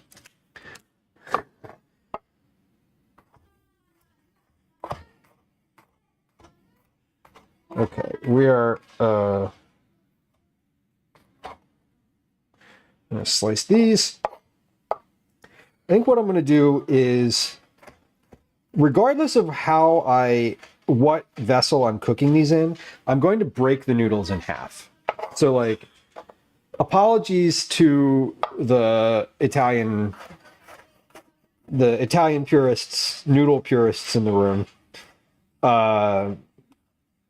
But we're going to break these noodles in half because they're going into a pan and I want to be able to stir them more easily. Because I'm going to cook them in a little, I'm going to try to cook them in as minimal water as possible. Which I'm going to what I'm going to do is I'm going to measure out a big thing of water. And then I'm going to cook them by feel. And then at the end, we'll see how much is left. And then that's how I'm going to sort of back into how much I need. Because I'm not going to just guess at how much I need. I'm going to cook them slowly on the stove and then have them be... wait, I want to keep this out. And then have them be finished when they're finished. I don't want to assume how much I'm going to need. So I'm probably going to measure out a quart or so of water. All right, that is my stock.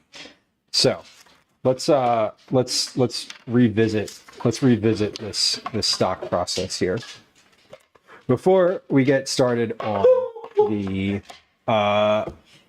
rest of this recipe. Gwen, you okay? Oh, okay. She fell off me and I had to count her. Okay. Let me actually, before I do that, let me chop up my parsley so I'm good to go on my parsley. That's the only other ingredient I need to chop. I have garlic, frozen shrimp, garlic, spaghetti, butter, onion powder, and herbs. Okay, so the parsley is the only thing I actually need to chop. Okay. Let me wash my hands here.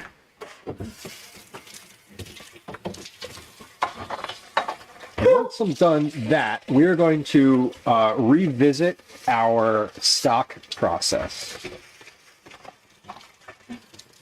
I'm going to come back to that.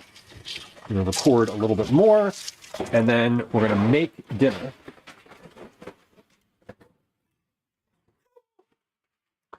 Y'all hear that? She's campaigning. Oh, woo, woo, woo. Oh, Daisy. She's just gotten like all old dogs. She's just louder and more insistent now that she's 13 years old, almost completely dead, and relatively, she is finding it hard to get around. I think she is a senior dog at this point. Don't. Gwen says, "Don't listen to him." Well, she can't hear me, so sorry. Is that insensitive? Yeah. Yes. Okay. Gwen says that's insensitive. The vet said she looks amazing.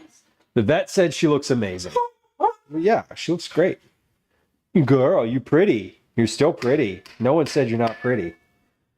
She's not deaf. She's a teenager. They don't listen. Caretaker says that's fair. She is petitioning not gay. That is true. Cooper had an upset tummy for the past 24 hours. He's been cleaning up puke and taking her outside for poop. Yes. Well, Daisy poops inside very regularly now. And so, yeah. She's just at the point where it's like, yeah, exceedingly regularly. There's little Daisy piles. She needs diapers. Oh my God, Liz, I can't even imagine trying to keep a diaper on that dog. She wouldn't have it. She would not have it. It would not go. It would just be on the ground, unless it was like some sort of industrial fastener. That's about a half a cup of parsley. So that should be enough. It's going to be enough for tonight because that's all the parsley I have. If I want more and need more, then I will, like, if it feels like it should have more, I'll note that and I'll just add more when I test this again. I bought enough shrimp to test this twice. At least twice. Close. Herbs. 1/2 a cup. Okay. Chopped. Noted. She is having a relatively good quality of life, Liz. Yeah, I mean, it's hard for her to get up and down the steps. So what I would say is it is starting to become dangerous for her to navigate the stairs. She's in good spirits. She is healthy, generally speaking. She has a big old mass on one of her front elbows that is cancerous, but is not currently like spreading anywhere. It might at some point, but it's not currently.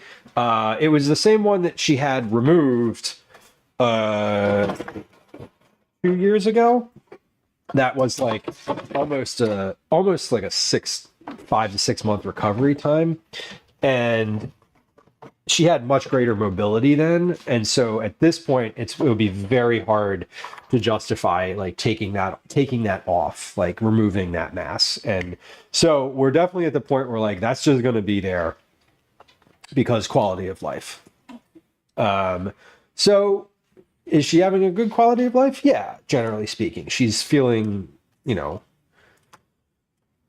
she's feeling very woo-woo about it. I'm putting these cookies onto their own. I'm putting these cookies all into one rack so I can move the rack off to the side. Wipe this counter off because I want the counter to look relatively the same during this whole video about stock. So if I have a bunch of cookies to sort of randomly pop in at some points, then that's not going to be ideal. Anyway, let me move those just like thusly. And now they are off to the side. Okay. Checklist. Cookies.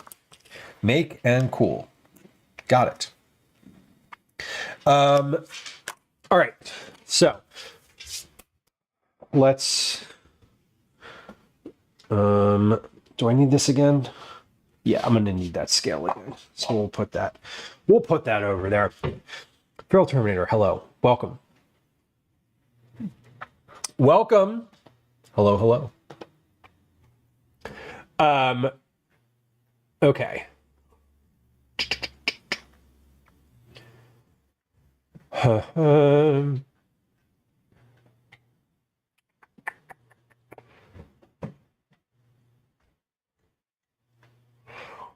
Let's see. Okay, so let's recap. Let's recap where we're at here with our. Let's recap where we're at. I'm about to raid. I'm not about to raid. No, I haven't even made dinner yet. I said that I wanted to start making dinner around 17:30. It is 17:38, and I've already started. So as far as timing goes, I feel pretty good about timing, honestly, like, which is really nice and helpful.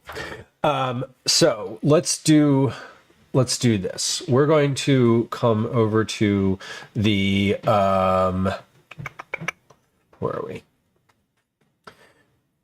Okay, we're going to do our last look at this stock before we get to our next step. Okay, so take this camera. Hello. Okay, so our stock is now, here we are. Our stock is at about 2 hours worth of cooking. It's been simmering. We'll let that steam clear up a little bit. So we had a pretty good simmer going on when I opened that pot up. Everything is pretty soft in here.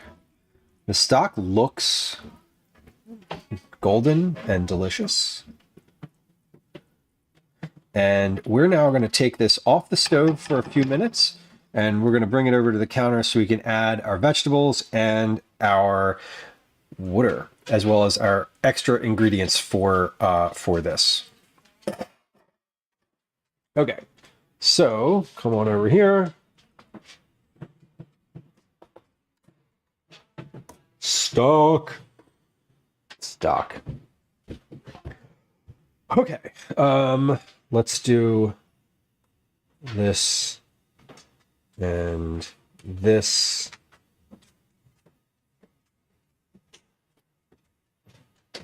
Okay, and then we'll do this one as well. Your son asked me for 500 Robux.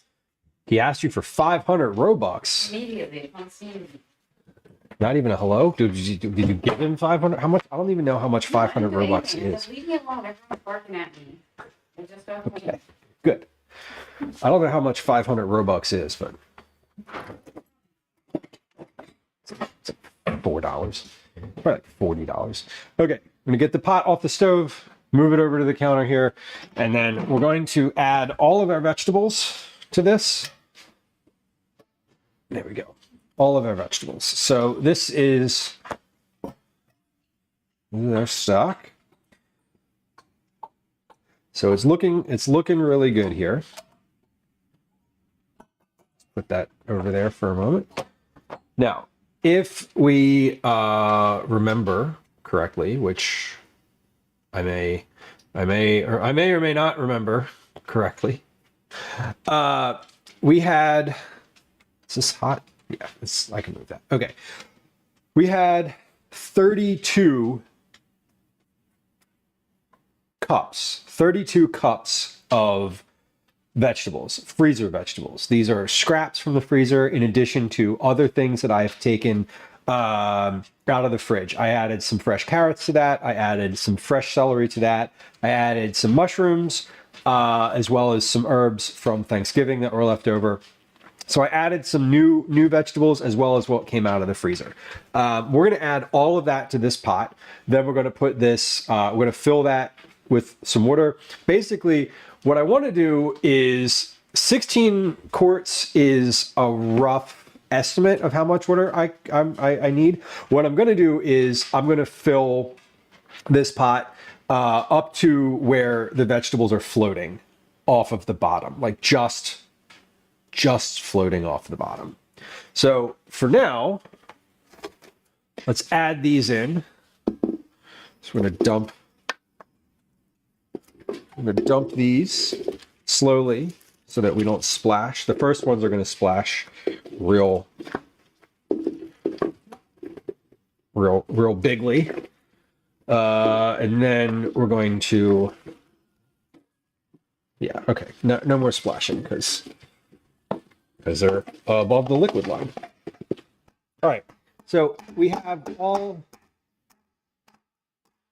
of our vegetables in here for the most part. Get a spatula and scrape these in because I don't want to lose all of these. I took a lot of pain to save these scraps, so I don't want to leave any of them behind.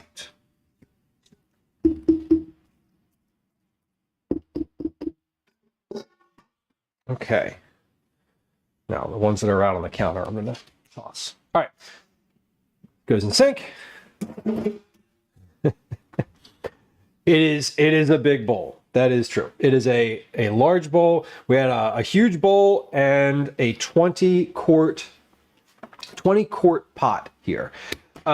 So we're gonna do a couple additions to this. Let's go back up. Not up. I'm scrolling back up on my my situation here. So we're gonna add our water to this and see how much water is actually in here, and then we're going to adjust. We're gonna add salt and peppercorns and add salt. We're gonna add peppercorns. We're gonna add a piece of Parmesan cheese if I have any in the freezer, and we're probably gonna add some other stuff to this too. Chazzy, hello. Hello. It is a full stock. This is like we're pretty good here. I am going to get. So I said 16 quarts of water. Now it was 32 cups worth of vegetables in here. Now that's not like packed in, right? So 16 is a basic amount that I might get up to. I doubt it though. We're gonna add 2 quarts at a time. I'm just filling up my bowl. So I have this is an 8-cup bowl. So this holds 2 quarts. So there's 2. We're definitely not fitting 16 in here. Just judging by what I just put in, we are not fitting 16, which is fine. That means it's going to be relatively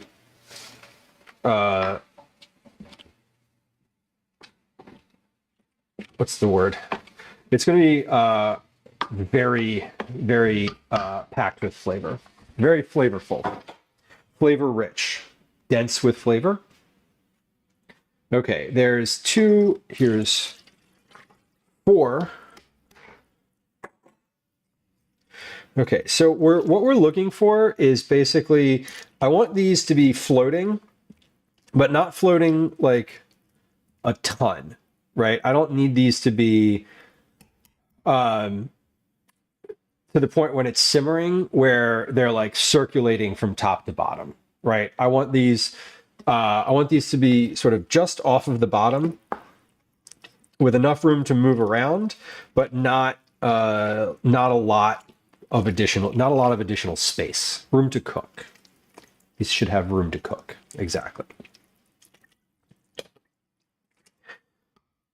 So I still have like some solids that if I basically I want when I do this, when I like put the material, when I lift the material up and drop it, I want it to settle in one like flat level line, and it's not quite doing that yet. So I added 4 quarts so far to that. I already had 3 quarts of liquid in there, but that was liquid for my chicken. So we're adding 2, 4, we'll do 6, at least 6, which would make that 9 total. So we're going to add 2, 4, this will be 6. And let's see where we're at here. Okay, that is just about there. I'm going to add 2 more to that, and I think we'll be there. So this is off the bottom and things are floating on the top, but it's still pretty thick. Like when I drag my spoon through it, I can still get a big like pile to stand up here on the side like that. So let's do 2 more. Now, the only reason I'm measuring this at all today is for the sake of writing it down and sort of knowing what went into here. Generally speaking, I will just put this on the counter, put the spigot into it, and fill it until it looks like what I want it to look like. I don't think I've ever really measured this before. Yeah, I'm pretty sure I've never actually measured this before. So this is what, 8 quarts, and this is full. This is well full of material. So this is looking pretty good. We got things are moving around. If I lift stuff up, they're sinking back in. So again, the last time I did that, it didn't sink back in. This time it's just about sinking in. So it will be pretty good like this. I am just below, so I'm going to keep an eye on this because I want the liquid level to stay basically just below my handle, where the handle's attached here. So when I take this off, when I uncover this a little later in the process, it will be I might need to add a little bit of water to it. But we're pretty much ready to go. Pretty much ready to go here. I still want to add, to this a few additional things. We're going to add salt, peppercorns, a 1/4 teaspoon per quart. So 2 teaspoons of peppercorns.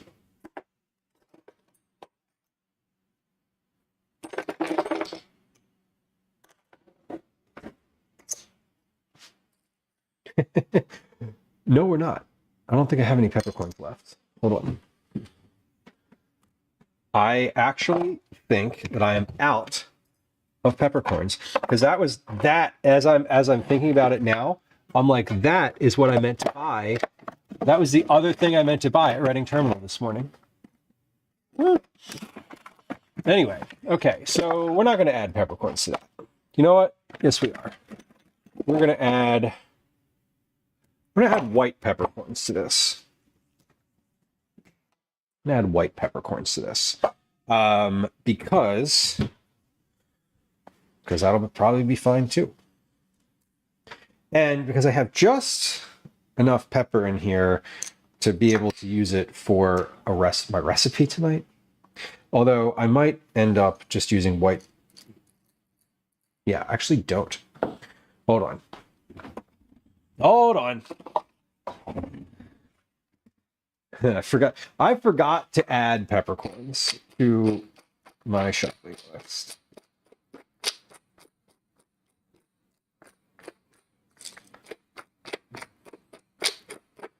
Let's see how much I actually have left in here. How much I can grind out.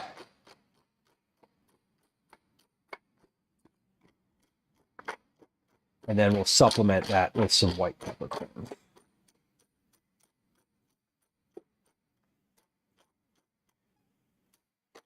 The white pepper is a different flavor, and I know that some people kind of don't like white pepper, and that's okay. They're allowed to that opinion. They're allowed to have an opinion. You know what? Maybe I have peppercorns in my overflow box up here. I don't. Damn. I thought I did. I thought I did. They're wrong. Yeah, they're allowed to have you're allowed to have an opinion. No one's telling you can't have an opinion. But it's different than mine. I love white pepper. It's funny, the first time I encountered someone saying that on stream, I can tell you who it was. I'm not going to tell you who it was, but I could tell you who it was because I remembered it and I was like, what? What? Do I really want to subscribe to you anymore? I do. I still do, in fact. But I remember them saying it and I was just like, we're not, okay, now I know. Now I'm suspicious. What else? What other opinions do you have like that? Okay.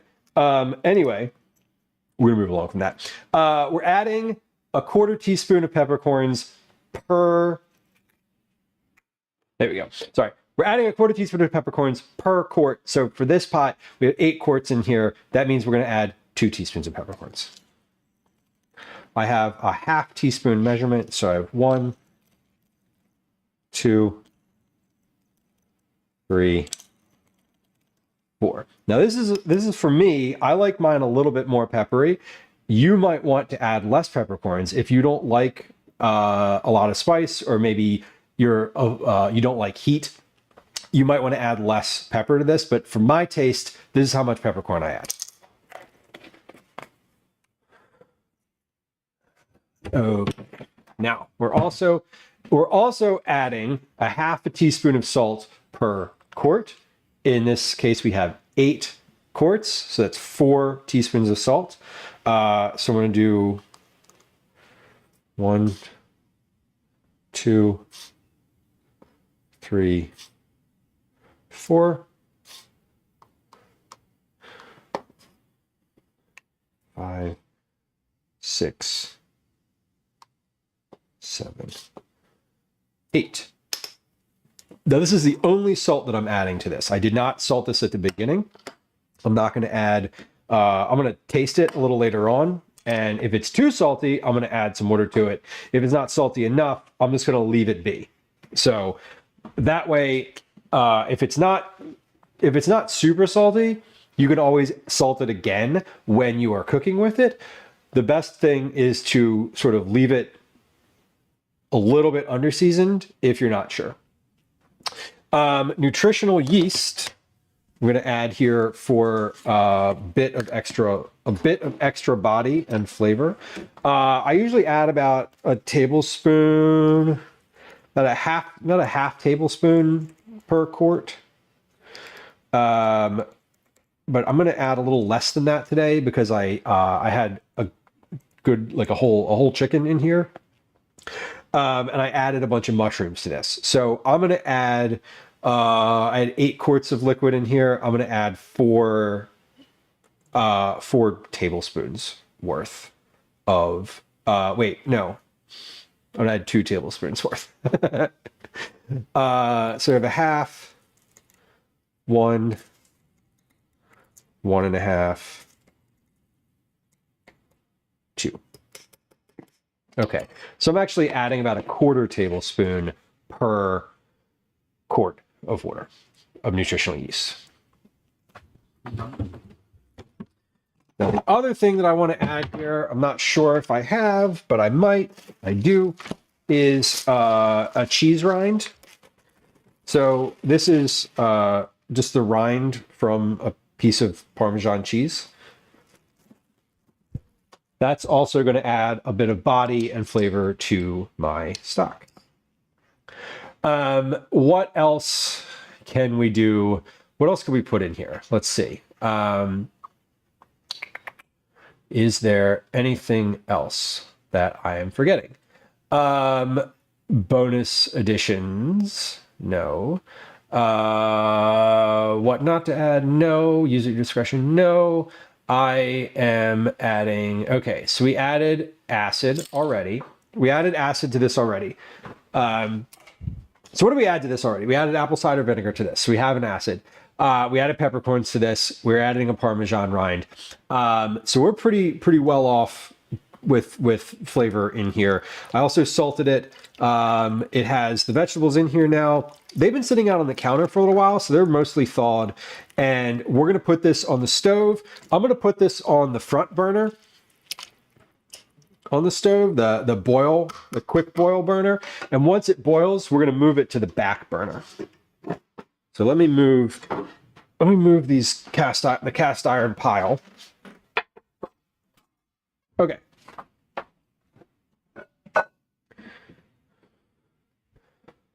Okay, this is ready to go. We have a big stock pot. There are, let's see, how many quarts of water were in here total?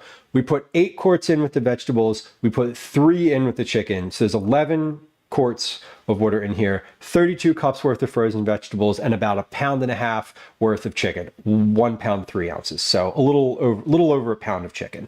That's all been in here. The chicken and 3 quarts of water have been in here for about 2 hours simmering with the lid on. We're going to put this on the stove. We're going to bring it to a boil and we're going to simmer it with the lid on for another 30 minutes or so. And then we're going to take the lid off to let it finish for about 20 more minutes. And then we'll be good to go with our stock. So let's get this on the stove.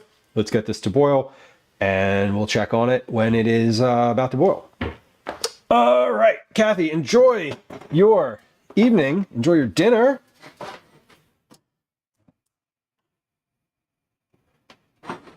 Hope it's an easy one. Okay, that's on the stove. The lid is on. And we're not setting the timer on that until it actually boils, because I want it to simmer for about 30 minutes with the vegetables. And if we do that between, if I set the timer now, it might not even boil in 30 minutes because there's a lot of liquid in there and a lot of vegetables. It's a lot to heat up. So we're gonna give it some time and we'll check back. Okay, we're gonna move along now. What are we gonna move along to do? We're gonna move along. This can just sit on top of the pot. This can go in the sink. We are going to, we're going to figure out how to cook this spaghetti. We're going to figure out what vessel to cook this spaghetti in. I said that I wanted to cook this in a skillet. That is the goal. We're not adding anything acidic to this. So I have my big skillet here. This one is 12 inches, I believe.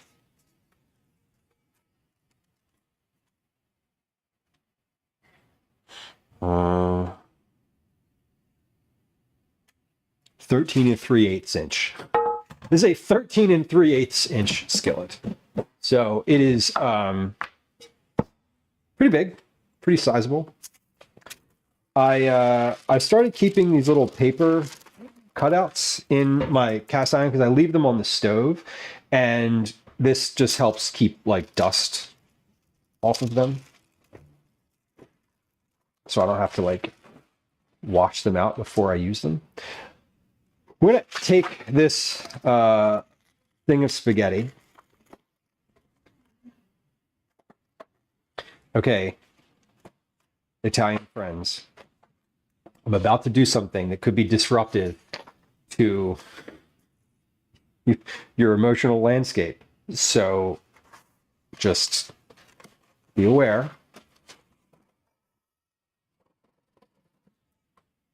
Be aware. We're going to break this spaghetti in half. I'm sorry. I'm not sorry. It's for the recipe. we're gonna break this in half. So yeah, any Nonas in chat, you better look away now. I'm gonna stare you directly in the eyes and desecrate your pasta. All right, this will be fine in this skillet. I'm like, as I'm sort of doing this, this is like a good size for this. And we're also going to cook the shrimp in here first. So I'm just breaking this into here to make sure that it's all gonna fit.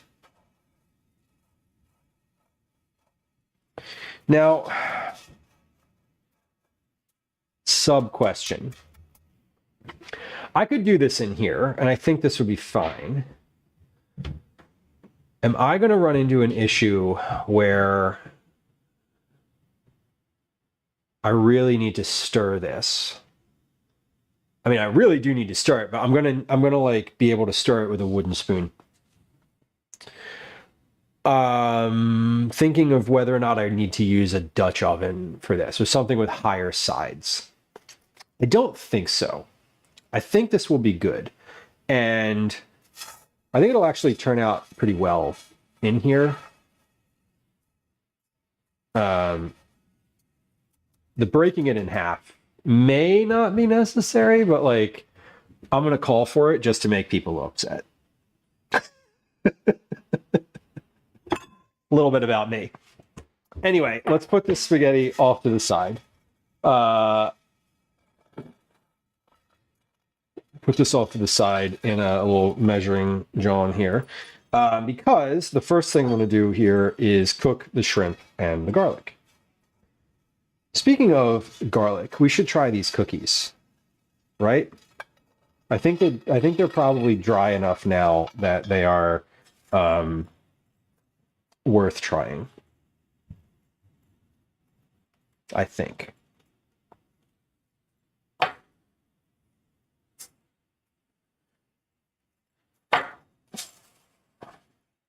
I guess I missed two. Two tall ones just standing out over the top like, hey,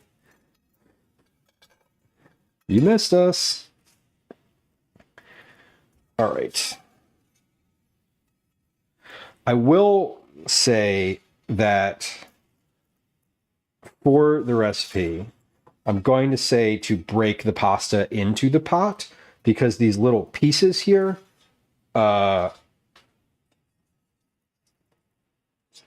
break the pasta directly into the pan is sort of the direction that I would give.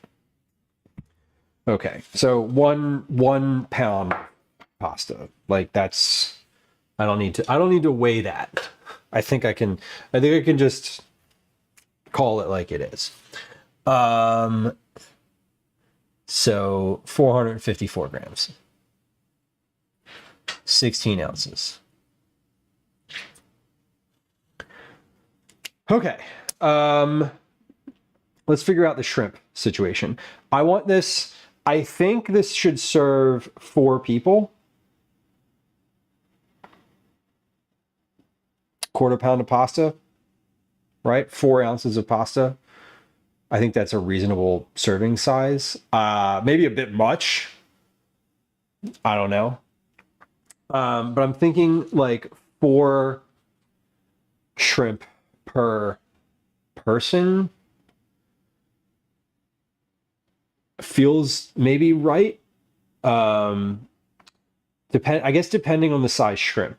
Let's take a look at what shrimp we have. Because I didn't actually look at the size of these Johns before when I ordered them, I sort of just ordered shrimp.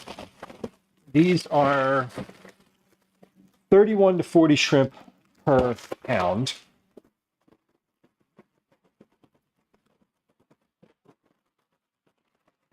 Yeah, Lemon, I'm thinking of how we eat. Like a quarter pound of pasta is a lot of pasta. So I'm thinking that probably functionally this would serve, I mean, like what does the box of spaghetti say? What does the literal box of spaghetti say? the box of spaghetti says there are 8 servings in this container, not 4. So I think that serving size is 2 ounces. Okay. I probably want to say this relatively would make six servings, because I think 2 ounces is not all that much, honestly. From the same people that say a box of mac and cheese serves 4. Right, it doesn't. When we make mac and cheese in this house, we make 3 boxes of mac and cheese. So I think this is probably about six servings, reasonably speaking. So that would be 24 shrimp. If I did 4 per, feels like a lot. Feels like a lot of shrimp for what I'm actually making. 2 ounces does make sense if you have more of a sauce, like a meat sauce or like a bolognese or Alfredo or something like heavy. This is pasta and butter with shrimp in it. That's really it. So there's not a whole lot going on here. So let's see. How many shrimp do they say is per serving? Serving size is 8 shrimp. No, we're not doing 8 because that would be a lot. Let's do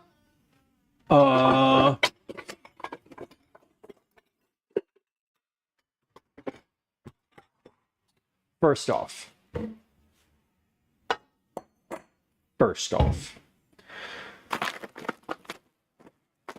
these are big. These are 31 to 40 shrimp per pound. These are, the shrimp is weird. The way that they assign, the way that they size shrimp is just like the number per pound. It's not that weird, but it is notable. I didn't know that until I don't know, until I was an adult. I was like, I had no idea. I was like, what does 31 to 40 mean? Like, what does that even mean? 80 grams of shrimp per person plus 113 grams of pasta. So they say 112 grams is a serving. I think I'm going to see how much 4 of these things weigh. So I'm considering, so for the pasta, I'm considering that this is about 6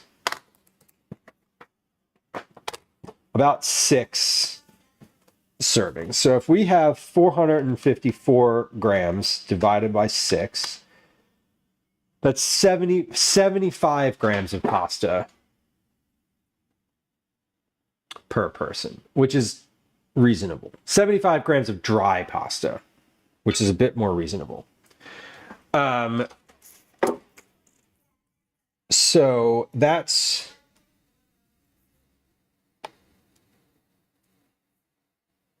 dry pasta. Okay. Again, I'm trying to back this down into what a normal person would eat. What a reasonable person would eat with regard to pasta. What I would eat is 113 grams. Easy. All right, so with the shrimp, they say that 112 grams, 4 ounces is 1 serving. I'm going to see how much 4 shrimp weighs.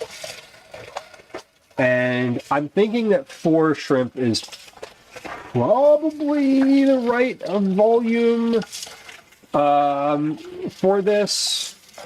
It might be 5. I don't know. I don't even know if there's 30. I mean, there's definitely 30 shrimp in this bag. This is a 2-pound bag, so there better be 30 shrimp in here because these are 31 to 40 shrimp per pound. There better be 30 shrimp. Okay, well, let's see how much 4 of these weighs. You could butterfly them. I could butterfly them. That's a good idea. The reason I don't want to do that is because it's extra work. And that's literally the only reason. Okay, so 4 shrimp. 1, 2, 3. These two are frozen together. Does not count as one. 57 grams. So 4 shrimp is somewhere between 55 and 65. I think that that's reasonable. Let's see. If we did 18, 24. What does 24 shrimp weigh? Right? 6, 12, 18, 24. Right. 1, 2, 3, 4, 5, 6, 7, 8, 9, 10, 11, 12, 13, 14, 15, 16, 17, 18, 19, 20, 21, 22, 23, 24. Okay, so 24 shrimp weighs 348 grams. So if we do 348 divided by 6, that's just like your average. That is 58 grams, just under 60. It doesn't seem, 4 shrimp doesn't seem like much in a bowl of pasta. You're right. But if you cut them in half, you have 8 pieces of shrimp. True. My my primary reason for not doing that is the work that it takes to do that. That's it. And so I'm cooking these whole. Like, I'm definitely not going to cut them because cutting them would be an extra step, and I don't want the extra step in there. I would rather add 6 more shrimp to this bowl and just make it 5 per serving, which I think I'm going to do. 1, 2, 3, 4, 5, 6. Okay, so that was 436 grams. 436 divided by 6 is 72 grams of shrimp. Well, someone will like shrimp more and someone will like shrimp less. And I think that's where I'm landing with this one. So I'm going to say 6 per serving. No, 5 per serving. 436 grams. That's a pound of shrimp. That is 15.4 ounces of shrimp, which is good. That is like quite literally just about 1 pound, which is a very nice number to have for a recipe. So I'm going to go with that. Respect your choice not to cut. And Lemon, so for reference, this is supposed to be a simple, very simple, minimal step recipe. So I'm very conscious of something like that, where again, I would definitely do that. And if this was for somebody where that if this was for a publication where that didn't matter as much, where like you could butterfly the shrimp and have them look really nice, and that would be an important part of the dish. The important part of this would be, the timing of how long it takes to do. That's like the main component. You could call for smaller shrimp, right? Which is why I'm noting the weight and not just the number. I'm noting that I'm using 31 to 40 shrimp, and that that the weight is this. And to be clear, when I finish this, if it ends up looking like more shrimp than I think it should be, I'm going to make an adjustment.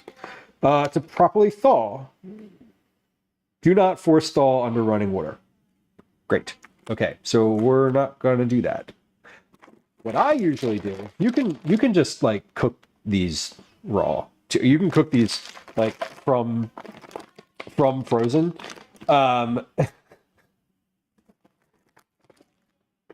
I generally thaw these in water from the sink. Not running water, but I will mostly thaw these in a bowl of water for like 10 minutes. That's my usual. It says do not force thaw under running water. Force thaw meaning like thaw quickly. I don't know. I actually don't know if there's a safety concern with doing that. Planned cooking method. I was planning on putting these in the cast iron pan with a little bit of water and olive oil, so that they steam a little bit. So just like a quarter cup of water or so. I don't know if I want to try to cook these from frozen or not. I'm afraid of ruining them if I do that. So, Copy Zombie, hello. I'm doing well. I am doing well. I hope you're doing well too. It's a Tuesday, so your mileage may vary.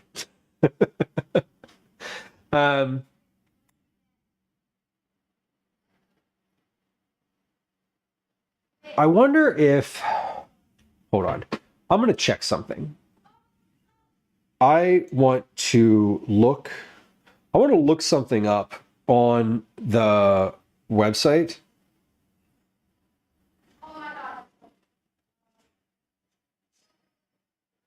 I want to see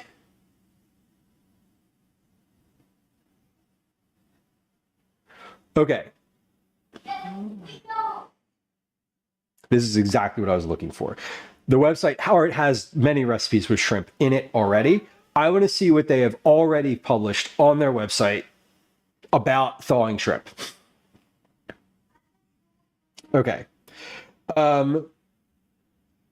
Shrimp, the founder of the website writes, last year, shrimp quickly defrost in cold water and cook in only a few minutes.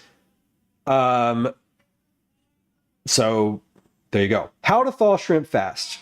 An overnight thaw in the refrigerator is best for shrimp. But if that's not possible, thaw frozen shrimp in a large bowl of cold water, changing the water every 10 minutes. Depending on the size of the shrimp, it should thaw in about 30 minutes. Great. Perfect. I'm going to go with that direction. I'm going to put these in a bowl of cold water. We're going to put that in the sink. We're going to set a timer. We're going to do what the directions say and thaw these in cold water. And this is the directions on the site that I'm writing this recipe for. So like this should not be an issue. So I was thinking of cooking them, trying to cook them from frozen, but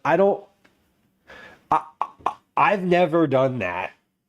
When I was thinking of cooking them from frozen, I was thinking of doing it in a, like I said, a little thin layer of water, so that they're not like sticking to the bottom, and that they steam a little bit and get sort of heat surrounding them.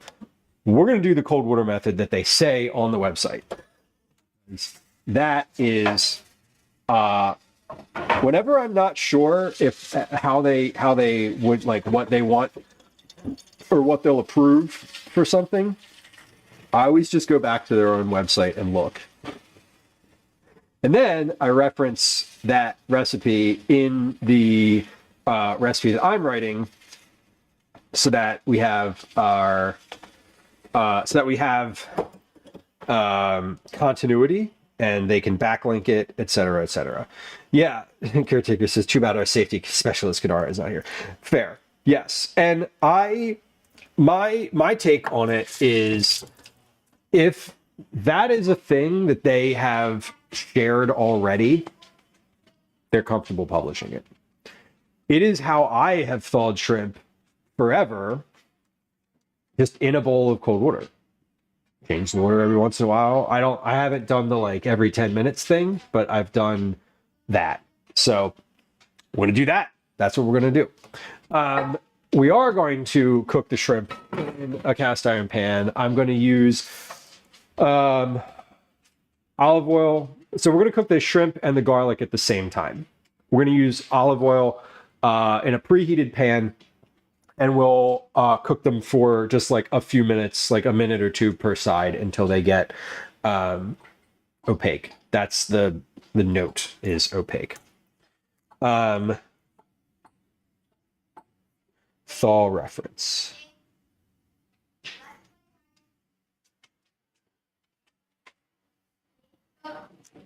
Okay, so what I would say when I'm writing the recipe is when I'm writing this, the first direction is going to be put the shrimp in a bowl of cold water, then cut your garlic, then cut your herbs, then break your spaghetti, then measure out all the rest of your stuff so that you're not like wasting your time. First direction is going to be all that shit in the fridge overnight. And if you didn't do that, here's what you do. Dan says, I cook mine still frozen in the air fryer, and they're delicious. I love that. That sounds kind of great. I bet Costco's warning is a cover your ass. 100%. 100%. That's why I was a little taken back of like, oh, wait, have I been inadvertently doing something terribly unsafe, food unsafe forever? Maybe. It's not unlikely. All right, we're almost at the boiling point for my stock here. So, we're almost there. Lemon says, I think the ideal quick thaw method is a bag, not a vacuum bag, in cold water so the shrimp does not absorb the water. That is, I think, didn't it say that on the bag? Place a bag of shrimp overnight in the refrigerator, drain and use in your favorite recipe. No, it didn't say that. It says, do not force thaw under running water, keep frozen, do not refreeze contents once they are. The water absorption, I considered that, but I'm also,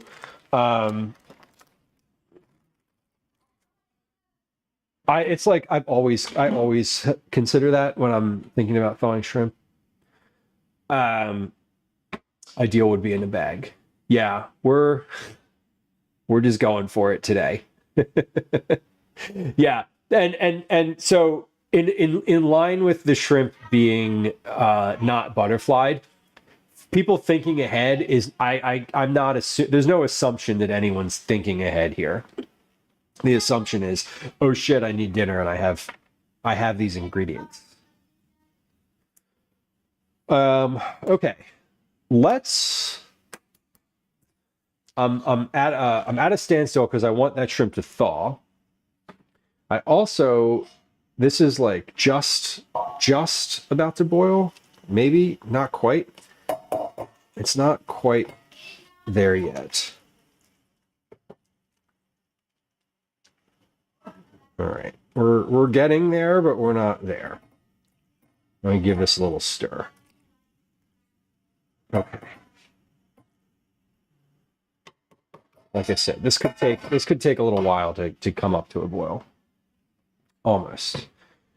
Sita says, I honestly didn't know you weren't supposed to thaw shrimp in running water. I guess I didn't know that either. It's not running. I mean, I don't know what the difference between like running versus non-running would be. I would think it would be better, safer in running water, but I don't know that definitively. So who knows? All right, while we're waiting for all that, let's taste these cookies. We have our garlic cookies here. We're gonna do something. We're gonna take a side-by-side taste test of these and see how they do. And people would put shrimp in a bowl and leave it to reach the danger zone. Yeah, it is really just a cover your ass thing, for sure. I'm guessing it's similar to washing raw poultry with the spreading of contaminants. That's valid too. See, this says I usually just add tilapia fillets to the pasta. Yeah, I love a good just like fillet, just right into the thing. Okay, we have some cookies here. Let's get interesting. These are very different colors. So let's kind of take a look at what's happening here. So we have this one is the one I made today. This one is the one from the market.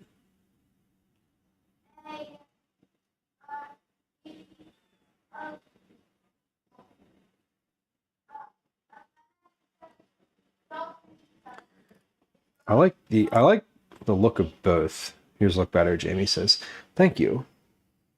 You can see the cayenne. I mean, it doesn't really come through on the camera, but you can see the cayenne flex a little better in the one from the market. Now these are old, so they're definitely crisp. But these are just still a little chewy. I think these need a day to dry out. Or maybe there's too much sugar in them. Maybe I need less brown. Maybe I need to use white sugar in here. Regardless, let's give them a taste test because mine don't need to be exactly the same. Let's also be clear. Hold on. I'm gonna get a baseline. I'm gonna take just one bite of the original cookies. Now these again are a couple weeks old. They're 3 weeks old, so they're dry.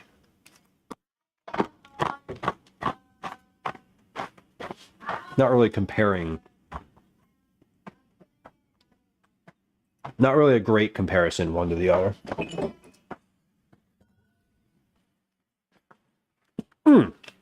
DJ Harley, welcome in. Happy Tuesday. Okay. We're doing this the right way. So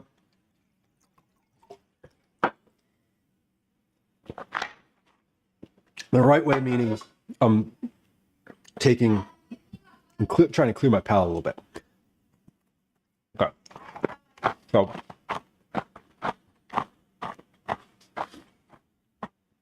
first taste of these is butter. Then sweetness. And then you're like, oh, that's garlic. And as your brain is processing garlic, then the cayenne comes in. And it's like, oh, that's cayenne pepper. These are spicy. What happened? What's going on here? And then you're taking another bite because they're good. Okay.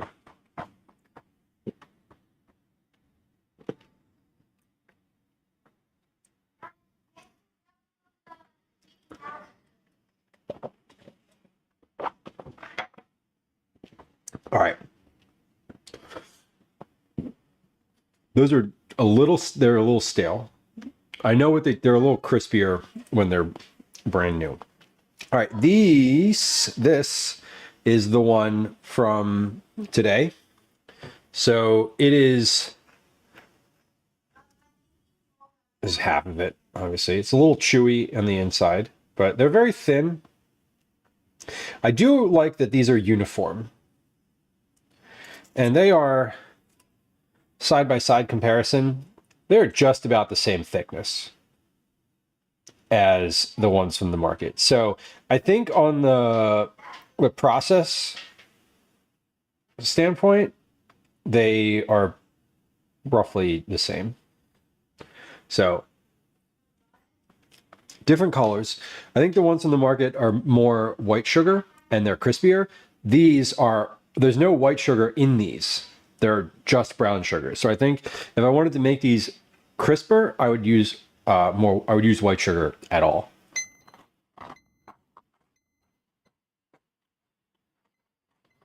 Okay.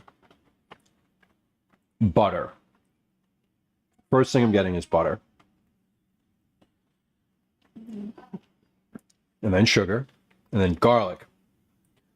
For sure garlic.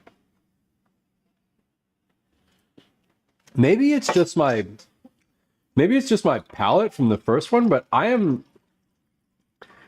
put a lot of cayenne in there, and I'm not. Oh, there it is.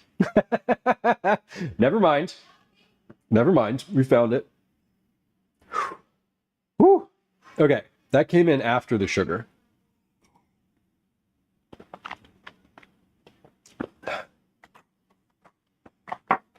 Let me take a bigger bite. The second bite is always the one where you get the better taste.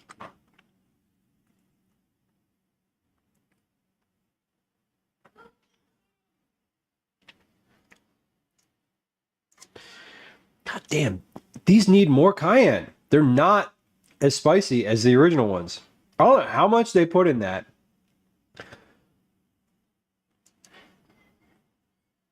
I genuinely would love to know how much cayenne pepper they put in there, because these are good. They're really good. They're very buttery. They're a little chewy. They're chewier than the original ones by a lot. But they're not as hot.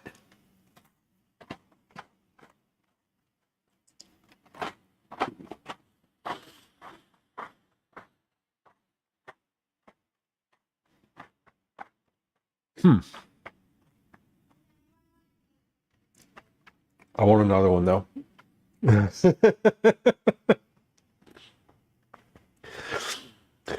Spicy is hard to get in a cookie because it's fat soluble.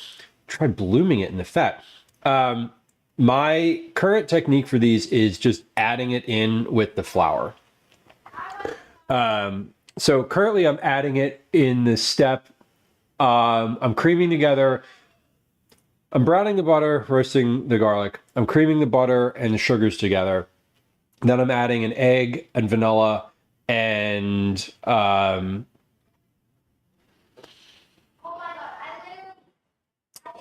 egg,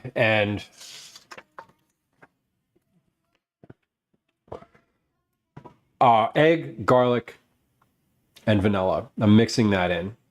Then I'm adding a sifted together mix of flour, baking soda, salt, and cayenne. And I'm letting that rest for a little while. Basically dry spice. So would you say then, in order to get it in order to like get it to be that spicier, it needs to have liquid then. Would it be good? I'm thinking that maybe not cooking it with the butter, but maybe adding it to the butter after it comes off the stove and while it cools. That might work.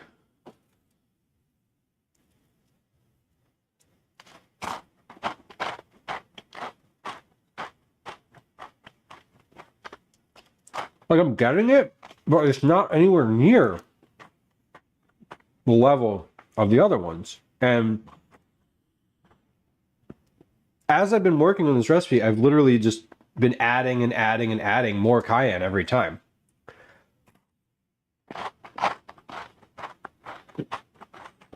Steep the chili flakes in butter at low heat. It was hot. Well, I'm browning the butter. So I'm thinking after I brown the butter, maybe I put the cayenne, after I take the butter off the stove, but it's still liquid, I put the cayenne in the butter at that point. Let it bloom and marinate in there. I don't think I want to add it. I don't think I would want to add it at the beginning of the browning process. But I think adding it like turn the heat off, put the cayenne in. That seems much better. And I want these to be spicy cookies. I'm getting it now. But like this piece of the original cookie is as spicy as a whole one of these. Okay, so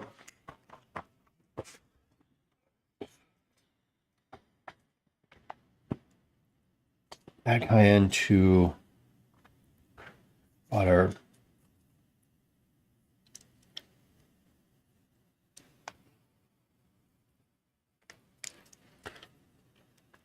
And the other thing I want to do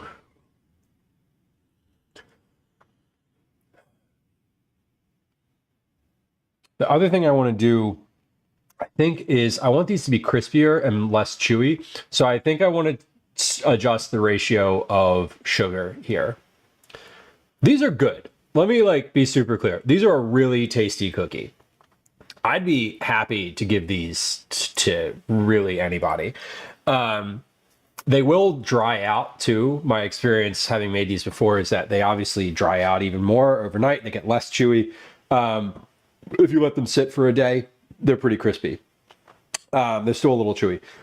But I think I'm going to want to adjust the sugar in here too. From brown, more on the white sugar side, less on the brown sugar side. Because brown sugar just makes it chewier. I might want to reduce the amount of butter in here too, but one thing at a time.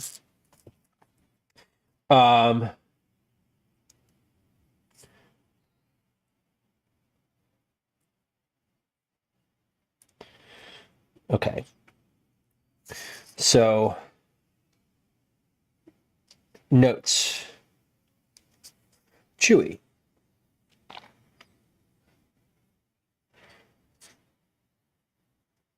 Sugar ratio more to white. I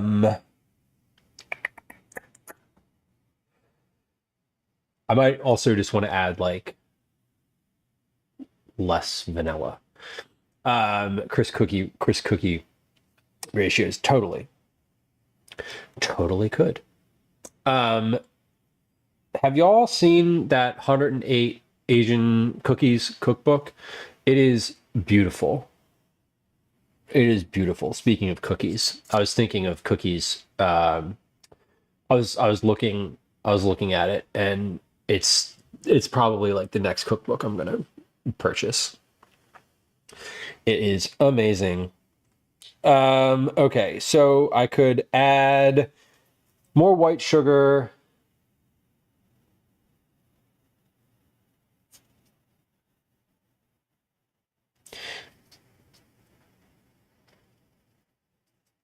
Okay, I could add less. I could also add less vanilla. We have not done the drawing yet. We're getting there. We are getting there. We're still working through. I'm probably going to wrap up today sometime, like I said earlier, between 7:30 and 8 p.m. That's the goal. Okay, this is just about to boil. So we're going to keep an eye on this. In a moment here, I'm going to show this on the camera, and then we'll get to the dinner making portion.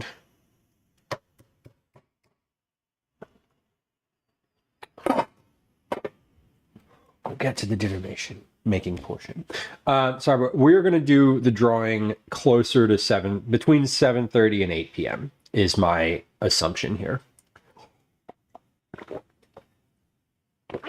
Based on the current velocity of things on stream, things happening. Current velocity is not something that, generally speaking, enters the streaming lexicon. But you know what I mean. Okay. So let's go ahead and eat the rest of this.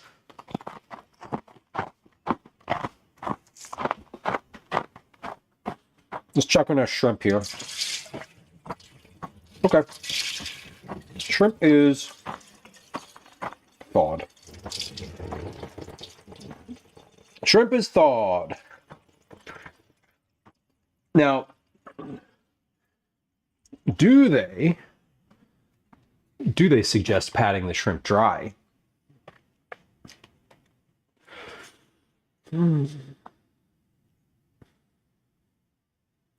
They suggest marinating the shrimp, which is not what we're doing. Okay.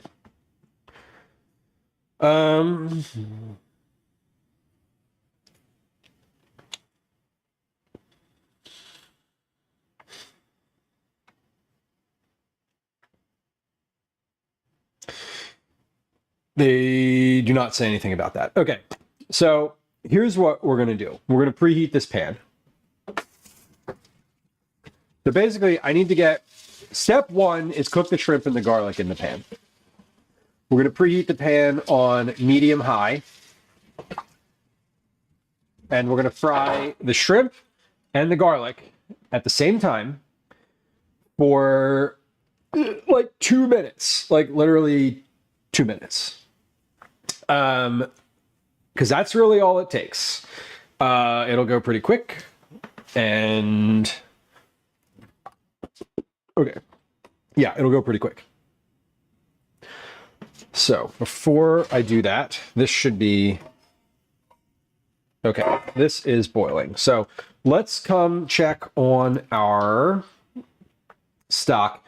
Let's come check. Yeah. Okay. Move that. Alrighty. Okay. We have been, our stock has been on the stove now for about 25 minutes, maybe a little bit more on the high burner. It's boiling. It's about to boil. We're going to go take a look at it. And if it is indeed boiling, we're going to turn it, we're going to put it on the simmer burner, and then we're going to turn it down to low. And we're going to start our timer for 30 minutes of simmering on, simmering covered. We're going to turn it, we're going to put it on our simmer burner. If it's boiling, we're going to transfer it to our simmer burner. We're going to cover it, and we're going to set a 30-minute timer, and we're going to let that simmer for 30 minutes, and then we'll uncover it and check on it. We're going to taste it after that first 30 minutes to adjust if we need to, any seasonings. But we're going to check on it now. So come on over to the stove and let's look at it. Here we go. All right. Now this is currently on high and it is boiling. We just hit a boil. It didn't look like that when I opened it a few moments ago. So we're going to turn that off for right now. And you can see, I can't hold the camera over this because it is super steamy, but everything is a little bit inflated here. You can see the onion, this onion has gotten a lot bigger. Everything is a little bit rehydrated and we are ready for the simmering process. So I'm just going to give this a stir. I'm going to give that a stir.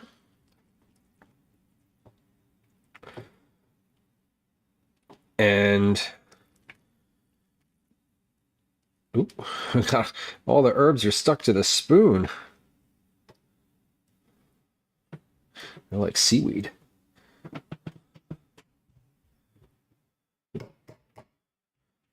Okay.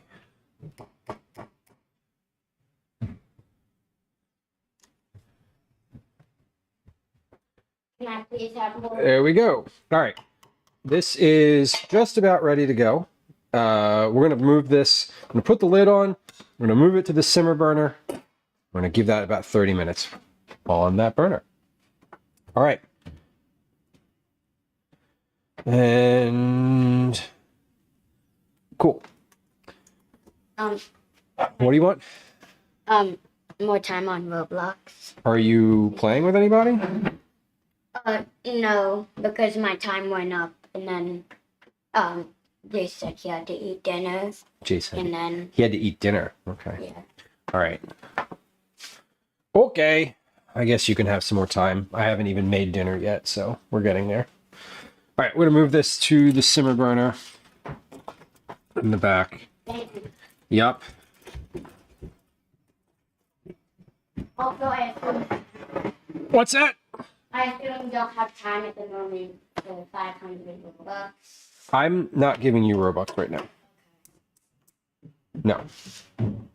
Okay, we're gonna turn that to a simmer, and let's set a 30. Oh, it's 3 hours. 30-minute timer. 3000. That is definitely at a simmer already because it was at a raging boil. So yeah, that is just got a nice simmer. Okay. Let's work on this and keep moving on this shrimp recipe. We have thaw. Okay. I'm gonna put our pan. We're gonna preheat our cast iron pan on medium high. So that's 5.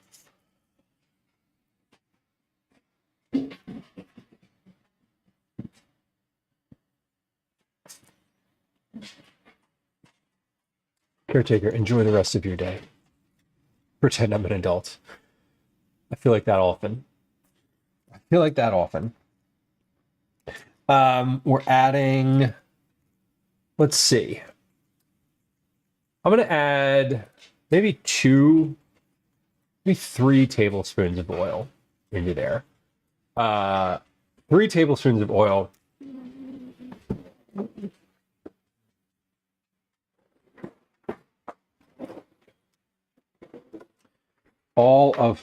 Basically all of my measuring implements are in the sink. I need to wash the tablespoon here. There we go. Okay.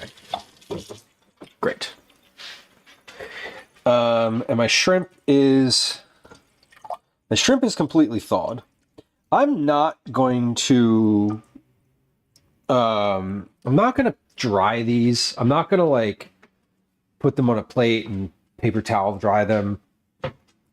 I think I'm just gonna say to make sure if you're draining them, or if you're thawing them in a bowl of water, to just make sure that they're drained thoroughly. Because I don't think it's gonna be a huge issue. But we'll see. We'll see. All right, pan is preheated, or is preheating. Now I don't have this camera. This camera is oh gosh. The camera that I usually use on the stove is not currently in its normal position. So just give me a second and let me set this up so you can actually like see this pan. Okay, there. That's not a bad view. It could be a better view if it was higher up. And I could probably keep putting the pen in my mouth. I could probably put that on a cookbook. Let's do that.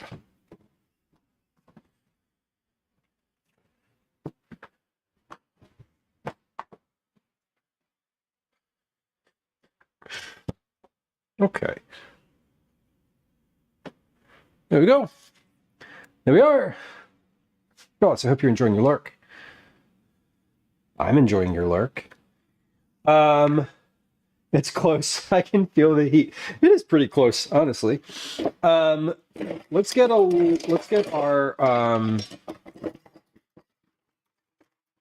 my tongs here. Going to put 2. It does not. Come on now. Is this simmering? This is, yeah, we're simmer. I need to set that a little higher. Okay, so this pan is definitely preheated. I'm going to add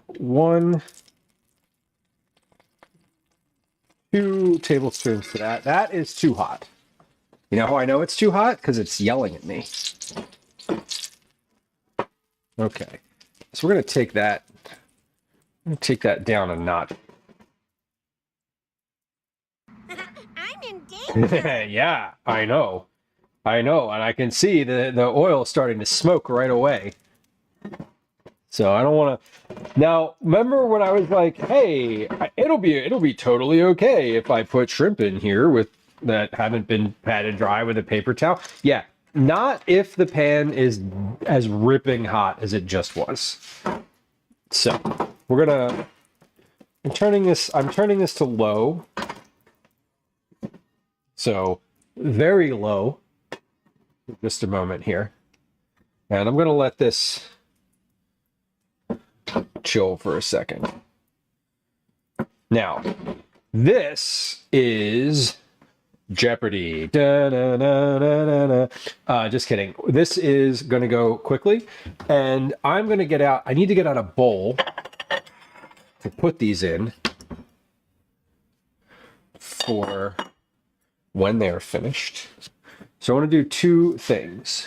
Where did my garlic go? Here it is. Okay. Jamie, some Hexclad pans. Heck yeah. I have never used a Hexclad pan, but I've heard good things. Okay, we're going to try one shrimp. And I'm just starting a count up timer. So I'm literally just doing one. And I'm letting it sit. I just want to make sure. I got about less than a minute, probably less than 1 minute per side. You can see like the cook line coming up through it too, where it's getting that white to it. That means it's done. That 30 seconds right now. 35 seconds.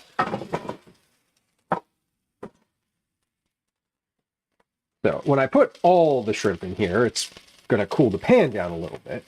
I'm just putting the one in here to sort of make sure I've got the right. I don't know, just doing a test. That's 1 minute. All right, flip.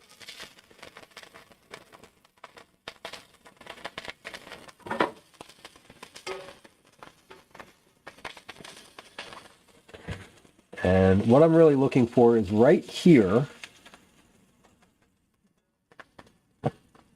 Because the tail is probably cooked already. But I'm looking to see that this big chunk here is opaque. Basically, as soon as that looks opaque, it's finished. One minute 30.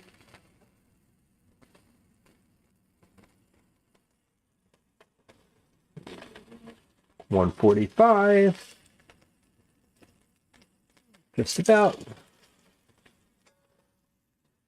And done. So that was 2 minutes. This is ready to roll. Okay. Great. Shrimp cooks so fast. And we're just putting it in a little bowl. I've got a bowl off to the side here. We'll toss that. There's one lonely shrimp in there.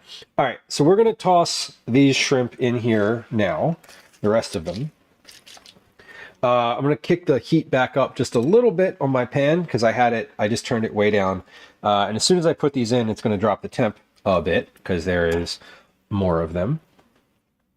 But I'm just going to literally dump these in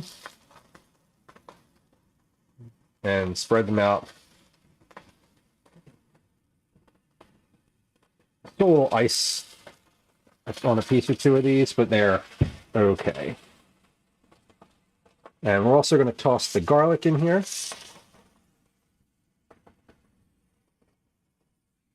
So our garlic is in and our shrimp are in. And I started a timer here. Did I start? I didn't hit start. Oh well.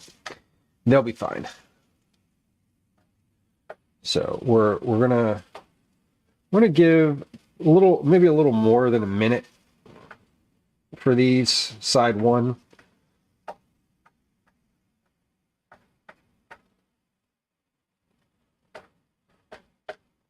And then I'm also going to take a little bit of salt here. I'm going to take a 1/4 teaspoon, of salt and sprinkle that over the top.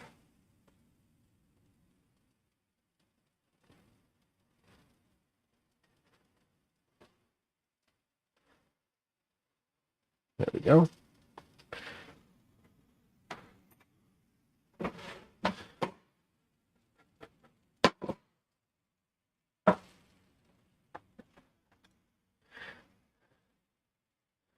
Now, this is going to take a little bit longer than previously. So what we're looking for, again, what I'm looking for is that it's about halfway up the side, that the cook line is about halfway up. This one's almost finished. The ones on the interior are cooking quicker because they're under, or they're right over top of the burner. So I'm at about 1 minute and 30 seconds here. These are moving along. You really do want your pan to be pretty hot here because once these are in, the ones in the center certainly cook a lot quicker.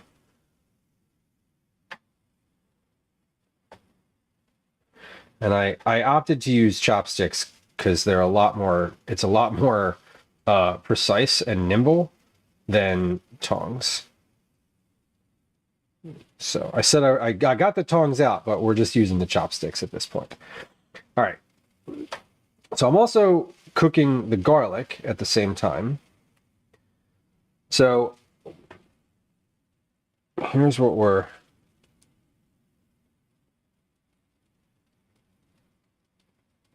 doing. These in the center here are finished.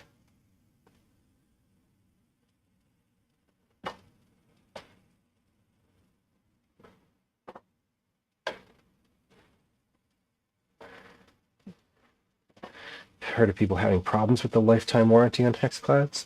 I feel like there's, with any warranties, there's always going to be some, I mean, like, anyone who's ever done anything with a warranty has probably experienced some kind of pushback at some point, right?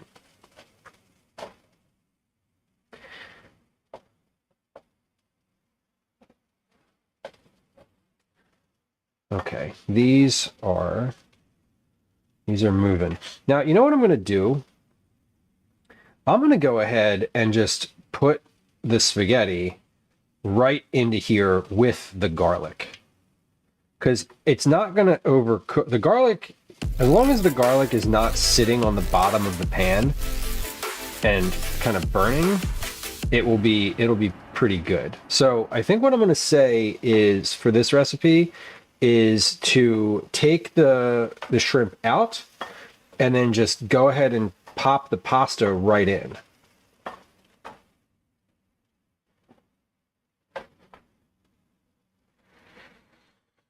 Hello, Zach. Hello, welcome. Happy Tuesday. We're cooking shrimp. Cooking shrimp. Venomous Cowshot, hello. Becca, welcome.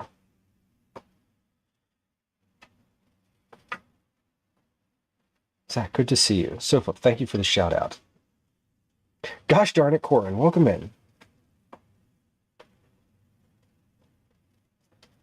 Welcome in. We're mid-process here. Zach, you're vegetarian now? Oh no, what happened? I'm just kidding. Or sorry, I guess what I meant to say is congratulations. Okay, I'm going to turn the heat off on this for just a second. And here's what we're going to do. We need to come back over to the main camera for just a second because I need to do two things. One, I need to say hi. Two, hi. Zach, nice to see you. Java Bean, welcome in. Alien Fox Mulder, welcome in. Not the cows. I know, not the cows. Oh no. Okay. We are making a recipe. We're working through it. I am adding. I'm adding. So I'm like mid process on what I'm doing here. So just give me a second, and I need to get some broken up spaghetti into this pot, and then we will be back in just a moment. Okay, so I need 32 ounces. 32 ounces in here, and that's going to be exactly 4 cups. 30, 31, 32, maybe. 32.45. Close enough. Not close enough. I want it to be exact.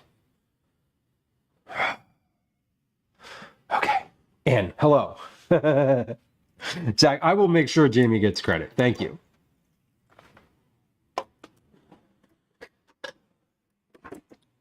I'm just being really precise about this because I'm like literally working on a recipe, and I want it to be, I want to have an exact amount in here that is easy to do math from, right? Hamburger is the one that has multiple cows in it. Ground beef is 1 cow origin. I think that that's true. Okay, whoa, 32 ounces, perfect. Okay. So at the start, I have 32 ounces. We're doing a shrimp recipe. Is math easy? No. Break spaghetti, cook with minimal water in skillet, stirring regularly, risotto style. Okay, so here's what we need to do now. If you're Italian and you're offended by broken up spaghetti, look away. We're adding this. Sorry, did I not give you enough time? My bad. Sofa, thank you. Oh, thank you for putting that in stream dump. I appreciate you. We're going to add this to the skillet. We're going to add some water to it. We're going to give it a stir. We're going to turn it on high, and then I'm going to come back and say hi. Okay? I'm going to say a formal hello. We're working on several things today, and I'll tell you what they are in just a moment. Okay, so this is now back on high. Sounds. Do we have sounds? Sounds are on. They should be on. They're on now. I think I turned them off earlier. We were doing some recording for YouTube, so I turned all the sounds off, but I believe that they're on now. Okay, so here's what we're adding. We're adding spaghetti, dried spaghetti to this. Dried spaghetti. And then we're going to take the, we're going to take this water that I just measured out, 32 ounces exactly. So that's exactly 4 cups. And we're adding a 1/4 cup at a time here. So basically I want this to cook in 2, 3, 4. That's 1,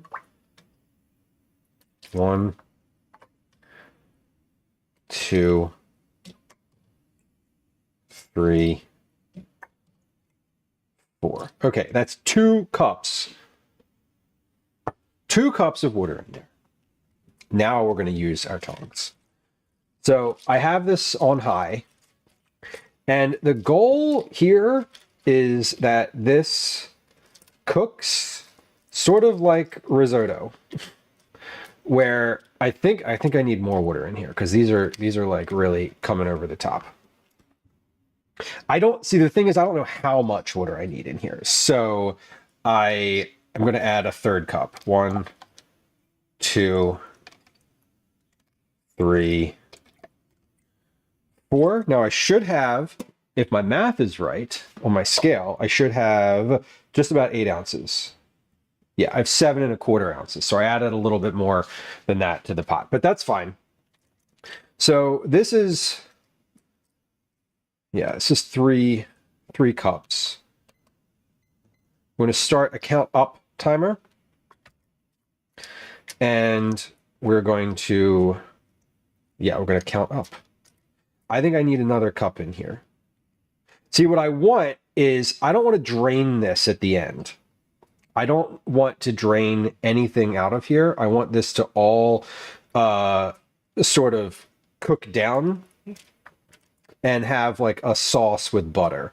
That's the goal. I don't know how much the exact right amount of water here is, but we're trying to figure it out.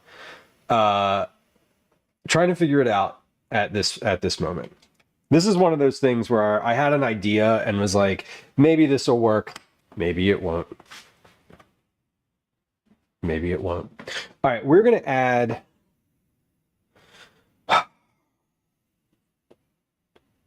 Am I going to add anything to this? No, not yet. Not yet. I'm going to leave that at 3 cups. So that's 24 ounces. 24 ounces in there first right now. I have a timer counting up.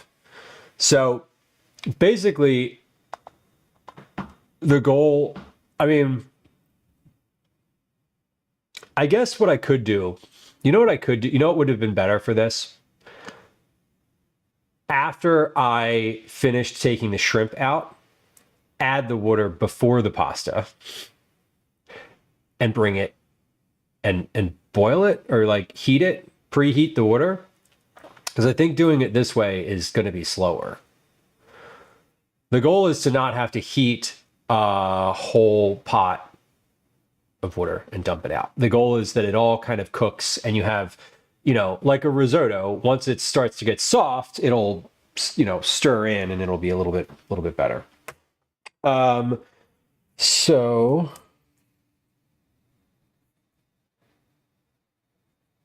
heat the water first. Chase 1 pot shrimp scampi. Basically, yeah. What we're adding to this is butter, onion powder, and parsley. That's it.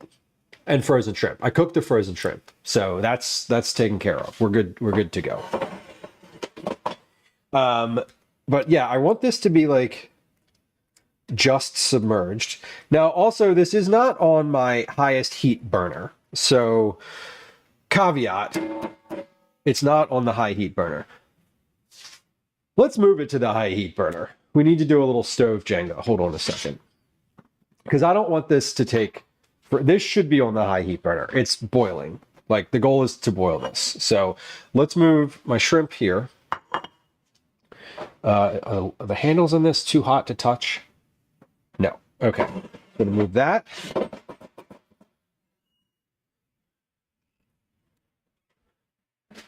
First, move this over here. It's gonna move that literally off the stove for a second.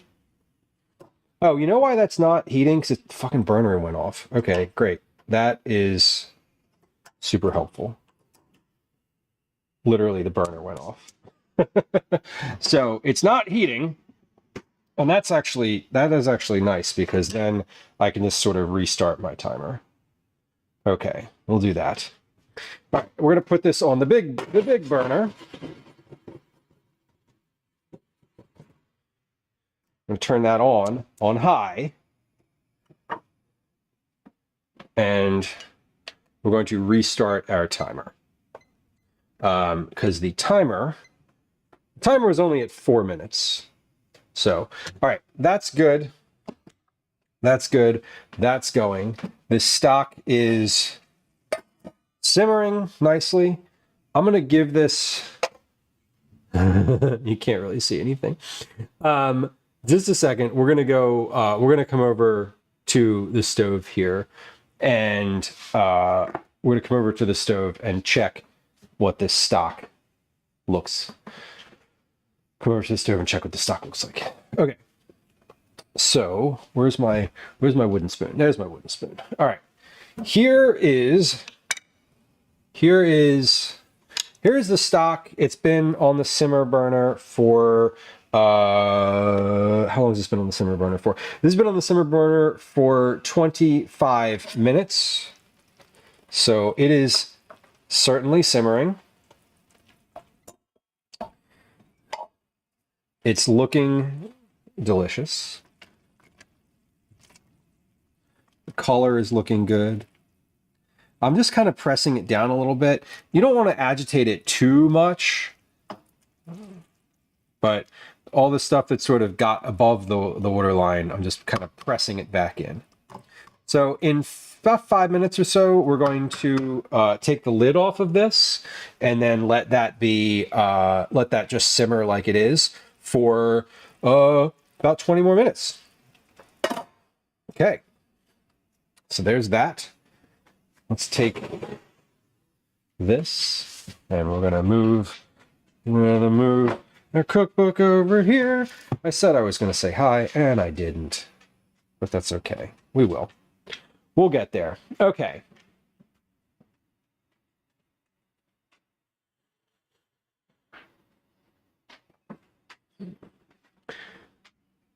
We're working on it today. We're trying. We're trying our best. I want to add some salt to this before we go too far in, and I forget to do it. So let's add, I got a 1/4 teaspoon.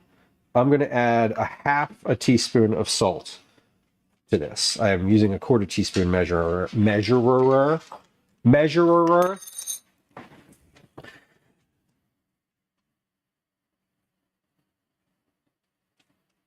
All right, 1/2 teaspoon.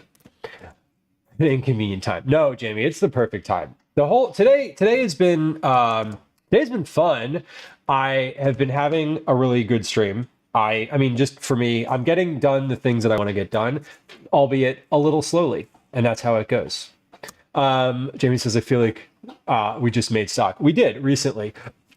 I still have quite a bit of stock in the freezer, but that is, you know, what I've been doing today.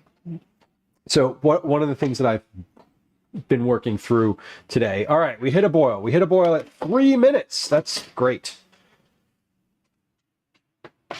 I know that we're going to do the cookie clip drawing. I have not forgotten. All right. So we're going to give this a little stir. Come on over here and take a look at what's going on here. Yeah, Chase, adding the water and bringing it to a boil will definitely work better, because now it will soften the noodles a lot quicker. That's kind of definitely the goal. But we're starting to get to what I want, which is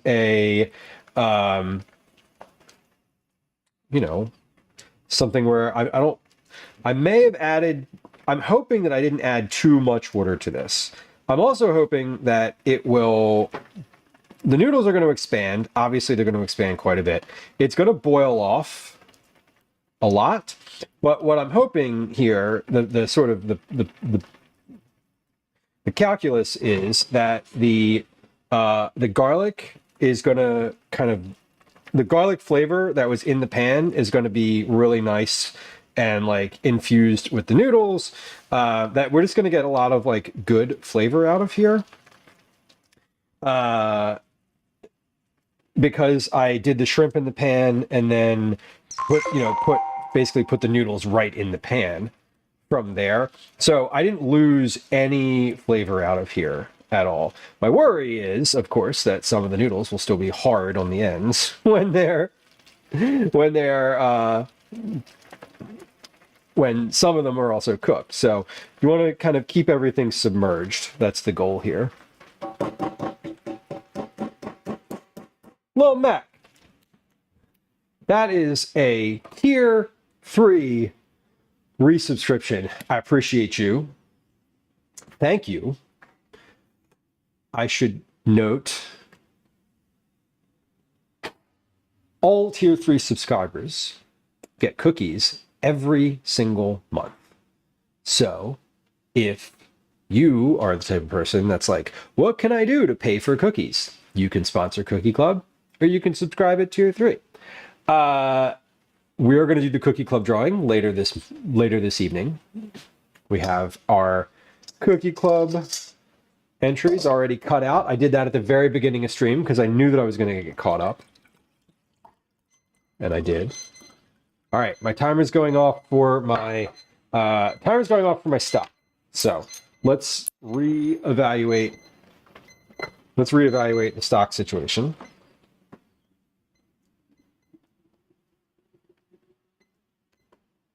Okay.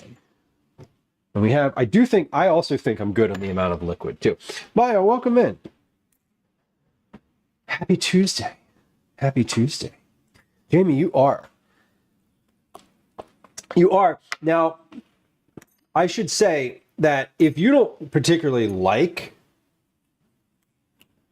this month's cookies and you want to, it is confusing because, November, if you're sponsoring November, are you sponsoring the cookies that are made in November or the cookies that are for November? These cookies are for November, being made in December. Unlike the ones that were made in November, which were for October.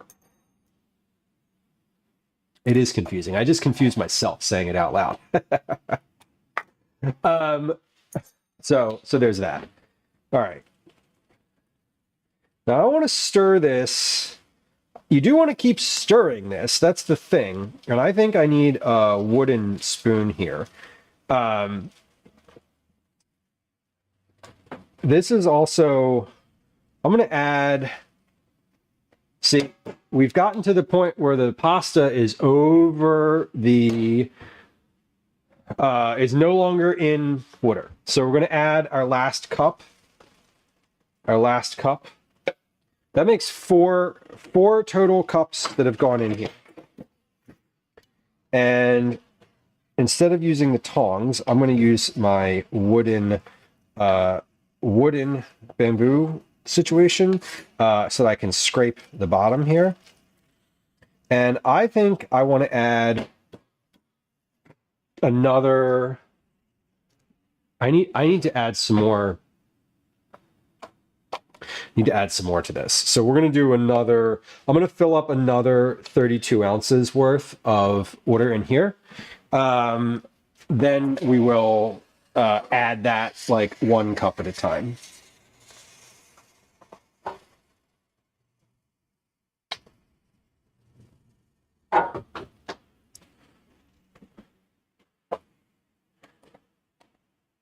$32.5 ounces. Amazing. Pour out a literal drop of that. 31.6. We're close enough. Okay. Let's add, I'm gonna add another cup to this.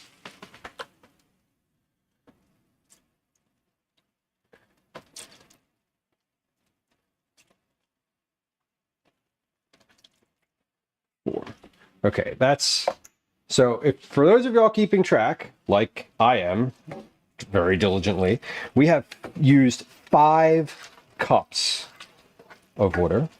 This has been in the liquid now for, how long has this been?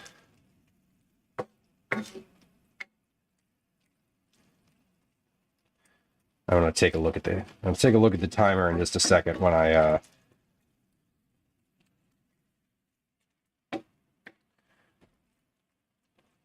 get this all sort of as submerged as possible.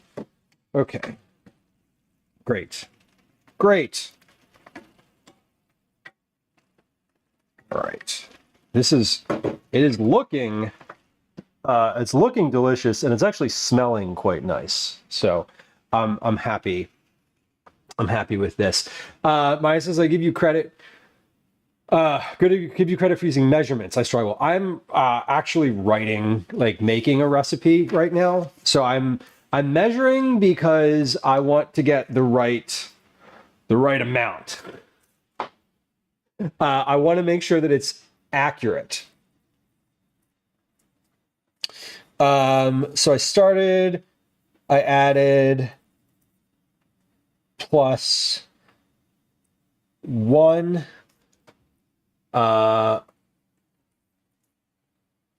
cup. And what is my timer at? I'm at 11 minutes now. Okay, so before we move forward, let's do like a check-in on the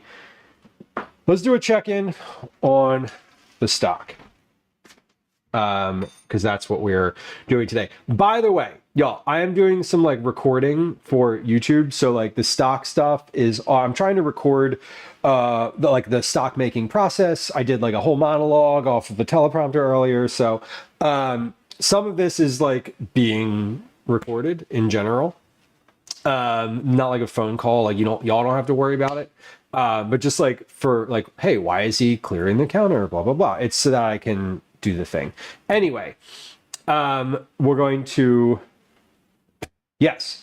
Okay, we're going to check in on the stock now. It's been simmering for 30 minutes with the vegetables in it.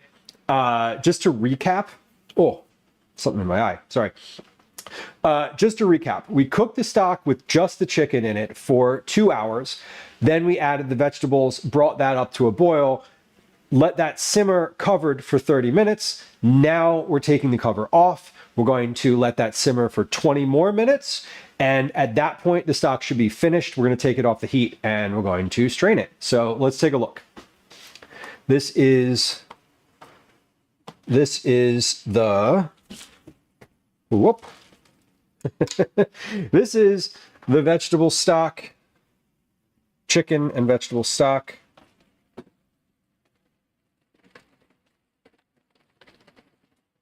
Woo.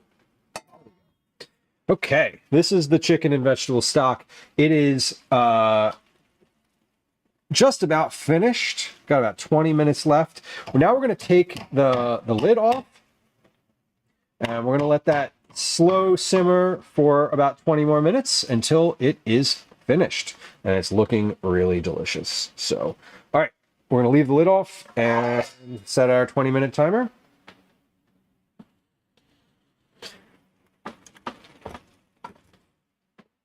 Yeah, we're going to leave the lid off. Now we're going to leave the lid off. Now we're going to leave the lid off and set our 20-minute timer. And at that point, it'll be completely done and ready to strain. 20-minute timer. Okay.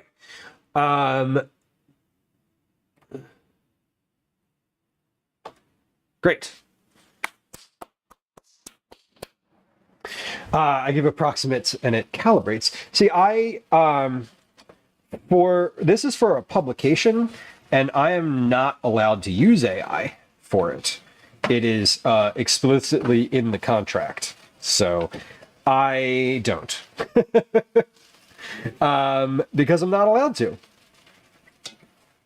And I probably wouldn't in general. I have, I'm not going to open that line because I know plenty of people use AI for lots of different reasons and a variety of reasons, and I don't really have anything against it. I don't really have anything against it personally. I don't use it for anything creative. Something like converting measurements or sort of like calibrating things, I think seems reasonable. Like, if you're like, what is a handful of this roughly? Like, I think that is a reasonable use. Where I balk at using AI is when folks are like, I'm using it to like tell me how to make Alfredo, and then you follow that recipe. And that to me is like, oof, like I just don't trust it, y'all. I don't trust it. Okay, let's take a look and see where we're at.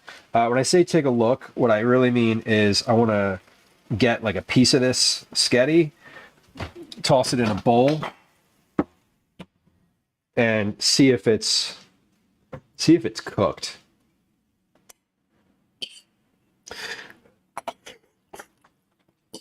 All right, that is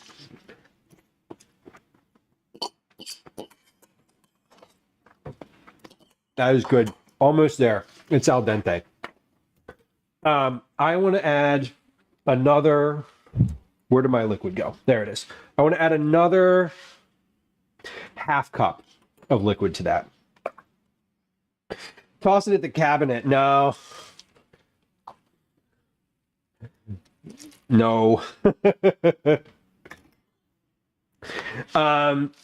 Although I do think that's fun. And I have done that before. Would it stick? Probably. Should we try it? Yeah, let's go for it.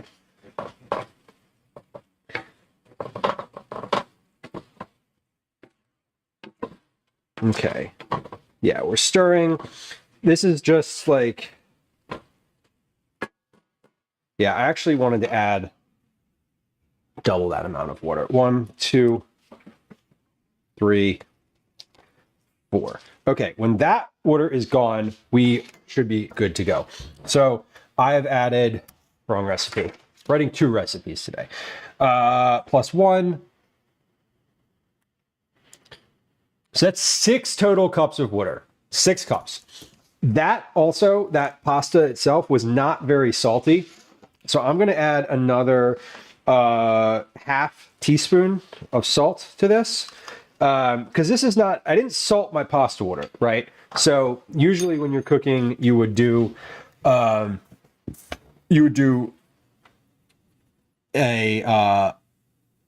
certain amount of salt in your water. I didn't do that today, so I need to season this a little bit more as it goes. All right, so I added that. I have water in here. I want this to be like just the right amount for a sauce. So how much would I add if I was adding a sauce? This is probably about good right there. So what do we have left? We've added our garlic. We've added our spaghetti. We have cooked our shrimp. We need butter, onion powder, butter and onion powder to measure into here. Butter, onion powder, pepper, and parsley. Parsley is going to go on at the end. Let's go with the butter first. So I'm going to add, let's see, pound of pasta. I'm going to add maybe 4 tablespoons of butter to this. 1, 2, 3, 4. Okay, save that last one there. So here's what we're going to do. We're going to add our butter. Oh, hold on, come on over here. What is that sound? Oh my gosh. Eating chips. Oh. Oh. That was so loud. Okay, we're putting our butter right there in the middle to melt. I'm going to add a teaspoon. I'm going to add however much pepper I have here. So this is 1, 2, 3, 4. That's 1 teaspoon of black pepper. Okay, this has been cooking for at the 18-minute mark.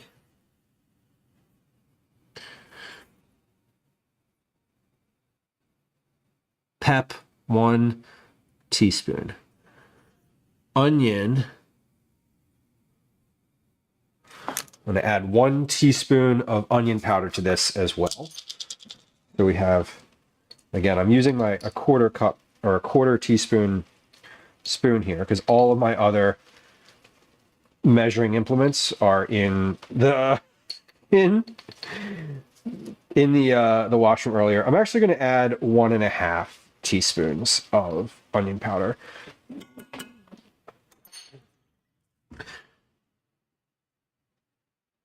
Okay, so I added the onion powder, I added the black pepper, I added the butter. How much butter did I add? I added 4 tablespoons butter. Okay, let's let that melt in. And this is pretty much finished here once this butter is melted. So I'm going to add back in my shrimp. Now, the shrimp plus the liquid that was in the bowl. Because this was cooked shrimp when I put it in the bowl. So we're adding our shrimp back in along with our butter and onion and salt and pepper.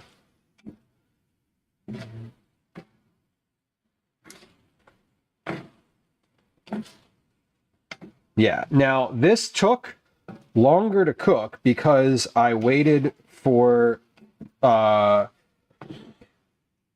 I put the pasta and the water in at the same time. I think what I would probably do moving forward with this is have this be a I might boil the water first, but I also, the other thing that I did was I would add more water from the start. Like I would add all of it at the start and then just have it at a ripping boil the whole time. I think I lost time here because when I added new water to the pot, it needed to come up to temperature. So I certainly lost some time here. I probably gained a little bit of flavor, but that's okay. So this is good. Everything is in this pot now. And we're going to take a little bit of this. We're going to take a shrimp and a little bit of the spaghetti and just test this. I want to make sure, I want to see where I'm at with like salt, pepper, etc. Because I still can season this a little bit, but this is looking all right now. The last thing that I'm going to do here is add Parmesan to this. Not Parmesan, sorry, parsley to this. You can add Parmesan if you want. Oh, fuck yeah.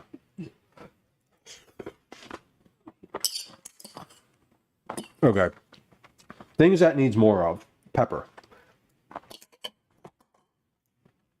I'm good on salt. Salt was good. Butter was good.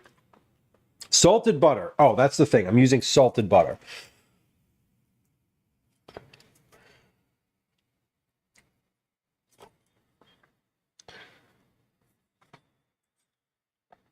I think I actually want two teaspoons of onion powder. Okay. Salt. How much salt did I add to this total? I added 1 total teaspoon of salt. I added 1 teaspoon of pepper. I want 2. I did not. I added, when I made the shrimp, I added 3 tablespoons of olive oil. Okay, that's great. And that was basically like let the butter melt. So basically cook that for somewhere between 15 to 18 minutes, stir the butter in, cook it for another 2 minutes, let everything incorporate, add your dry ingredient, add your salt, your pepper, your onion powder. Good. Now what I'm going to do is take this and bring this over to the counter. Let's put some of the things that are on the counter away. So the next time I make this, I will make some changes to the actual volume of ingredients. I think this is really tasty and pretty delicious right now, but in the next version, I will sort of dial everything in a little bit more and have it be just better than it is. That's the goal, but it's pretty solid right now, so I'm happy with it. Okay. Let's get this over. Whoop, that is very hot. Let's not hold that with my bare hand. Okay, here we go. With my memory loss, I forget what I've done at any time. I'm also, like, this is some things that I will just not recall. Cooking volumes and stuff. One of the really nice things that I actually find about Twitch and is really helpful is that as I'm working on a recipe, I have a VOD to go back to be like, what did I actually add there? Sometimes I just completely forget or I forget to write something down, and I'll be like writing the recipe later, and I'll be like, oh, I had no idea how much like salt I actually added to that. And I can just go back and watch myself make it, and I'm like, got it. Okay, so we're adding half a cup of Parmesan? No, try again. Half a cup of parsley in here, just for some color. I want more parsley than this. Like, I already knew that from when I was chopping it up, and I was like, this is definitely not enough parsley. So what I really want in this is about a cup, maybe a cup and a half worth of parsley. But this is a final dish here. So we're good with what is here. I'm going to put those there, and let me show you this final dish. We have a shrimp. What is it? What is this? A garlic butter shrimp pasta. It has garlic, spaghetti, shrimp, butter, onion powder, and herbs. Salt and pepper, of course, a little bit of olive oil. But this is a first pass. This is a first pass at a dish. So the serving suggestion here is 5 shrimp, but this is what that looks like. Is what that looks like. So we have, there it is again. For your enjoyment. For my enjoyment, I'm going to try it and see how it is. How's our stock coming along? Great. We are simmering. Looking good. All right. So this is a nice bowl of pasta.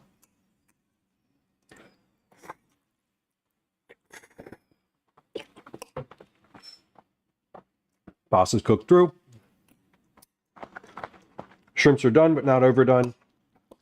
Needs more seasoning.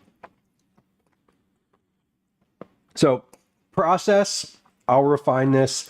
It'll end up taking less time, obviously, to make. It'll end up taking a lot. If you were making this from a recipe, it would take a lot less time. But, I'm gonna dial this in a little bit more. And for example, like, thaw the shrimp while you're doing the rest of your ingredients. Boil, 5 cups of water in a cast iron, in a skillet first, then drop the spaghetti in and like let it boil, stirring occasionally until it is soft and the water is basically reduced. Like, that's it. I put 1 pound of shrimp in here total. So the shrimp that I'm using is size 31 to 40 shrimp, and I used 5, basically 5 per person was the volume, the anticipated volume. Okay, we're doing great. I need to clean up just a touch over here. And then I'm going to pop this into the oven. I'm going to set the oven at 170 just so that it can stay warm for dinner.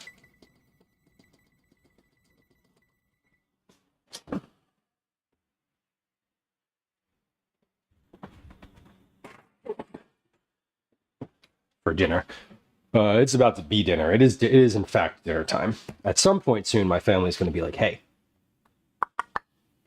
the bug is dinner. And I'm going to be like, I'm so sorry. It took me forever. And that's okay. But it's ready. If they want a bowl of it, they can have it. Okay. Our stock is finished here. We have reached the end. Okay. There we go. Our stock is finished. It's on the stove. It's still simmering. We're going to take it off the stove. We're going to take a look at what it looks like in its finished format. We're going to remove the solids from it with a sieve. We're going to run it through a fine mesh strainer into a variety of different size containers, and it should be ready to go. So let's grab that off the stove. This is what it looks like in its final simmer. So this is, I just turned it off. It is simmering gently. It's not at a raging boil. But we're going to take this off the stove now and strain it. It'll be ready to go. It does look delicious. I'm excited. Honestly, I'm excited for this. Okay, let's take this and we'll do like that, maybe like that. Okay, cool. Veggie potpourri. It is. No bouquet garni in this one, but it is. It smells. I'll tell you what. This kitchen smells amazing right now. We had baked goods today. We had stock today. We had pasta today. God damn, this is heavy. Okay. So here's what we're going to do. We're going to. I think what I'm gonna do. I might not package this tonight. The reason I think I'm not going to package this tonight is I want to let this pot just sit like this on the counter for a little bit to cool off once I've strained the liquid inside of it. Then I want to let it sit with just the liquid so that some of that extra fat that's in here like rises to the top and I can just skim it off when it's cooler. I don't do that while it's cooking because it will eventually rise to the top as it cools. And then I'm going to package it probably at some point tomorrow. So, but let's get this strained off right now. So what I'd like to do for this is a little bit silly, but that's fine. We do a couple different things. Okay. Timer is off. All my burners on my stove are off. My oven is on. Cooling. Beautiful. Let's put this book away.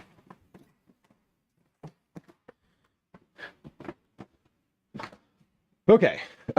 So couple things to do here. One, I'm going to get my compost bucket and put things directly into the compost once they come out of here, because they are finished.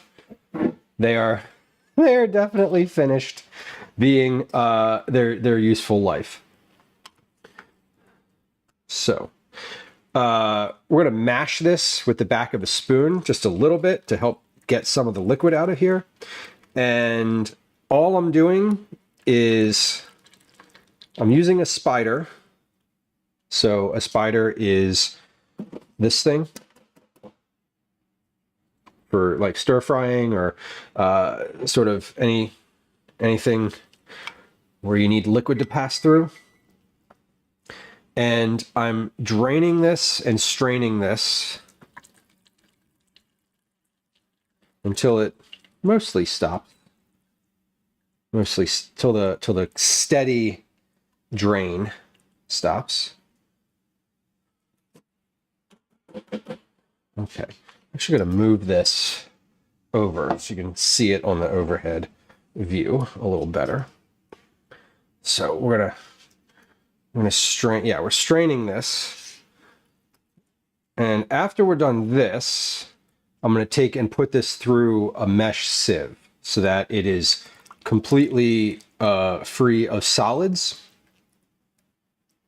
Now this is the point where if I wanted to really refine this further, I would strain it through a mesh sieve, and then I would put it through something even finer than that. So you could strain it through the sieve a few times. You could strain it through a bunch of different layers of cheesecloth. I have in the past, when I've wanted a clearer, less less murky broth, I've strained it through a coffee filter, like a paper coffee filter. That also works. But what we're doing for today is not that complicated. We're going to strain it through our spider as our first pass to get the solids out.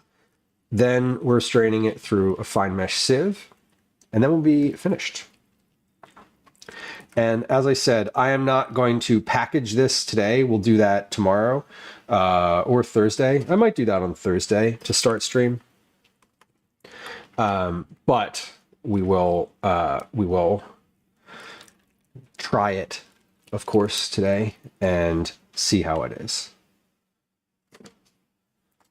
So we had lots of solids in here. There were 32 cups of vegetables in this stock today.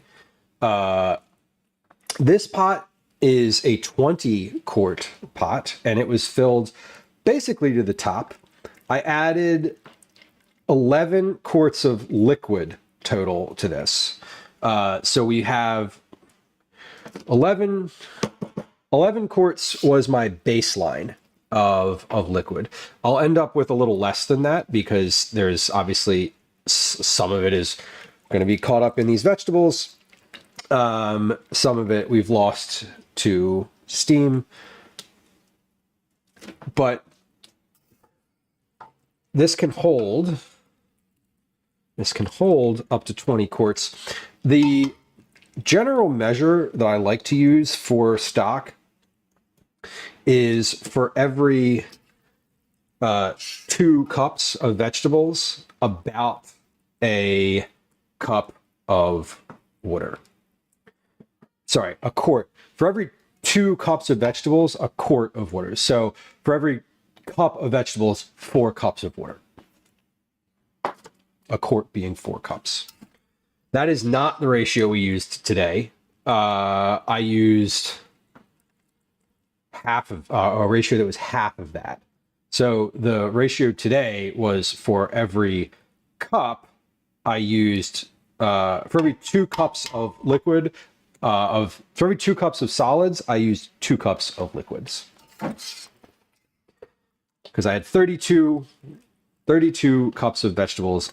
With my other ratio, I could have added 16 cups and still had some pretty good broth, but this pretty good stock, but this is going to be a little higher concentration. Now, I'm not worried about this being murky. I'm not worried about it having sediment in the bottom of it. So once it's been packaged and it has time to cool in the fridge, we'll be able to see the sediment on the bottom of each quart. Now, if you're really concerned about sediment, that's where the coffee filter would come in, and you would want to filter a little bit farther than what I'm going to do. I'm not concerned about that. I think it adds flavor to it without adding any real textural issues. I think in my experience, the sediment also feels like it makes it a little thicker once it's actually in use. So it's like in a soup or in something. It's in its final application. So I don't worry about the sediment too much. All right, we're just about finished with the solids in here. I'm not fishing out as much as I was before. Typically, if you are composting your stock byproduct, all of the stuff, all the vegetables and everything, you're not going to want to compost your bones, because if you're composting at home, especially, it's not going to break down.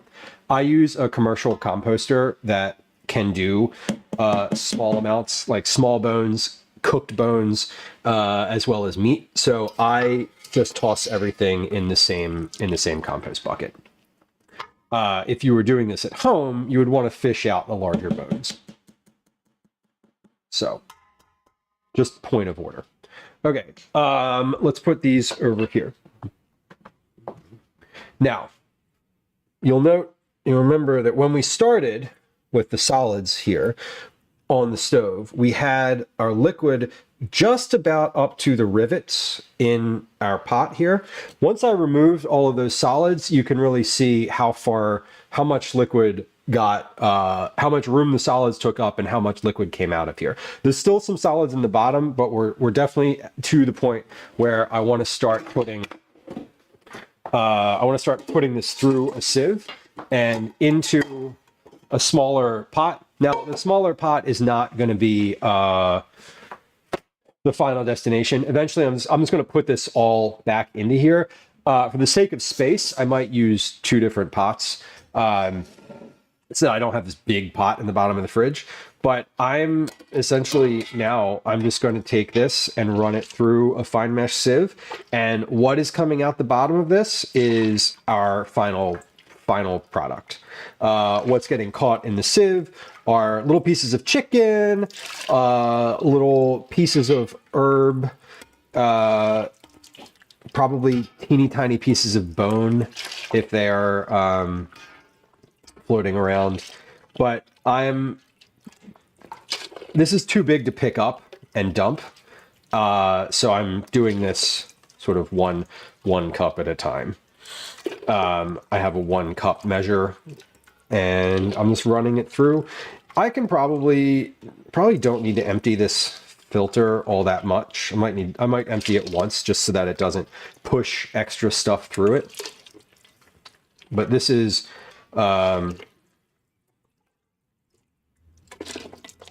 just filtering down.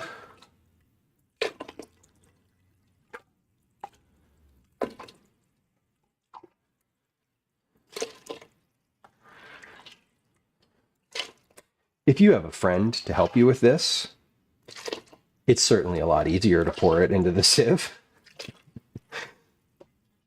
And I may pick this pot up in a second and do just that because it's quite a bit lighter now. Once I get to my filling that second pot over there, we'll do that. We're gonna dump the solids out of here in just a moment. So you can see in the bottom of this, I've got a bunch of solids that are built up in there. Not too much, probably, I don't know, less than an inch worth in the bottom. So it's still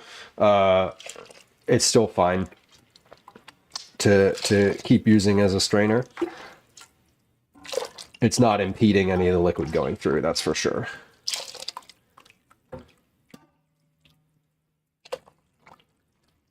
Now, if you start running this through a coffee filter, Mix, hello. If you start running this through a coffee filter, though, it will take a while because it will also be filtering out a lot of the fat globules in there, which this is not doing. A coffee filter is fine enough to catch those. This is not. So all the fat that is in here will still be in here after I'm finished filtering this. Okay, pot number 1, done. I'm going to move this off to the side. Let's move this here. And we're going to start with pot number 2. Before we start with pot number 2, I'm going to do 2 things. 1, I'm going to dump my strainer. Start fresh. Okay. 2, I think I can lift this up now and get this dumped a lot more easy. I have to make sure that I don't... There we go. Okay.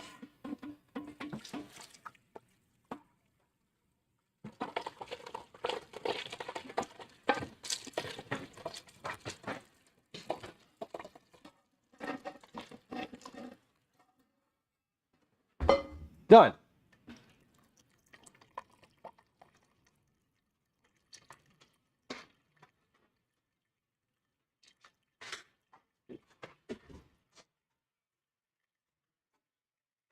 It's going to stare into your soul as this finishes draining.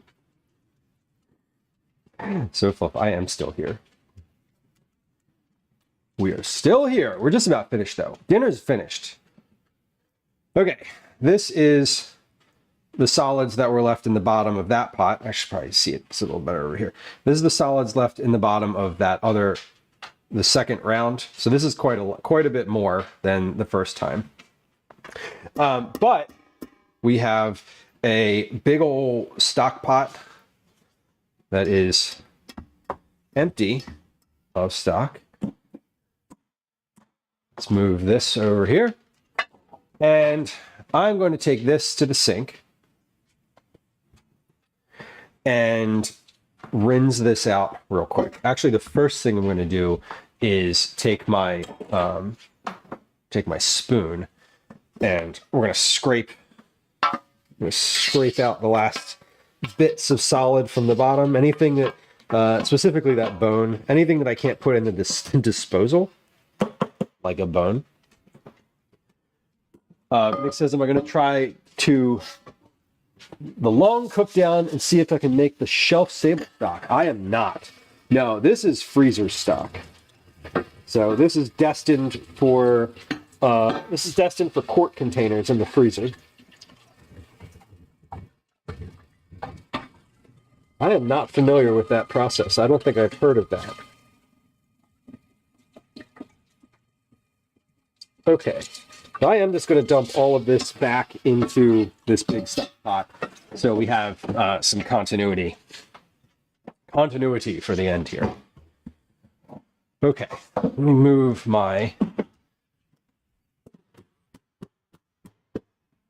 that.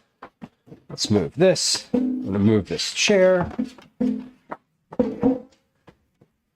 And yes, this is empty and cleaned out.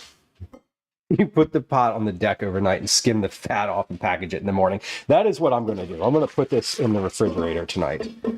So you can see this is now a much cleaner stock than it was before. You're going to see at the end here, watch the color change. It was subtle, but some of that sediment just came out. It had already started to settle. It's going to be more obvious. It's going to be more obvious in this one. So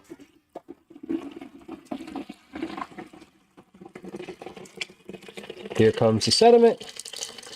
Yep, there it goes. All right. Beautiful.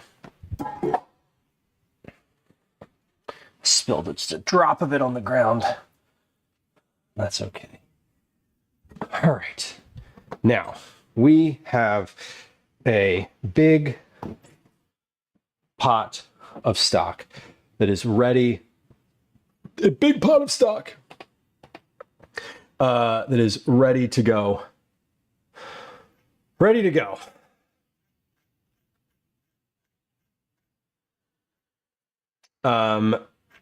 Let's put some of this in a container.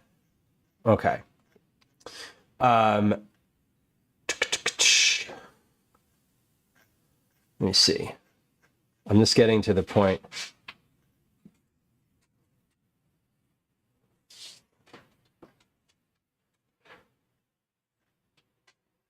Okay. We're going to do one last little section of like YouTube here before we head out. Before we do the Cookie Club drawing. I got it. See, I got it. For those of y'all who are not like, what are you talking about? What do you mean? We are doing a little YouTube recording today.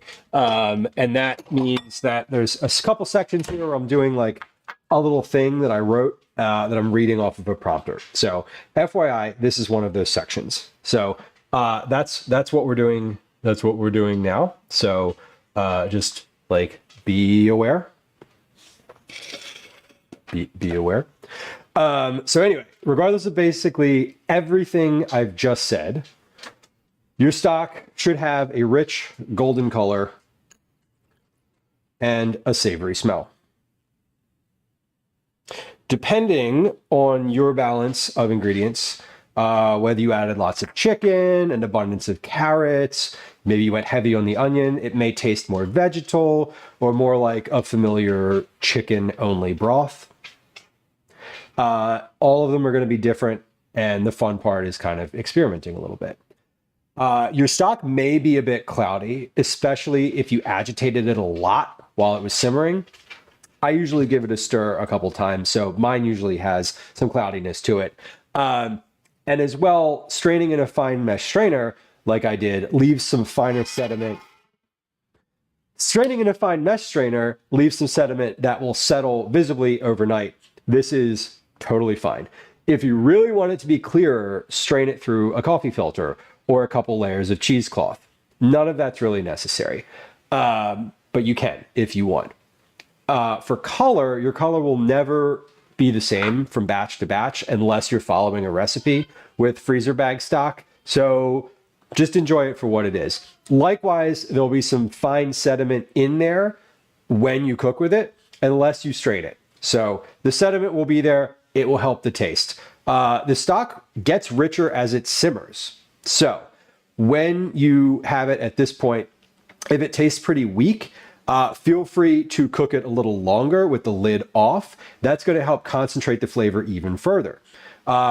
If you add a little bit more salt, that might be helpful. Adding a splash of acidity might be helpful. So the more you make stock on your own, the more you make stock on your own, the easier it will be to get to that good point. If your stock feels a bit watery, you might want to add gelatin to increase the viscosity and give it a silkier texture. Ding time. We can't record anything. Okay. All right, dinner's ready. Are you ready to eat? Yeah. Oh man, that is really good. We were listening to your stream. Okay. Well, the recording is over. This noise Are you now. supposed to be recording? I was literally recording when you walked up the steps. Yeah. Be quiet.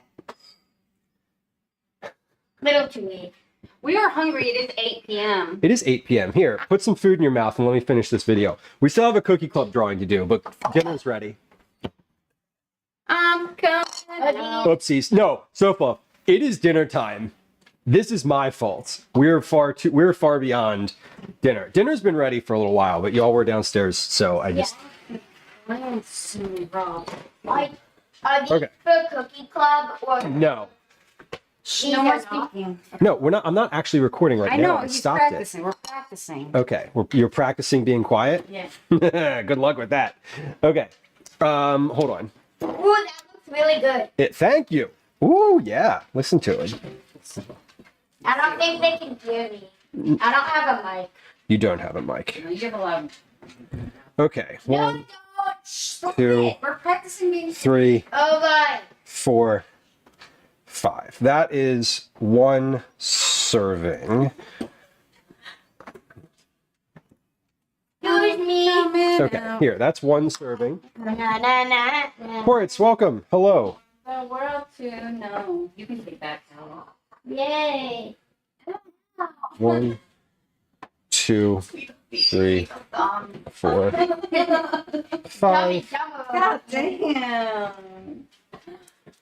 Dumb and dumber. Okay. Holy shit balls with the dishes, man. It's my turn. It's your turn. Taking off of the shrimp So, too. there you go. Yeah, the shrimp has been deveined and is totally like ready to go. Okay. We're gonna do one more little section here. Then we're gonna do a cookie club drawing. Okay? All right. Shrimp is great and the pasta's great. The shrimp is great and the pasta's great, Calvin says. That's amazing. Okay. Okay. Are you recording? No, yes, I am. Okay. Yes, I am recording something. Hold on. Gosh. Did Gwen get her hair done? She got her bangs trimmed. Okay. Daisy, you maybe? God damn. Okay. we're gonna try this, and if I can't do this, we're gonna try this again next time. Okay? I'm gonna wear the same thing for the next stream, and we're just gonna do it again. Okay? Okay? Okay. Daisy's not gonna let me do this. I know it. She's gonna woo-woo the whole time. If it tastes weak, feel free to simmer it a little longer with the lid off, and it will concentrate the flavor farther. Adding a bit more salt or a splash of acidity may also help your flavor. If it feels a bit watery, you may want to add gelatin to increase the viscosity and give it a silkier texture. Some tips, always helpful, right? I go light on the salt when I make my stock. Feel free to omit it entirely, unless you're planning to drink the stock, which is certainly good for that. You'll be seasoning it for whatever dish you're using it for anyway. So you don't need to go heavy on the salt unless you want to. If you're adding a lot of chicken or chicken fat, you may want to skim it a little bit as it simmers to reduce the greasiness. At the end, I don't do that. I don't skim this at all. So your mileage may vary. You can also wait until it cools a little bit. The fat will coagulate on the top of the stock, and it makes it easier to skim it off at that point. Some other things that might help your flavor. Sauteing or even roasting your vegetables can help bring out additional flavor. I also don't do this because to me, the point of the freezer bag stock is ease, and roasting or sauteing all of those vegetables adds extra steps and it adds extra dishes. So we don't want that. The resulting stock that we've made is useful for adding flavor to rice, grains, or beans, braising meats, cooking risottos, even just deglazing a pan. If looks don't matter, it's great for making all types of sauces as well. I love using it for non-recipe soups that I'm throwing together on a weeknight when I don't really need anything specific other than good flavor and convenience.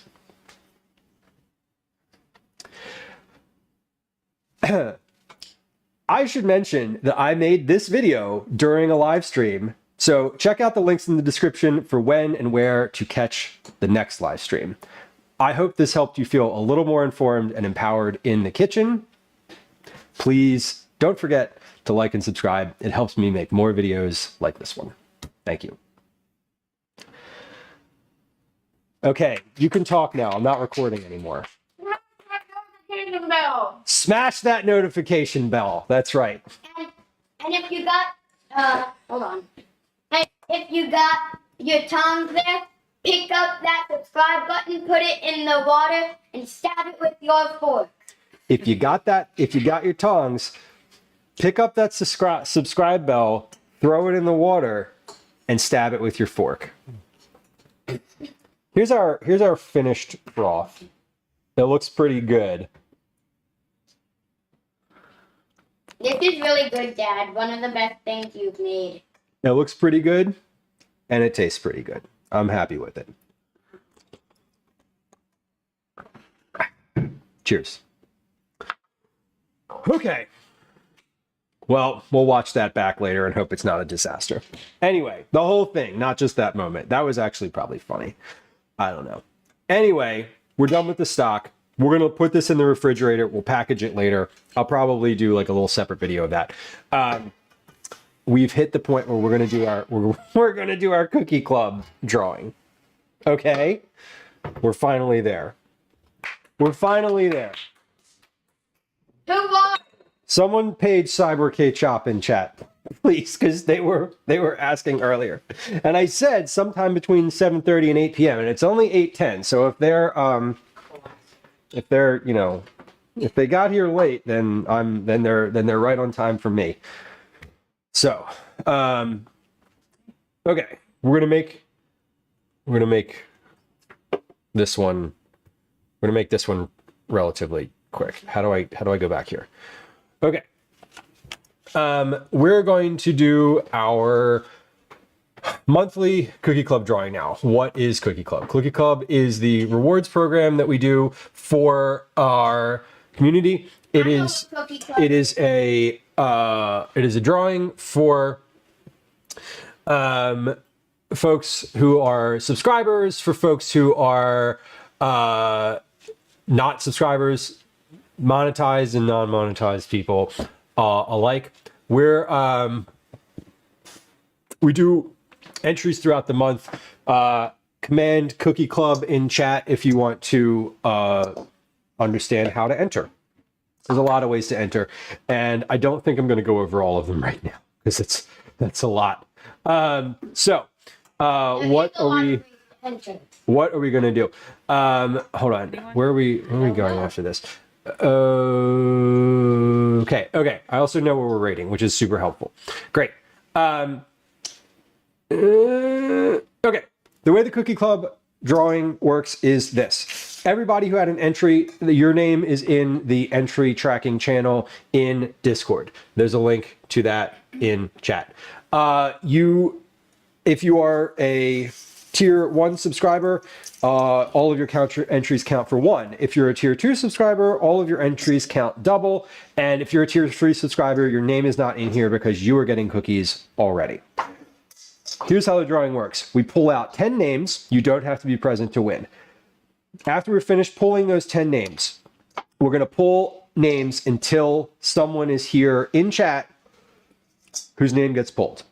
So last month, I think we pulled 8 or 9 names before someone was here. So if you're here, get ready, but we're going to start pulling names now. This month's cookies are... What are this month's cookies? Molten chocolate cookies with orange and rosemary. They look really good. Okay, so... Chocolate orange cookies. Chocolate orange cookies? Ooh, chocolate orange cookies would be great. I saw someone making something the other day that like melted down the chocolate oranges. Oh, it was on the Food Network show that we were watching. Okay, cookie emotes in chat if you got them. We're going to start our drawing now. Name number 1. Did I do the parsley? Dan, I did do the parsley. Name number 1. For bits. For gifting bits. Probably my favorite name, or the name that made me laugh the most when they came through chat and gifted bits on their literal first chat.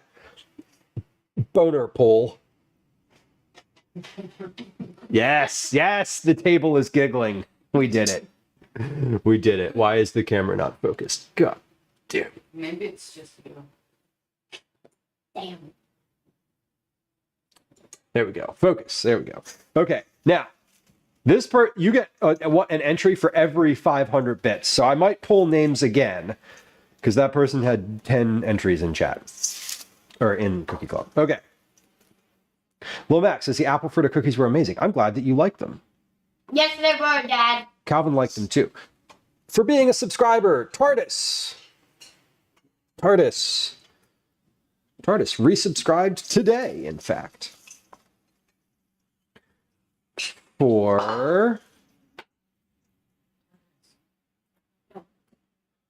rating the channel. Cheese, please. John's great. Cheese, please. We love John. John is a friend of the stream. We did a co-stream with John over in the fall. Over the summer, actually. It wasn't the fall. It was like 6 months ago. He looked at the bowl and licked her lips. The cats like it. They looked at the bowl and licked her lips. For gifting a sub. For gifting a lot of subs last month. It's Jane Doe. For gifting a sub. Thank you, Jane. Thank you, Jane. Okay. For checking in. Checking in. Command check in if you haven't done so today. Every multiple of 20, you get a Cookie Club entry. And for their 120th. 120th. That's a lot. The Angry Rook. Angry Rook. So if it is onesie and cheese, 2 and please. Thank you for the roast. Thanks. Okay.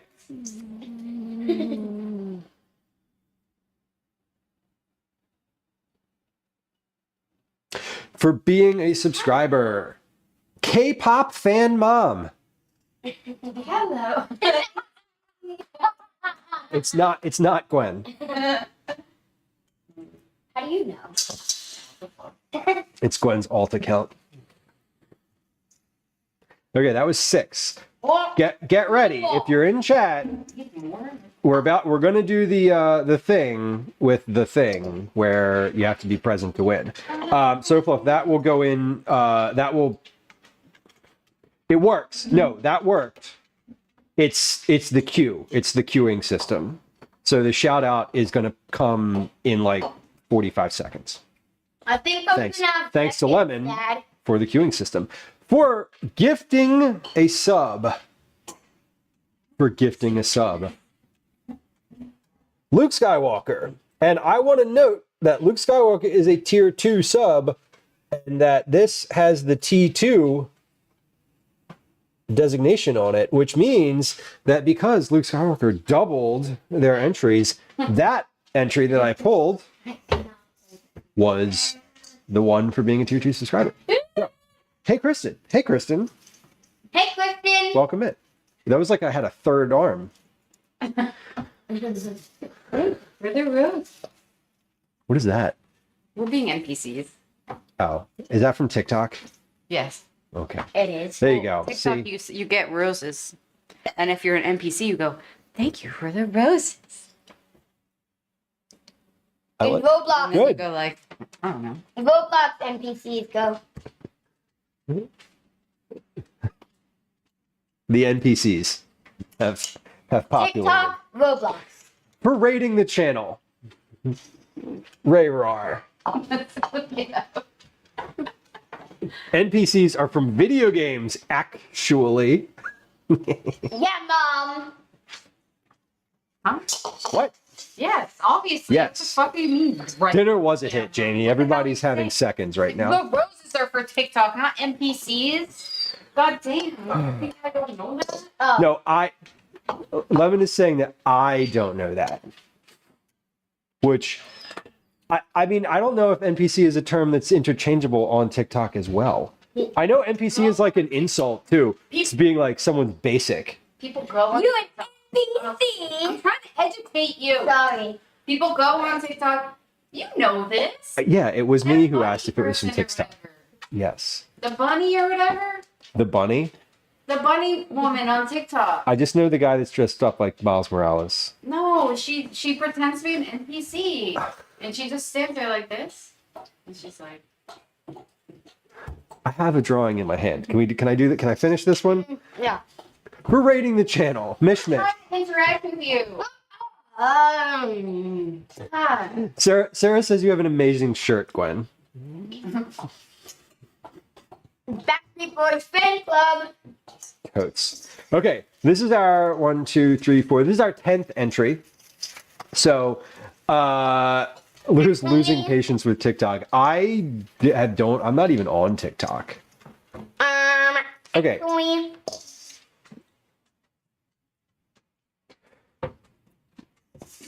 Boner Pool can't win twice. The refractory period is too great. Hawa. That's a top shelf joke the kids can't reach. And can't win a third time either.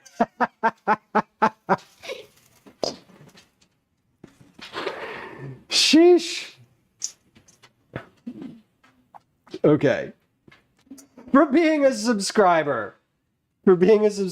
She was in chat earlier. Megan Splawn. Go on YouTube. Megan. Megan on YouTube. Megan was I on remember YouTube today. listening to you say Megan on YouTube. Okay. This is the point where I'm pulling a name.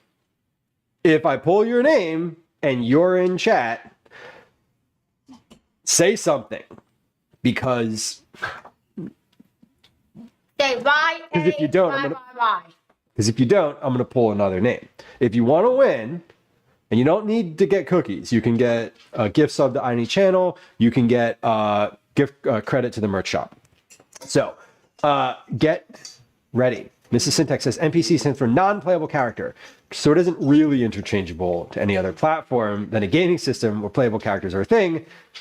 But A lot is being used for other purposes that makes no sense. Now, see, and that's like, I understand that it's also just like an insult, like calling someone a basic bitch, right? Like, oh, you're an NPC. Let Calvin draw. Oh, sure. Do you want to? Sure. Okay. You know, with the dictionary. Bartold, Bartold, welcome in. But you have to do it, okay? We can't, like, I want to... Everybody? NPC is the modern wallflower. Fair. The What? dictionary labeled Go ahead. the best word this year. You know, rage bait. Rage baiting me right now. Can you draw? I'm going to draw. Okay. I do. Okay. Who is it? Good cooking formula. Raid. For rating, Nick from Good Cooking Formula. I am damn near 100% sure that Nick is not in chat right now. It is 8, might be 7:20 in the morning there. No, maybe he is. Maybe he is. Wait, sorry. Good Cooking Formula is not from Australia. Good Cooking Formula is from Canada. Anyway, Good Cooking Formula, if you were in chat, say hi. There's a huge difference between Who? Canada Oh and man, Australia. I just mixed up Good Cooking Formula with some with Are we someone. going again? Look at that. Okay. Should I put Okay. this Yes, you got to draw again. We're gonna move on. Who is it? What does it say? for sub? Can't win again. Is it yours? Draw it again. Mine. Yes. For TC. I was thinking TC. I was like, what does TC stand for? reoccurring sub. Troy takes photos. Troy takes photos. Are you in chat, Troy? Troy, are you still in chat? Troy left a little earlier. So. Yes, the stream is indeed live. All right, who do we got? For channel points. Chapstick Queen. Chapstick Queen. Are you in chat? We're using your channel points.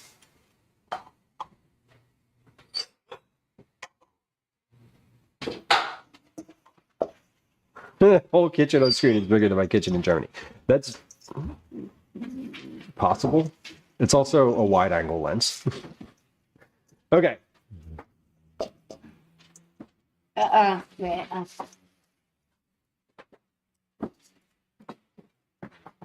For subscribing. Sunny Girl 59. For being a subscriber, Sunnygirl59. Sunnygirl59 has been a subscriber for a long time. Sunnygirl, are you in chat? Elsie's in chat. We got a cat. Huh? Command Elsie. Okay. Calvin, get ready. Sunnygirl59, going once. Oh, sorry. Drop that. Going twice. Sold. 52 appearances. 3 appearances since I saw. For subscribing. Lobster Claw. Robster Craw. Robster, are you in chat? Oh my gosh. What is the time in the US? It is 2025 right now. Both the year and the time. That's Actually, it's 2024. You need to go to bed. actually, I need you to keep drawing here. I want to play with my friends. For subscribing. Rusty Rhyme. Rusty Rhymes. Rusty Rhymes is not in chat. Rusty Rhymes is live right now. So Rusty is not in chat. Rusty, if you're in chat and we draw another name and you like with the keyboard real quick there, we'll still count it. But For rating Rusty Rhymes. okay, can't win a second time. Okay, try again. See, this is here you go. Okay. You can't draw the same name again. It's okay. Just For subscribing. Wadow. Weedow. Weedow is not in chat. Weedo. Weedow is not in chat. Weedow was a gifted sub from Troy Takes Photos. Tornarella, we might get there. For bits. Bonapole. Right. Okay. What? We're moving. No, nothing, dude. There's It's just Oh. okay. For subscribing, Doubles Loco 10. Double S Loco 10. Double S Loco. Are you in chat? Maybe you are. I actually don't know. I don't have who's in chat open, by the way. What are we cooking? We cooked dinner, which is a shrimp and spaghetti. We cooked stock, which is in this pot. And I cooked garlic butter cookies, which Calvin's going to eat. Eat one for dessert. Another name, Cal. Double S Loco. Going once. Going twice. Another name. Who do we got? Just pull For it. subscribing, Kimmy99801. Kimmy 99801 for being a subscriber. Kimmy, are you in chat currently? Oh, hold on. Didn't. Kimmy 99801 going once, going twice. Next name. For bits, here too. Just locked in a bond, Jamie. Jamie. Jamie, are you in chat? Jamie, are you here? I think there are multiple Jamies. I think probably. Yes. Okay. There's probably multiple Jamie. No, Jamie's here. Oh. We got it. Oh, actually, I didn't. I wasn't looking at that. Jamie, did we decide if you're doing this month? Okay. Hold on. So Jamie was sponsoring Cookie Club this month. So we're going to okay. That's okay. I wanted to like confirm. Couple more names. Okay, yes. Another. For subscribing, Patrick Richards. I don't think Patrick is in chat. Patrick Richards, are you in chat? Patrick Richards, are you in chat? You are always in my heart and often in my ears. But unless you're in chat, we're going to move on. Well, it would have been cool if you could rhyme that. I'm not a comedian. Or it's not even the right term. Just pick another name. For subscribing. Give me that. For subscribing, Hogue Like Whoa. Hogue Like Whoa, are you in chat? Hogue Like Whoa. We had a lot of gifted subs in November, so there's a lot of names in here that are not regular chatters. What if none of the names in here are in chat? There are people in chat whose name is in this bowl. I know that for a fact because I have been watching the chat, and Hogue is good. I don't know if Hogue Like Whoa is in chat, but if they are, say something. Otherwise, next name. Who do we got? For gifted sub. Moving along. Okay. Troy Takes Photos was the name. If Troy's Nope, he already did this. okay. Can you shut up, Mom? I'm trying to get you to bed. See, I'm also trying to do that. Just he already won. Go away. Oh Mike, I would love to go to the basement. Listen, Fortnite will be there. For subscribing, Joe Adultman. Joe Adultman, are you in chat? Joe might be in chat. I don't know. If Joe's in chat, Joe was here earlier, but Joe might be lurking. Joe Adultman, if you're here, say hi. 2 is the only even prime number. I didn't know that. All right, Joe, going once. Joe Adultman, going twice. Sold, or not, or whatever. Still for sale. Who's next? For a raid. Finite Singularity. Most certainly, probably not in chat. Avo, I have not pulled your name. Finite Singularity, going once, going twice. Next. For a clip, Cyborg K-Chop. Cyborg K-Chop, are you in chat? Cyborg K-Chop is asking several times during stream today when we were going to do the drawing for Cookie Club, which we started 20 minutes ago.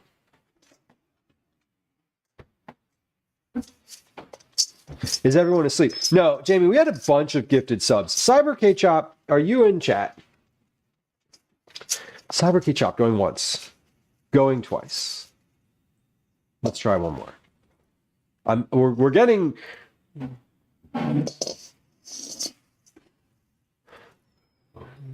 Shut up, Mom. I'm just fucking sitting here. Okay. Your look is... Gwen is upset because it's her turn to put Calvin to bed. It is 8:30 p.m. here, and she wants to go play Fortnite, and she can't do that until... Okay, also, you know, his bedtime. Sure, but it's 8:30. For subscribing. What does that say? Cthulhu, are you in chat? So the room is getting increasingly more hostile. Cthulhu, are you in chat? For being a subscriber.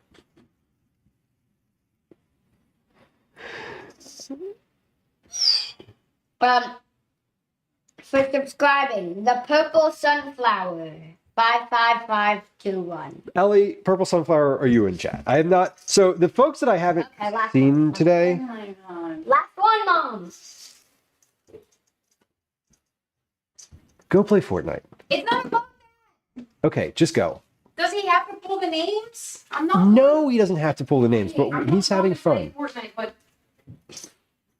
if this was your bedtime, what would you do? I know, I would be upset. And that's why I'm absolving you of the need to do that. Okay? Okay.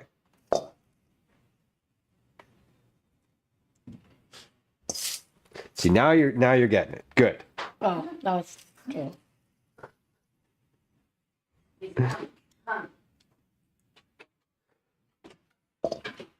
For subscribing, please call me Please. Scene. Please call me Scene. Scene, are you in chat? I don't think so. But we'll see. Here. No. This side. No. These are the names that we've pulled. Okay. Oh. Okay. For subscribing, Storm Martin BFG. Storm Martine BFG, are you in chat? Storm Martine BFG. I don't think so, so we're going to pull another. Okay. No. Names that have come out of the thing already, we're just skipping. I'm not saying them out loud. For channel points, Lord Bellows. Lord Velos, are you in chat? Are you in chat? I saw Lord Bellows like 5 minutes. Lord Velos has been around today for a while. Is this the long? Oh, we got one! Yay! Is this the longest final drawing ever? Definitively so. So Fluff. Yes, it is. Oh, hold on. I didn't. Here, try the clap again. My bad. Okay. Y'all. We got one. We got one. Oh my god. We finally got one. Okay, I'm going to be reaching out to winners either tonight or tomorrow night. If your name got pulled, Bronopole, TARDIS, Cheese Please, Jane Doe, Angry Rook, Megan Splawn, Mishmish, Ray Roar, Luke Skywalker, K-Pop Mom, and Lord Velos for being present. I will be reaching out to y'all soon. Potentially night. Possibly not. Anyway, excuse me.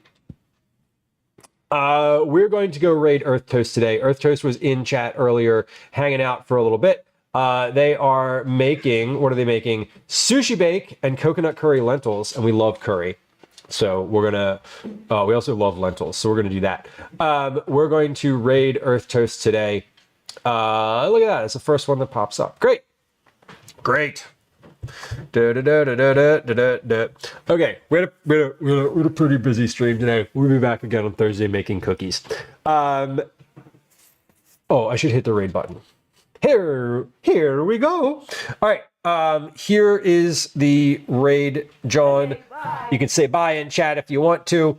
There's some raid messages that are coming through in chat as well. Here are some places you can follow me elsewhere on the internet,